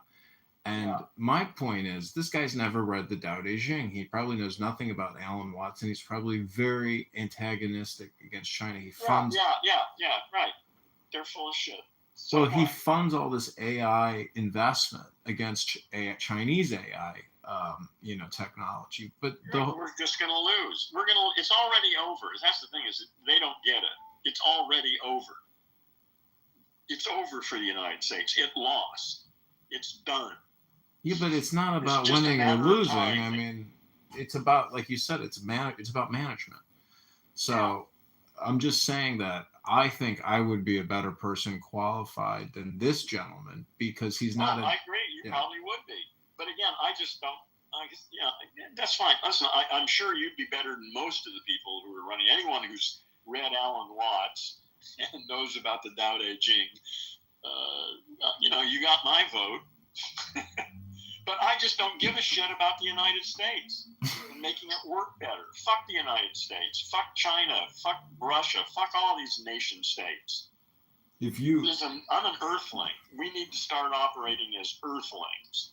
What would your top expat country be if you could, exit America with $10 million? Oh, I don't know. Canada, maybe. Really? You think Vancouver or Toronto?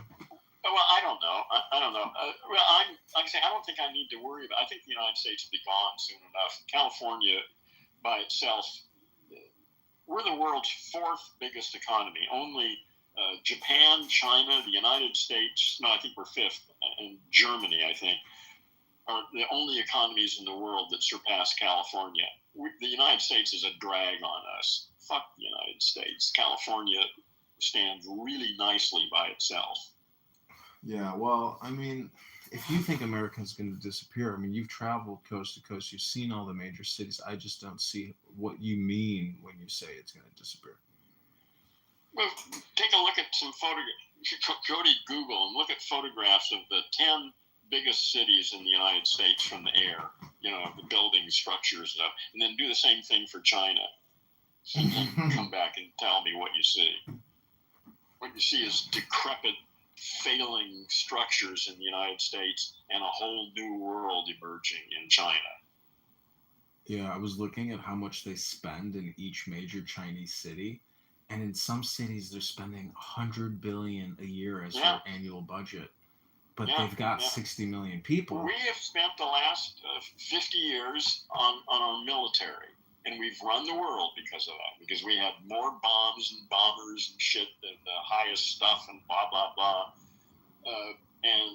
China has been spending its money on educating its youth and building its infrastructure. and now they're building military too. But they spent the last 40 years educating. They produce something like 10 times the STEM student, a PhD in China than we do. They've got a highly educated population now. You know, it's interesting. Yeah, go ahead. I know you said, you like drugs and meditation. And so what's interesting about, the Chinese is that in the U.S., the number one drug users are well-to-do Caucasian males. They're the highest percentage of that group. Of what? Of what? Of drug users, cannabis, well, it depends or on other the drugs, illicit. probably what particular. I think it depends on the drug. Anyway, go on. Well, my point is, any population, no matter how advanced, always finds themselves in the same predicament of intoxication, mind-altering conscious, substances, meaning that it gets a little bored living in a highly organized, extremely efficient society with no contraband or illicit material. So I'm just saying that China, they face the same problems of like corruption. China will be gone in another 10 years. It's just that for the short time at the end of the age of nation states, it's going to be on top before the whole nation state thing collapses. Yeah, they'll be gone in 10 years. Why do you think nation states are going to collapse? Historically, I see the shifting. It doesn't make any difference. I'm not here to convince you. I mean, I'm convinced.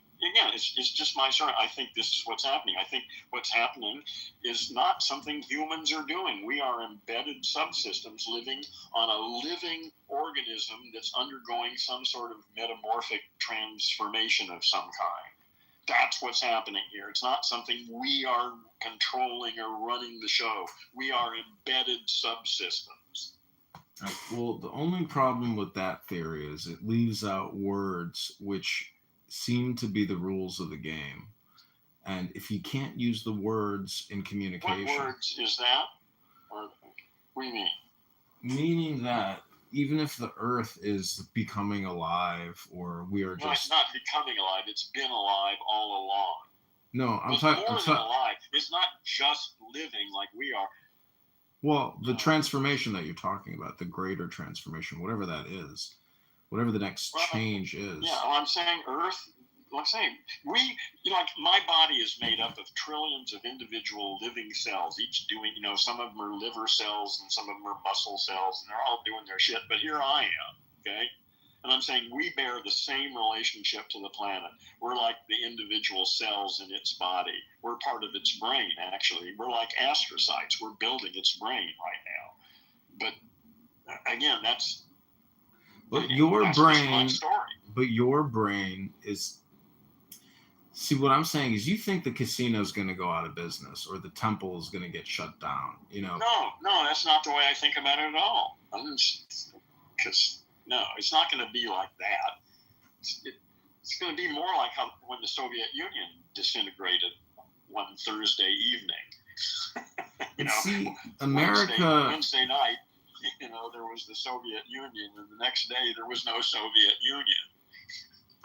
Yeah, I get it. I mean, I'm looking at my wall right now where I have Soviet, banknotes, and they're very large. I have $150 note. So it's like, okay, what you're saying is theoretically possible, because obviously I'm looking at a defunct currency on my wall, and that country doesn't exist anymore. And this is just artwork. Anyways, I'm just saying, I think your pessimism. It's not pessimism. I'm an optimist. It's necessary for the caterpillar to collapse in order for there to be a butterfly. This is all part of the process. That's not pessimism. Well, you're no Thomas. Pessimism if you're committed to the caterpillar. Yeah, if you're committed to the caterpillar, it's a sad story. But I'm not committed to. I know you got your Gendo, but I got Thomas Jefferson in a book over here, and I don't have your book on my shelf. I'm still rooting for Thomas Jefferson. That's all I'm saying. Thomas Jefferson was a good guy, but he lived a long time ago in a very different world. He probably would be a very different person in this civilization. Who knows who he might be? No, he was a great guy, but that was a long time ago. There's some good people in history that did nothing. Oh yeah, you know. Marcus Aurelius. There's awesome stuff. There have been individual humans, all the way back, who have done great, amazing things. Up to the Greeks and Lao Tzu. Well, what can you say? Yeah. Well, there have been individuals throughout history who have been awake. Well, they transmitted their joy through a book. And when you read Marcus Aurelius, there's moments of like sheer ecstasy of like the joy of being alive and, writing that book. So those are the people that bring the good news. I'm just saying that when I get into that booth on Friday, I want to bring the good news. That's all I'm saying. Yeah, well, listen, just do what you got to do. Like I say, I just have no sympathy for the United States and trying to make it work. I think, good luck to you. If you can do anything that makes it work better, I'm all for you. I just don't give a shit. I really am. There's a Cal exit movement going on, and it's gaining strength now in California. California's, and Newsom has been really great. California's maybe getting closer to withdrawing. But see, that'll be interesting. But the whole principle of union supersedes that. So what I'm saying is, that's all fake and bullshit. Like that is literally just the opposite of union, which is nothing but political, and it can't happen because you say that is the what is the opposite of union? Secession, Cal exit. But yes, it's exactly I don't want anything to do with the United States. I want to break any unification with the United States. Fuck me, full of a bunch of brain damaged language monkeys that elected an insane narcissistic asshole to run their fucking world for them. I don't want to be any part of those people. I don't want to change them. If that's the world they want, fuck them. They can have it. I'm out. Well, what I'm saying is the principle of union is that it's always there, even if you can't detect it. That's what a bunch of bullshit. What does that mean? It's always there, even if you can't detect it. Well, it's technically a network, so that's the union. It's a network, and the network, you can try to disrupt it, but it just makes it malignant or ugly. Well, there's no more Soviet Union. What happened to that network? Well, there's retirees still collecting pensions in Moscow. Okay, all right. Listen, I don't want to talk about it. This is bullshit. Well, no, it's not bullshit. It's just I'm not interested in talking about this kind of stuff. Wait, I had one crazy final thought. This is like disassociative identity, but okay. Yeah. If there's only one person who has ever lived, let's say, everybody's technically, the same person, just living in a different, identity or perspective or relativity. Doesn't that make them different? Do you know what solipsists are? A solipsism? Yeah. Alan Watts was like, I was thinking of a joke where a solipsist went to a solipsist seminar or trade show of other solipsists. How would they interact with each other? Yeah. And so I don't know. The thing is, if I think, therapeutically speaking, if Donald Trump is the rub that gets you angry, one way to counteract that is either view Donald Trump as a 5-year-old child or know that somewhere in your 365 degrees of personality, there's a Donald Trump inside of you, somewhere in your soup of identity. It's a thought. Well, there's plenty of bullshit tied up in my own language machine. I'm fully aware. I've gotten rid of most of it. Mine's pretty clear now after years of reprogramming. There isn't much of the old bullshit left in there, but I'm sure there's some. But no, I think it's quite possible to reprogram most of that stuff. I mean, I know it's possible because I've done it. Yeah, dialectic therapy. I was talking to this therapist on this app a couple days ago, and she was discussing dialectical therapy and how much success she has had with her clients. And I was like, so basically you get them to read a book, right? And she's like, exactly. I was like, that's dialectic therapy, reading a book, right? She's like, pretty much.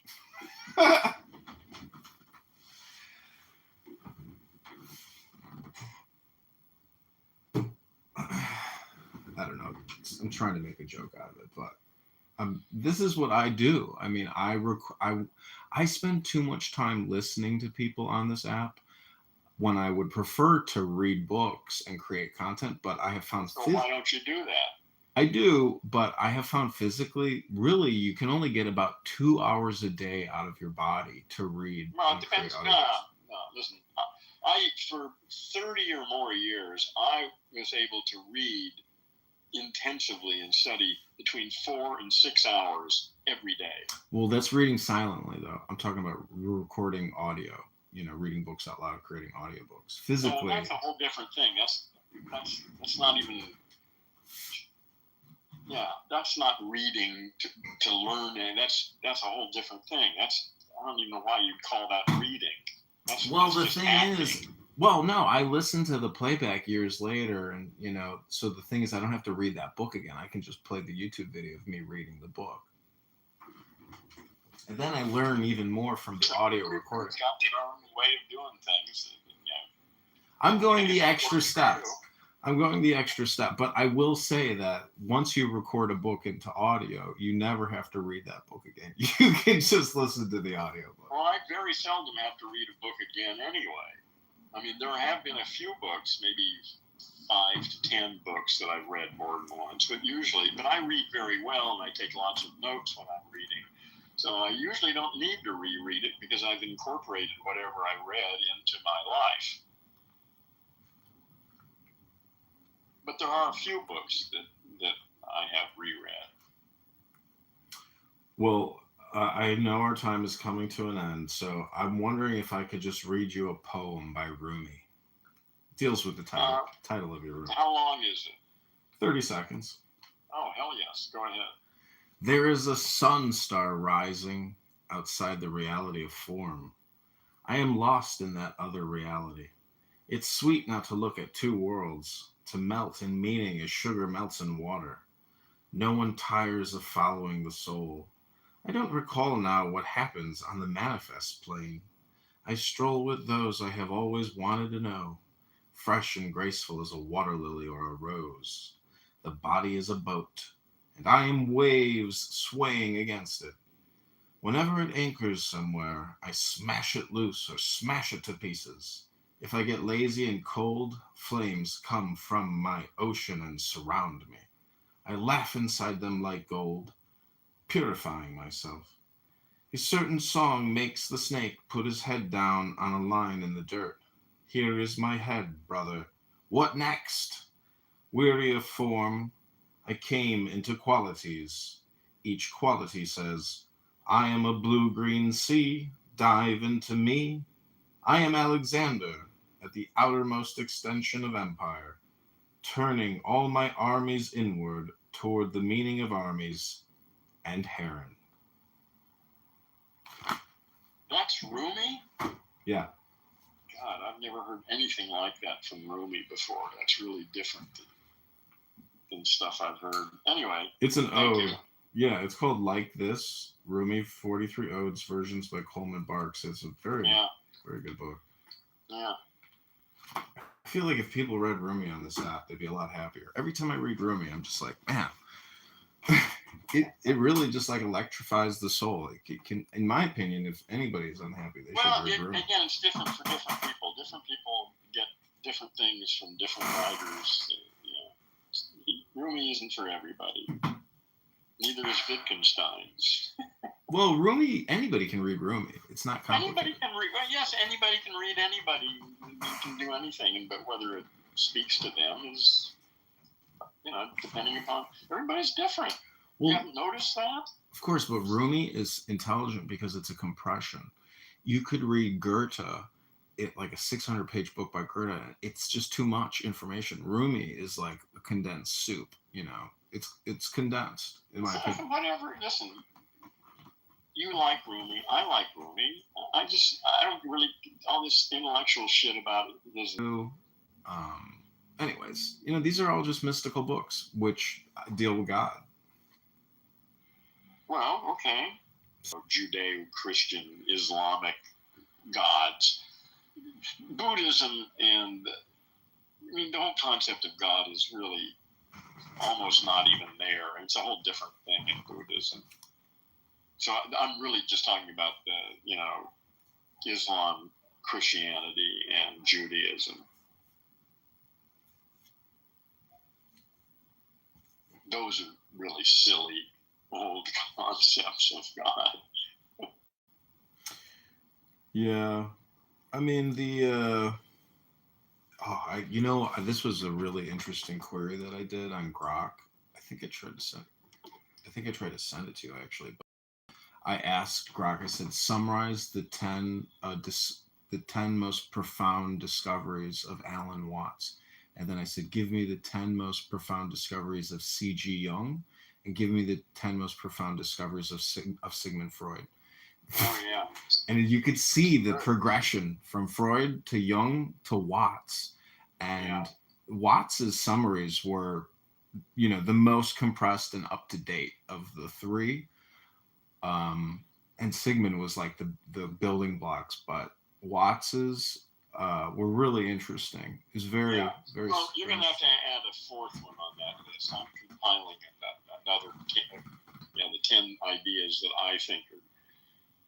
Watts was great. Like I say, Watts is the most important person in the universe to me. He's the guy who woke me up.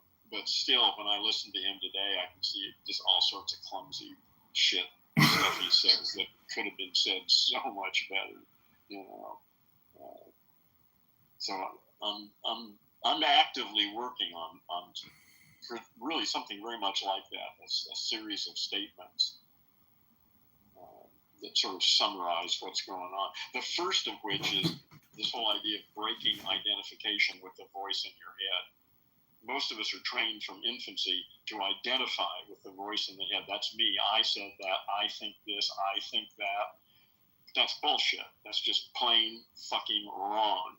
That's my language machine running its scripts according to its training. And it's not me. What I'm doing right now, there's no time for me to be thinking about what I'm going to say. I haven't got time to choose the words that are coming out of my mouth as they come out of my mouth. This is the way my language machine works. But it's been significantly retrained. What's interesting is when you go into the military or the FBI, they grill you. Have you ever smoked cannabis? Have you ever smoked weed or pot? Because cannabis does break that association between the voice in your mind. It can. It certainly can. So that's why I say drugs have been a really fundamental part of my life. Absolutely. Drugs, meditation, linguistics, those three things were all essential. And drugs were really the beginning of it. The first time I smoked marijuana, I hallucinated wildly. And I was completely unexpected. I didn't even really know what marijuana was. A friend of mine brought some over and said, do this, and I did it. And I never really recovered from that. That totally changed my life. I had no idea that you could experience shit like that. And like I say, that just opened up a possibility that was absolutely. Actually, I think that was important. Probably Watts wouldn't have meant as much as he did if I hadn't already been smoking weed. I don't know. Yeah, that's interesting. I don't know. I know Christians that don't smoke weed, but they're still fascinated with Watts because he's that glaze or that missing sauce to what they don't have, which is the mystical aspect of Christianity. And there's a lot of Christians on this app who it's very cliquish and you could say like cultural or more cliquish, I guess. Like they want you to define your Christianity to be a part of their group. It's very, Watts describes it as like religious one-upmanship. Yeah. It's so pathetic though because it's not. See, this app is. Why do you even care? Why do you spend any time hanging around these people? I guess it's because I'm lazy. No, but you can be late. Listen, that takes some effort. You could be even lazier and just watch a fucking movie. or just sit there and meditate maybe, or hang around with your dog. I mean, there's all sorts of other things you could do. Why do you do that? Because I'm a filmmaker, and to me, they're the cast, and I'm the crew. I thought you were a politician. Well, I'm a filmmaker too. I mean, I've uploaded over 25,000 videos into YouTube, 25,000 Instagram videos. Like I have scraped Clown House for 5 years. All right. Yeah, I didn't know that you were doing other things. I figured you were okay. Yeah. Well, good. Yeah, keep it up. Yeah. Yeah. Why would you waste your time with politics when you can make film? Because I can kill two birds with one stone. I'm gonna make a film. One Friday when I go to this office, to do this, I'm gonna bring a tripod with my cell phone and live stream me having the conversation. Like, so that's what I did on the link that I put in the chat. He was very upset because he thought he had the copyright to our conversation. And I live streamed it. You have the copyright to the conversation. Well, we had no prior negotiation, no contract, no disclosure, nothing. And so, but after we filmed it all, he asserted his rights to the copyright, and my friend showed him the law, and then he got all upset, and then he said, "Fuck it," like whatever. He gave up on it. Yeah, because he was wrong. Well, he was technically right, but I have the same copyright with my footage. Yeah. That's the thing is you have the same thing, and since there was no discussion beforehand, then it's all moot. Right. Yeah. If he wanted to ask for an exclusive and say I want to have the master cut, you can't. If he'd said something, then but nobody said anything. So fuck him. Yeah, you got it. Yeah, and I was so exhausted with the all the anger and the debate that, but I did write him a nice apology letter, and then he published everything, and it worked out.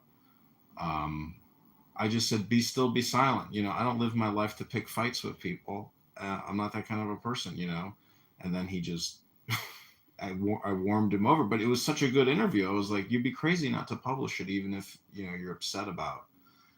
It wasn't even me. It was a friend who was commenting in and causing a major beef and conflict. But, I'm not that person. And people get angry with me because of what other people say. I'm just like, you have to disassociate us. Like, we're not the same person. Yeah. Also, that's easy to do. I mean, once you know what's going on, you just point that out. If they can't get it, then ignore them. Yeah, just give up and move on. But anyways, well, I hope you have a great night. It's fun chatting with you as always. And, I would really encourage you to stretch those hamstrings, because interestingly enough, the hamstring is the only part of the animal you can't eat. So it must be telling you, work that hamstring. What do you mean it's the only part you can't eat? There's something in the books that says, it's not kosher or it's not permissible to eat the hamstring. Oh, okay. Who cares? Okay, so what? So somebody said that. It's just another fucking muscle, like any other muscle in your body. No, it's like pointing it. Well, what I'm saying is, like, in the mystical aspect would be like, oh, if it's telling me there's something special about the hamstring, maybe I should stretch my hamstring. Okay. Well, listen, I don't put much weight in ancient literature's medical stuff. You got your ideas. You're welcome to them. I'm just having fun with my ideas. That's what I'm trying to emphasize. Have fun with it. I got it. Fun is the magic word, it's play. That's what Alan Watts says. The whole thing is. That's pretty much it. Yep. Well, this app is a great place for that because it, like I said a minute ago, I'm lazy. It doesn't cost anything. There's no investment. There's no repercussions. It's a great place to experiment with trying to have fun. Yeah, it can be. I'm here. I'm here every day. I find it a real contribution to my life. I have one or two actually interesting conversations a week. I mean, I went 40 years when I never had any really interesting conversations. I read books, but I didn't know any people who read the books and could have conversations with them about them. So, the fact that I can have one or two interesting conversations a week when I didn't have any for 40 years. 40 years. It was a long time of not having interesting amazing. couples. That's true. Yeah. Well, that's the thing is like my mom calls me up and it's like, it's like she wants to have a clubhouse room with me. She wants to get that dopamine. I'm happy to do that with her, but I recognize how most conversations are superficial and just for the dopamine. Yeah, I don't engage in those anymore. It's just, I only do it because it's my mother. I want to return the favor. That makes sense. Yeah. But I'm old, so I don't have anybody like that in my life. So I don't have to accommodate anybody.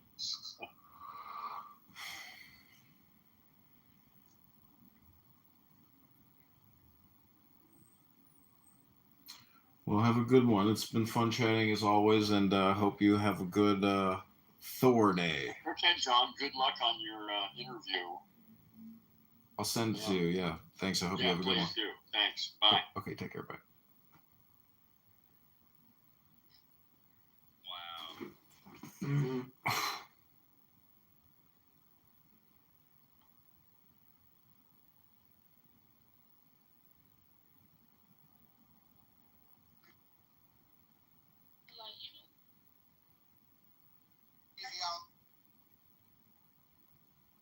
So, at least one person minimum should be black on a jury pool. Yeah, well, the problem with your example with juries is that both the defense attorney and the prosecuting attorney don't even move out. Ooh, kick me from the mob. Oh, we're gonna find you. We're gonna find you. Where's the muff? In the muff.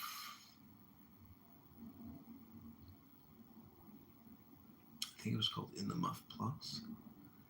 In the Muff Plus.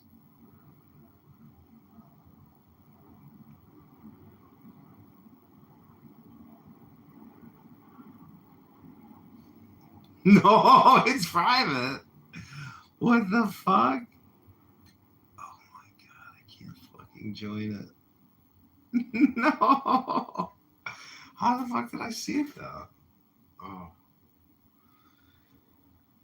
Oh well.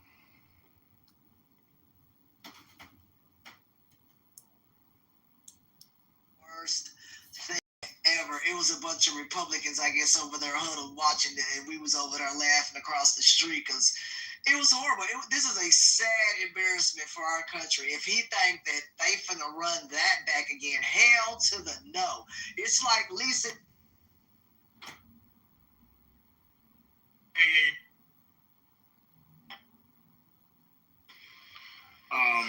And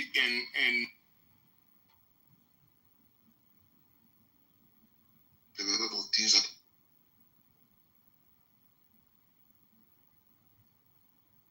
without break, or you can store it for people to buy. Of course. This is from the 18th dynasty as well. Oh, that's PTR. Beautiful. Isn't that beautiful? That is absolutely beautiful. It's a work. It's a masterpiece. When I saw it, I stared at it for like 30 minutes. Wow. It was so endearing, and it's just another testament to Akhenaten, who, after reading about him, they say he was like a Michael Jackson in nature, or like a prince, as in like he was tapped into his feminine side. Mm-hmm. And he wasn't. He wouldn't be like a Alexander the Great, type of warrior. Which is why he lost a lot of respect amongst his people and even the priests at the time. But he loved music. He loved like hanging gardens. He loved walks in the garden. And this is called Akhenaten and Nefertiti in the garden. That's beautiful. It also feels. It looks like the equivalent of maybe. It's more candid than the typical. Right. It still has like an artistic flair to it, but it doesn't have this overly, what's the word I want? My beard. That was the one you're talking about. The one in 2018, 2025. I mean, it's still fucking bad. They said it was estimated between 25 and 45. Oh, my bad. You're right. Oh. Yep, you're right. 25 and 30 million. I was reading the old one. Well, LAPD officers are pissed off that they've been pulled because they need to now protect Kamala Harris. So, didn't she get her detail pulled by Donald Trump? Yeah. Well, that's Secret Service. So it's a different Who are budget. they pissed at? Let me see. I'll tell you in a minute. I didn't open it up. 14, as many as 14 of LAPD's elite metro divisions have been pulled from working cases of crime suppression efforts to provide security for Kamala Harris. They said they mad at her. Who they mad at? Two plainclothes officers sitting in a driveway outside Harris's home in upscale Brentwood neighborhood. I didn't know she lived in Brentwood. I thought she lived in San Francisco, Scotty. No, her and her husband live in Brentwood. I didn't know that. So President Trump withdrew her Secret Service protection, and then they got 14 of LAPD's elite Metro Division officers to now protect her. Let's see. I'm trying to figure out how much this is costing, and then why they mad. Let me see. Keep scrolling.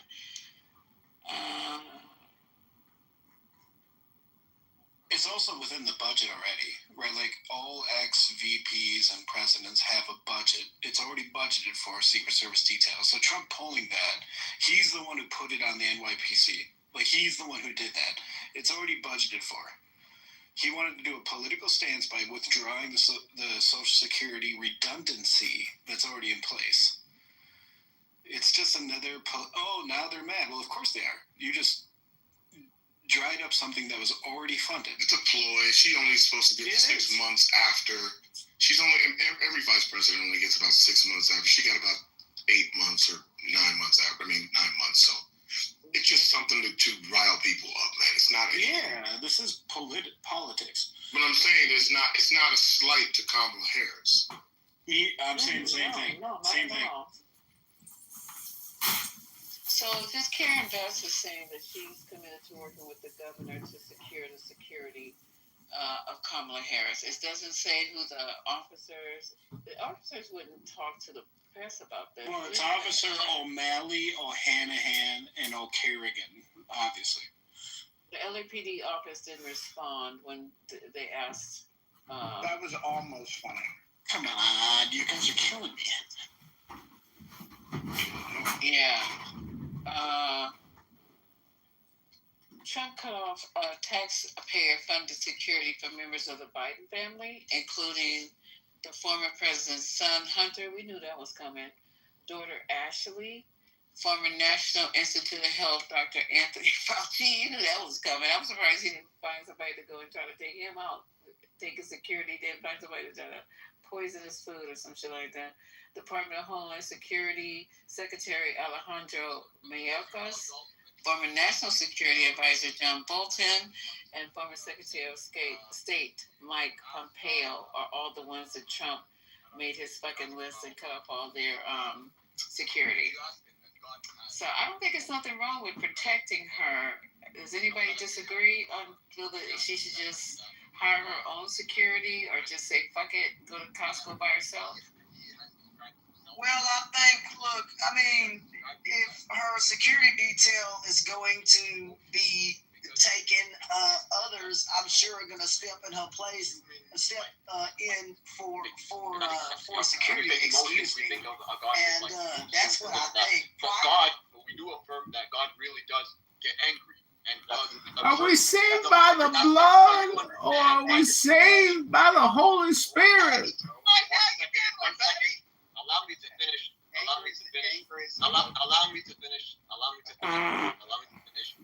You said God is a robot because he doesn't have emotions. Yep. Okay? You said that God is a robot because he doesn't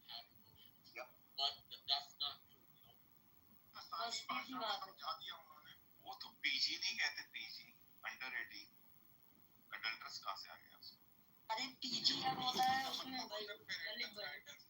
Have your sidearm on you. Oh my God! Here we go with the guns. Everybody should know. Well, I'm sorry. I'm just the military and the police.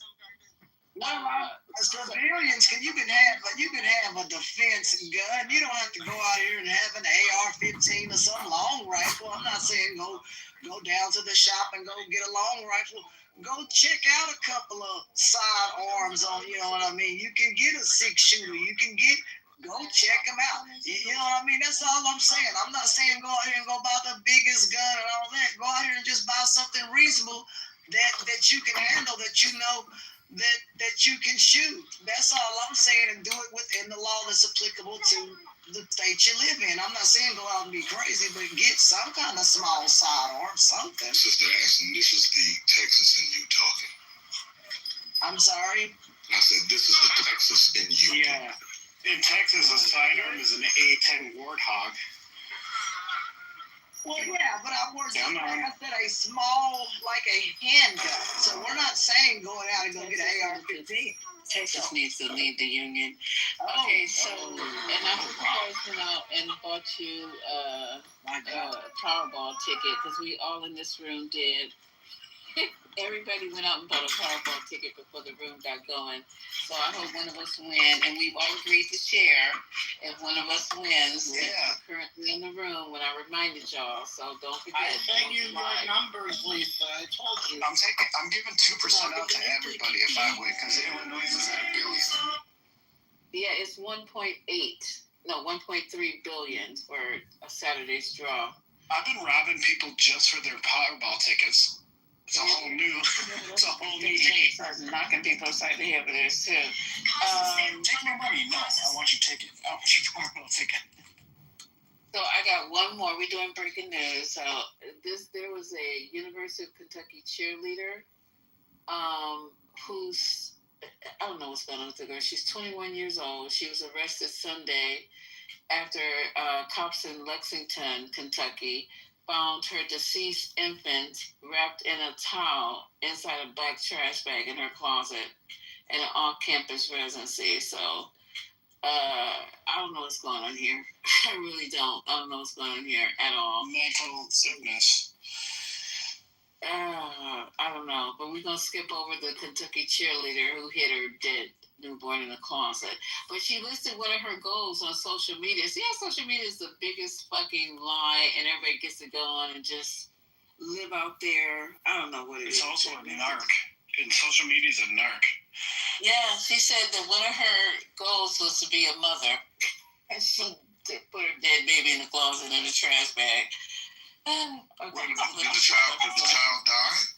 Yeah, dead. She put her goal as being a mother. That's cold. See, this is this fucking social media. Fucking social media. She suffocated her own child. This is crazy. But that happened. Well, anyway, let me find out what else is going on. What else is going on, you guys? Okay, so what happened? Wait a minute, I lost it. I was trying to figure out what was going on with what's the basketball player I told you guys? He just came across my feed and then I lost it. Who are we talking about? Well, anyway, now I can't freaking find it. Damn it. Oh, Kyrie Irving. Did anybody know what's going on with Kyrie Irving? Why he showed up on my feed and now I can't find out what the hell he's. No. Oh, it's Kawhi Leonard. Oh, wait, hold on. What is this? Hold on, you guys. Makes the Clippers stance clear at Kawhi Leonard endorsement scandal. He had an endorsement scandal? Yeah, sports people should be able to help with this. I don't know what's going on. I got a whole bunch of men who don't watch sports. Let's see what it is. No, then he used an endorsement deal to circumvent the NBA salary cap. Yeah, that's a little bit. The Clippers did that. So yeah, that wasn't him. Okay. It was the Clippers organization. But they did it on his behalf, though. Right. Oh, okay. So there's gonna be a problem. It is definitely a problem. It's to the tune of about $28 million. That's a problem. Huh. Okay. Now that's the several stories. That's let me go get it. I'll you can do that. I love some Kyrie. Look at this. I'm just glad it wasn't the Lakers. For real though, right? There it is. I put it in the chat so you can. All right, thank you. Okay, all right. Anybody else know anything before I'm trying to make sure we covered everything, because we went, when the doctor came, it just went straight to that, and I appreciate her for being here. I really do. I really, really appreciate the doctor for being here. So let me see if I can make sure we covered everything today. Let me go to the Guardian, make sure we got everything. You guys, it's gonna be a long week. Okay, so did anything positive come out of this? Okay, so what I'm understanding from these ladies is that they want to talk about Jeffrey Epstein, and come to find out that one of them said that Jeffrey Epstein had Trump's picture, like life-size picture, sitting on his desk. I mean, there's definitely a connection here, and if you guys don't think it's a connection, shame on you. I can't talk about it tonight because I haven't had a chance to research it the way I wanted to. Trump and Jeffrey. I don't think they should be forced to talk about Epstein. He's dead. If it doesn't have anything to do, files, yeah. But if it doesn't have it, yeah. But if it has something to do with Donald Trump, because why put these women through that again? If it doesn't have anything to do with Donald Trump, and if he's not involved in this, then there's no reason to bring this, to rehash this on behalf of those women, because I mean they have to be it again for him to prove he's not involved. In the files, but I thought that Because he is obviously involved, right? Like there's video, photographic, and written evidence that he is involved in it. Right, so you have to first separate him from his involvement with Epstein, to then separate him from his previous. But one doesn't imply the other. So I mean, if we're being fair, right, you're right about that. One doesn't imply the other. But I'm saying if this information puts him there, and these women can put him there and see that he was part of this in some direct or indirect way, then yes, let's bring it into the, let's bring it to the forefront. But it does. It really is a waste of time. No, how's it a waste of time? This guy. That's what I said, though. It is a waste of time. Yeah, how is? Don't happen. I'm saying if it doesn't imply, or if it doesn't imply the current president of the United States is involved in this in some way, then it is fruitless and puts these women through something that they don't need to endure again. And the man the woman who participated in is still alive, obviously, but she's in jail. She's serving a sentence, and the man is dead. I thought what was interesting, though, that I've heard rumor about but didn't know, but there was a congresswoman who confirmed that he may actually be an intelligence agent. That was interesting. Wait a minute. Wait a minute. You didn't know that? You're saying that because Epstein is dead? Yeah, she implied it. I'll find the video. That if Trump was participating in any sort of child sexual abuse while Epstein was alive, that it doesn't matter anymore? No, you're not listening. I'm saying that if it does implicate the president of the United States now, then by all means. But if it does not, then there's no need to rehash. Then why did they admit they had the Epstein papers, and then why did they not? No, I'm not. Listen, I'm not saying that. I believe that he was. I think common sense says with this smoke, there's fire. I'm not saying if that's not the case. If that's not the case, be honest, because they can see this. Now, from what I understand, it's still redacted. So it's still in the minds of some of the people. It doesn't really count. It cannot be redacted when the intelligence agency. Yeah, who redacts it? The intelligence committee looks at it. Yes, who redacts things? Not the intelligence agencies redact them. Right. Nobody can read that. And the intelligence agencies have been replaced for their head leaders by Trump. So now you have a person influencing the redaction. Hold on, Lisa. I'm going to find that video of the woman, the Congress. As a matter of fact, when she was coming out of that hearing, she said that. Hold on. And that would make sense. Okay, that's weird. That's crazy. That would make a bunch of sense. That Epstein. I mean, if you have a all-you-can-eat buffet island, then the next thing is for the NSA to plan somebody to bring in anybody of the world to get more information on them. I mean, it's kind of the CIA's playbook. That would make sense. I would need some evidence of that, but that would be Spycraft 101. Okay, I have it here. Let me see if we can play. Hold on. Y'all told me how to do this audio quality thing. See, oh, here it is.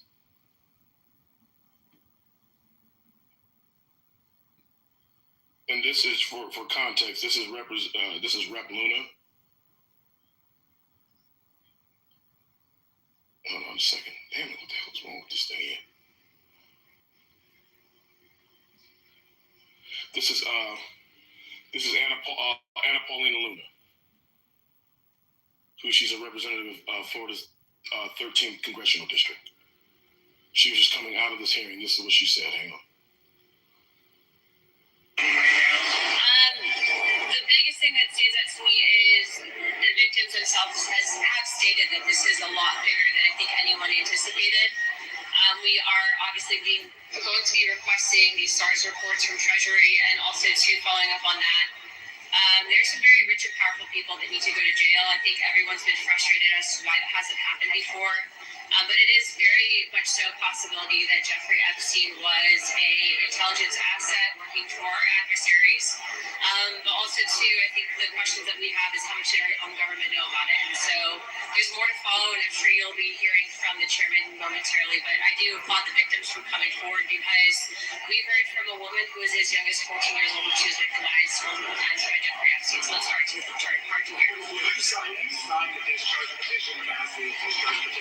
I think that the files will probably be released prior. I don't know why Comer hasn't. I think that he should do it, so we wouldn't even have to come to a vote. But I mean, obviously, I've been a huge advocate, even when I was the only one in Congress calling for the release of this file. So I think I'd be happy to, yes. Thank you. The victims want information to be out there, but they don't want their personal information, I think, for good reason to be out there. So I think from the get-go, even the Attorney General stated that there's victim information that you have to make sure that's private, being that some of the victims also, too, were as young as 14, and child pornography. Thank you, guys. Okay. Can you play that first? So that first part, she says, not a spy for us. She says, no, she implied that he was a Mossad agent. Yeah, that's interesting. That is really interesting, isn't it? Yes, it is. Information that she saw. Now it's entrapment. It's entrapment of our elite. That's really interesting. That makes a lot more sense. Dangle candy